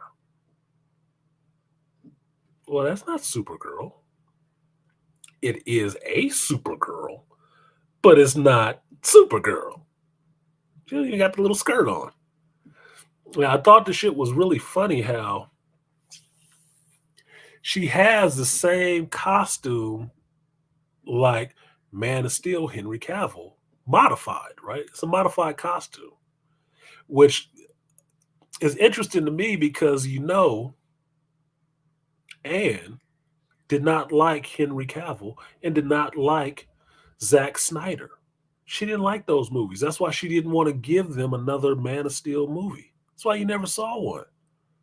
But she was perfectly willing to steal from that everything she could, which was the story and the costume design, to put a little chick in it. And, wipe away that blonde hair, blue-eyed shit, too. Because if anything, for Anne, you can see she got a certain type. And if I turned out that she was a lesbian, I wouldn't be surprised. She got a type, and she liked Latinas. Because every character that she wanted to replace, she replaced it and tried to replace it with a Latina. She must be on some, I can't remember her name because she's been gone so long from Marvel. She must be on some of her shit. The super person was supposed to be was apparently turning out to be a Latina. The Batgirl was going to be a Latina. Dark skinned. Yeah, oh, she looked black. She ain't black. She Latina. She was going hard for that shit. So I found that kind of interesting. Now, her current L, she looked all right. Oh, yeah, and Blue Beetle. There you go. And Blue Beetle. But they're using that second version of Blue Beetle, not the Cord version, but the Jaime version. Talk about tokenized. Jaime Jimenez. Jaime Reyes. Yeah. Yep, I was calling that out. You weren't. Shut up, Beasley. Yeah, but Cara L grew on me because you got her motivation while she was pissed off. You got her motivation completely. No, she ain't Kal-El. She ain't been here growing up on the farm with Dances with Wolves. Forget his name. I gotta eat this food, y'all. I'm forgetting the shit. She wasn't growing up on the farm with Dances with Wolves or Streets of Fire. She wasn't doing that shit. They've been torturing her ass, which was a rough scene to watch in the movie. That was pretty rough. It's like, damn, they just had her in this ball, just doing all. They've been doing some weird shit to her. All those holes in her back, like they've been taking spinal taps and shit like that forever. Like, how long she been here, dude? Oh my god. Oh my god. Yeah, kill all these motherfuckers. Kill all of them. If you get the opportunity, kill them all. Rip the base up. Make it look like an impact crater. I don't give a fuck. Now, I got that. So when she came out and she got into the sunlight and she stopped looking like the sucked up. Yeah, Kevin Costner. Thank you. Thank you, Dr. Anwar Beasley. When she came out and stopped looking all sucked up like she got off them drugs, they didn't have her on that shit. She wasn't out there turning tricks. And she got to beating the shit out of them. I was fine with that. I was completely fine with it. Like, yeah, kill them motherfuckers. Don't stop. You miss one. Because make no mistake about it, she was killing them. She was killing them. Just like Batman, both versions was killing some folks. Ben Affleck Batman was killing folks. All them cars that was crashing and flipping over and shit, them people were dead after that. They were dead. And they paid about as much attention to them as the people they killed in the Transformers movie. They were dead. Police officers just doing their job, dead as fuck.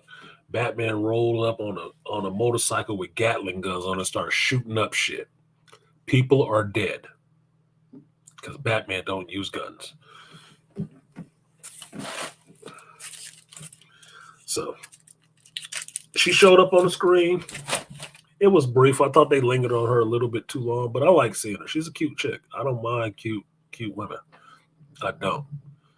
I would have been interested in seeing a Supergirl movie if they had put her out there as Supergirl and not as what they initially was trying to pitch her as the replacement for Superman to make all of this stuff not sexist or whatever the fuck.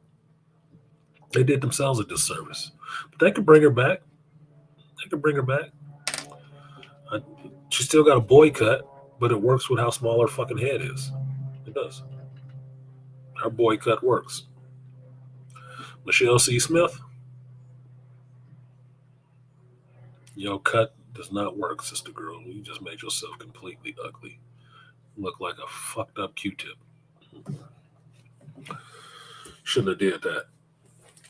Hopefully it grows back quick, because I ain't watching your videos for a while until then.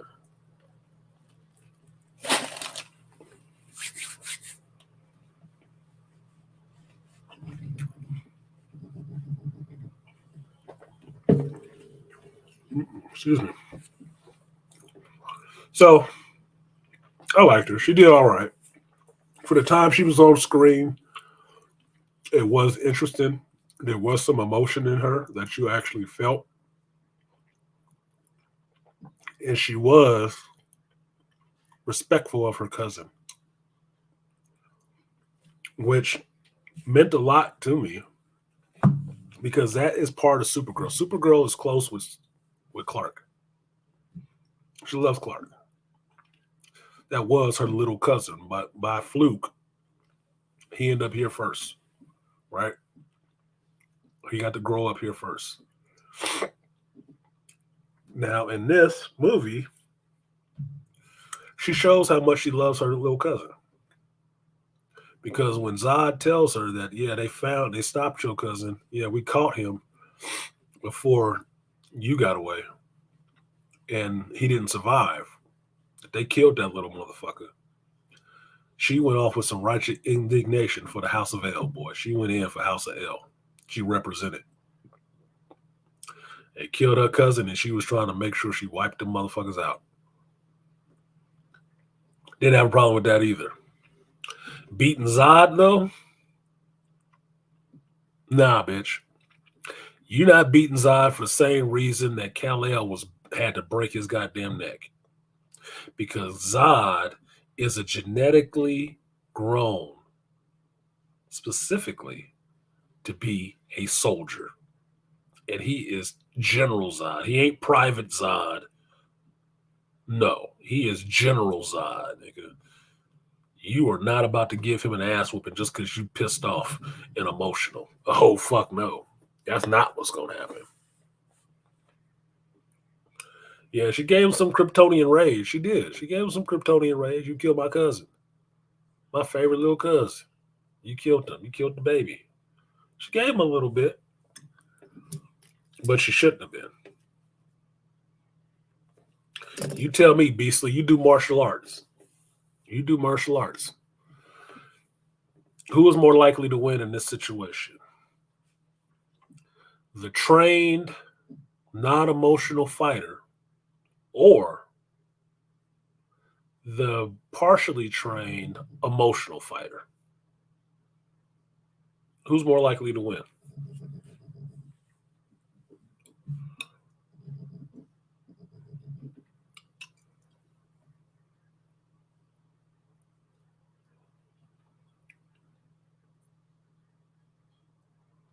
She should have been getting beat on like Man of Steel. Superman was getting beat on by the big dude who didn't even talk in Man of Steel. Remember when he flew in there with all that goddamn rage about his mama and shit like that? That big dude was beating the shit out of his ass. And then Fiora had a piece. And Fiora wasn't emotional. She was in there for the love of the fight, nigga. And she was kicking his ass in the IHOP. flapjacking that ass. No, that is where you lose. That is where you lose. And people who understand fighting and shit like that understand that. Rage can give you a boost, but it makes you unfocused. It is a fire hydrant with the cap off, nigga. It is everywhere. And all you need is somebody with a good cup to channel that shit and put it in the wrong direction, and you getting fucked up. Yeah, shout out to Fiora. She was flapjacking that ass, boy. She was. She was giving them that split decision. Pancakes and French toast, nigga. Right in front of Ross. She was beating his ass. and I take that one as being, yeah, she should be kicking his ass. The other thing is, who told Supergirl that she had powers in this shit? How'd she know? How'd she know she had powers in this shit?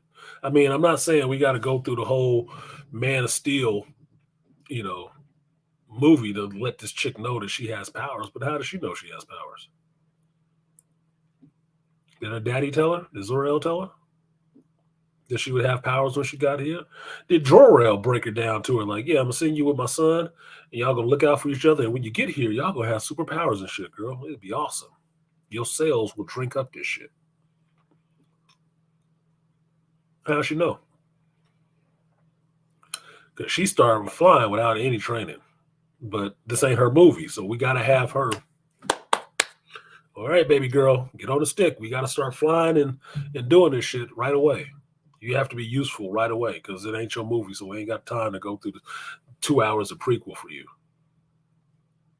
But she did do that shit kind of quick. And my only question is, well, how the fuck did she know? How did she know she could? Yes, basically. And that's exactly why a well-trained fighter will use your rage against you because you are off balance. Why did, what was his name? Why did Oberyn Martell lose? Why did Oberyn Martell lose to the Mountain? A man that he had beat. He had the Mountain beat. Why did he lose? Why is he still looking for the reason why? Why? Because he got too goddamn emotional and didn't finish the task that he was set apart to do. Too emotional. What was her name? What was her name? What was her name? It don't fucking matter. Her name was so-and-so. I'll say it. Because I'm cutting your throat. You ain't going to say nothing else. Last thing I want to hear out of your ass is gurgling. But since he lured you in with that shit, say it. What happened? Lost your eyeballs? That motherfucker squish, just like grape. Dumbass. Even Miyagi saw that coming. Over emotional. Overconfidence and rage. It wasn't even overconfidence. It was rage. He was too emotional. He should have killed that dude first. Fuck getting her to say his name. He ain't got to say it. You know he did it. He know he did it. Man, take that motherfucker out and then tell him what the fuck her name was. There's a scene in the movie Cadence with Martin Sheen, Charlie Sheen, Lawrence Fishburne, a bunch of brothers. And Charlie Sheen is playing a soldier during World War II, Private Bean. And he's gone to jail. He's trying to get kicked out of the military because he lost his father. At the same time, the colonel that oversees this penitentiary or this jail situation has lost his son. He sees his son in Private Bean. Private Bean gets put into the prison barracks with all brothers. White boy with all brothers. And one of the brothers in there, what's this brother's name? I forget his name. I forget this brother's name. One of the brothers in there was a fighter. And they got into some shit. Yeah, he's a little bit of a kleptomaniac, but he looked a little small Mike Tyson looking motherfucker. And the dude told him, like, hey, buddy, I don't know your name, but you were in my Foot Locker or whatever. And the dude was in his Foot Locker stealing shit. But he said something to him about it. What do you think happened? Argument ensued to where white boy ended up getting his ass beat because he don't know the brother's name. What did he say when they were picking his ass up and taking him out of there to try to fix his eye? What the hell is his name? He don't even know the brother's name. Don't even know it. But it didn't matter once he put them hands on his ass. He still didn't know. Let him figure that shit out after the fact. That's what Oberyn should have did. He didn't need the mountain to say her name. You got him beat. Kill his ass and tell him what the fuck her name was. Let him figure it out in the afterlife. You don't need him to say it. The dirty deed was done.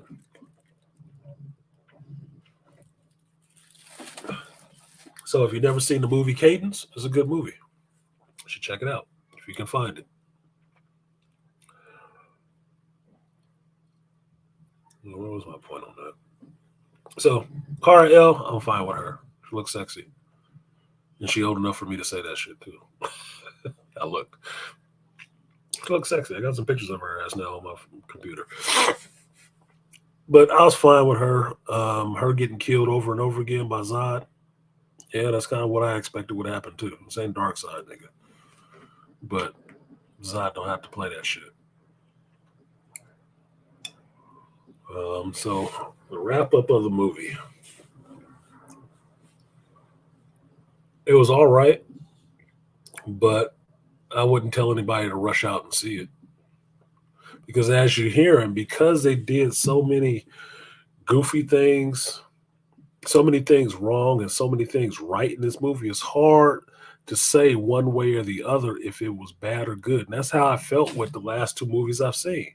With Transformers, Rise of the Beast, and The Flash, it's too hard to definitively say if they're good or bad because they did some stuff really right and they did some stuff really wrong. And because it's so even bullshit, it just falls into the category. Like, yeah, I saw it. But there was this. But there was also this. But there was also this. It's hard to say one way or the other if it was just good or bad. If you just have to be definitive on something, I'm probably going to say, well, it was bad. Don't watch it. If you just need a black and white on it. But this is one of those things where it's a gray area. This is the one spot where you can have this gray area. Like, if you're going to make me say one thing or the other, I'd say it was bad. Can't say it was good. But if you're going to allow for some nuance, you can watch it and enjoy it. And you will probably see some of the stuff I mentioned and have a problem with it. But you could watch it and enjoy it. Same in Transformers. It was entertaining to a point. It was. Just what it is. So that's it for my convoluted review of The Flash. No, I didn't give it to you in a 15-minute, quick to the point, whatever, but that's not what my show is, especially not on Sundays. If you want a compact review of just that, when I do a review of it, you'll see it. If I don't, you won't. It's just that damn simple. It is nothing that I really want to go over and actually relive. But I would, just to point out the other observations that I had on the movie, and I wanted to share with people. That's stuff for you to look for when you're watching it. But I appreciate you, Dr. Dunbar.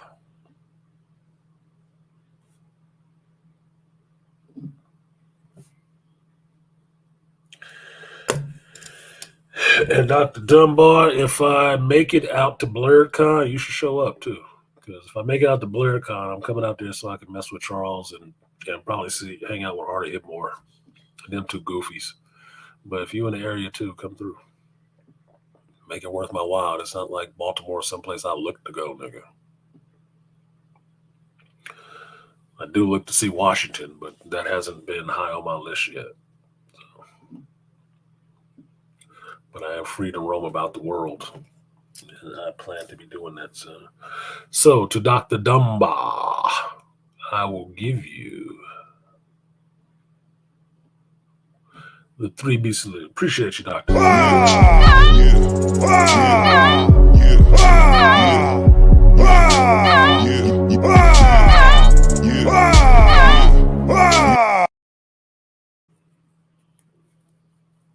Said, okay, yeah. If you can drink and smoke cigars with Charles ass, you can survive hanging out with me. I'm rarely low key.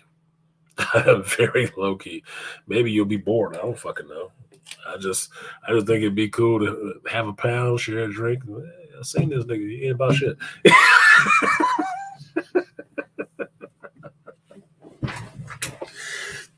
Yeah, I saw. Just break that boundary between you two people not actually connecting with each other in the real world.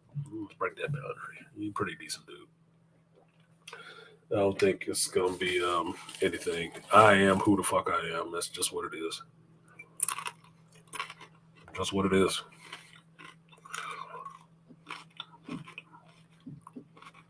I ain't afraid of people, but I'm also not very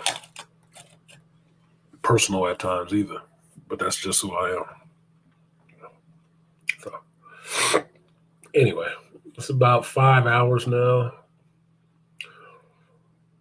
I had to shut it off now so I can edit this bitch down. So, like, share, subscribe. Thank you for the supporters who supported this time. If you have not and you're watching on the replay, you can support at the banner rolling across the screen. Bottom of the screen, artisanmc on Cash App or PayPal or in the super chat. Now Charles gonna show up. Now your big ass gonna show up in here. Happy Father's Day, Charles. You and the little Padawan. Happy Father's Day. But no panel today because I already went 5 hours of talking my shit. And over 5 hours, YouTube don't want me to edit the shit. So then they want to hit me with the monetization. But they won't let me edit out the shit they want to hit my video for monetizing. Dumb. Thank you and happy Father's Day yourself. Appreciate it, man. Appreciate it. So I'm going to go ahead and get out of here, y'all. Thank you for coming through on your Father's Day, spending some time listening to me talk my shit. All trolls in the internet space should eat a dick, preferably one with AIDS and syphilis on it. Work it around in your mouth. Get it all in your throat.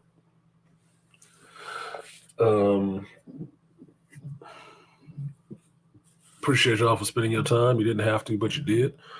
I do appreciate that. If I'm off work tomorrow, expect the live stream, and maybe then I'll do a panel.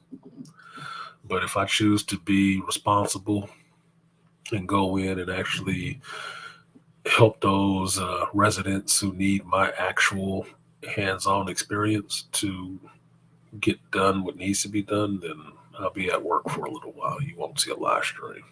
But here's hoping to a 3-day weekend. So thank you guys for coming through. And I've been Artisan MC. I do this every Sunday, 11 a.m. until it's over. 11 a.m. Pacific time, 2 p.m. Eastern Standard Time, 5 p.m. UK time. So, subscribe to the channel, hit the bell because I do go live randomly throughout the week. And when you see that notification come up on the Artisan MC or the Geek Assemble channel, you should probably hit that link and follow it because especially during the week when I do morning talks and stuff like that, I'm not on long. I am not on long. I will be there and I will be out. I got other shit to do. So this is the longest stream that I do all week. So that's why I hit on donations for this one more than the other ones, because I only do one a week. Should be able to get it up for that. So appreciate you coming through. I'm going to go and make my calls to the rest of the finalists that I know. Appreciate y'all, and I will see you next time. Peace.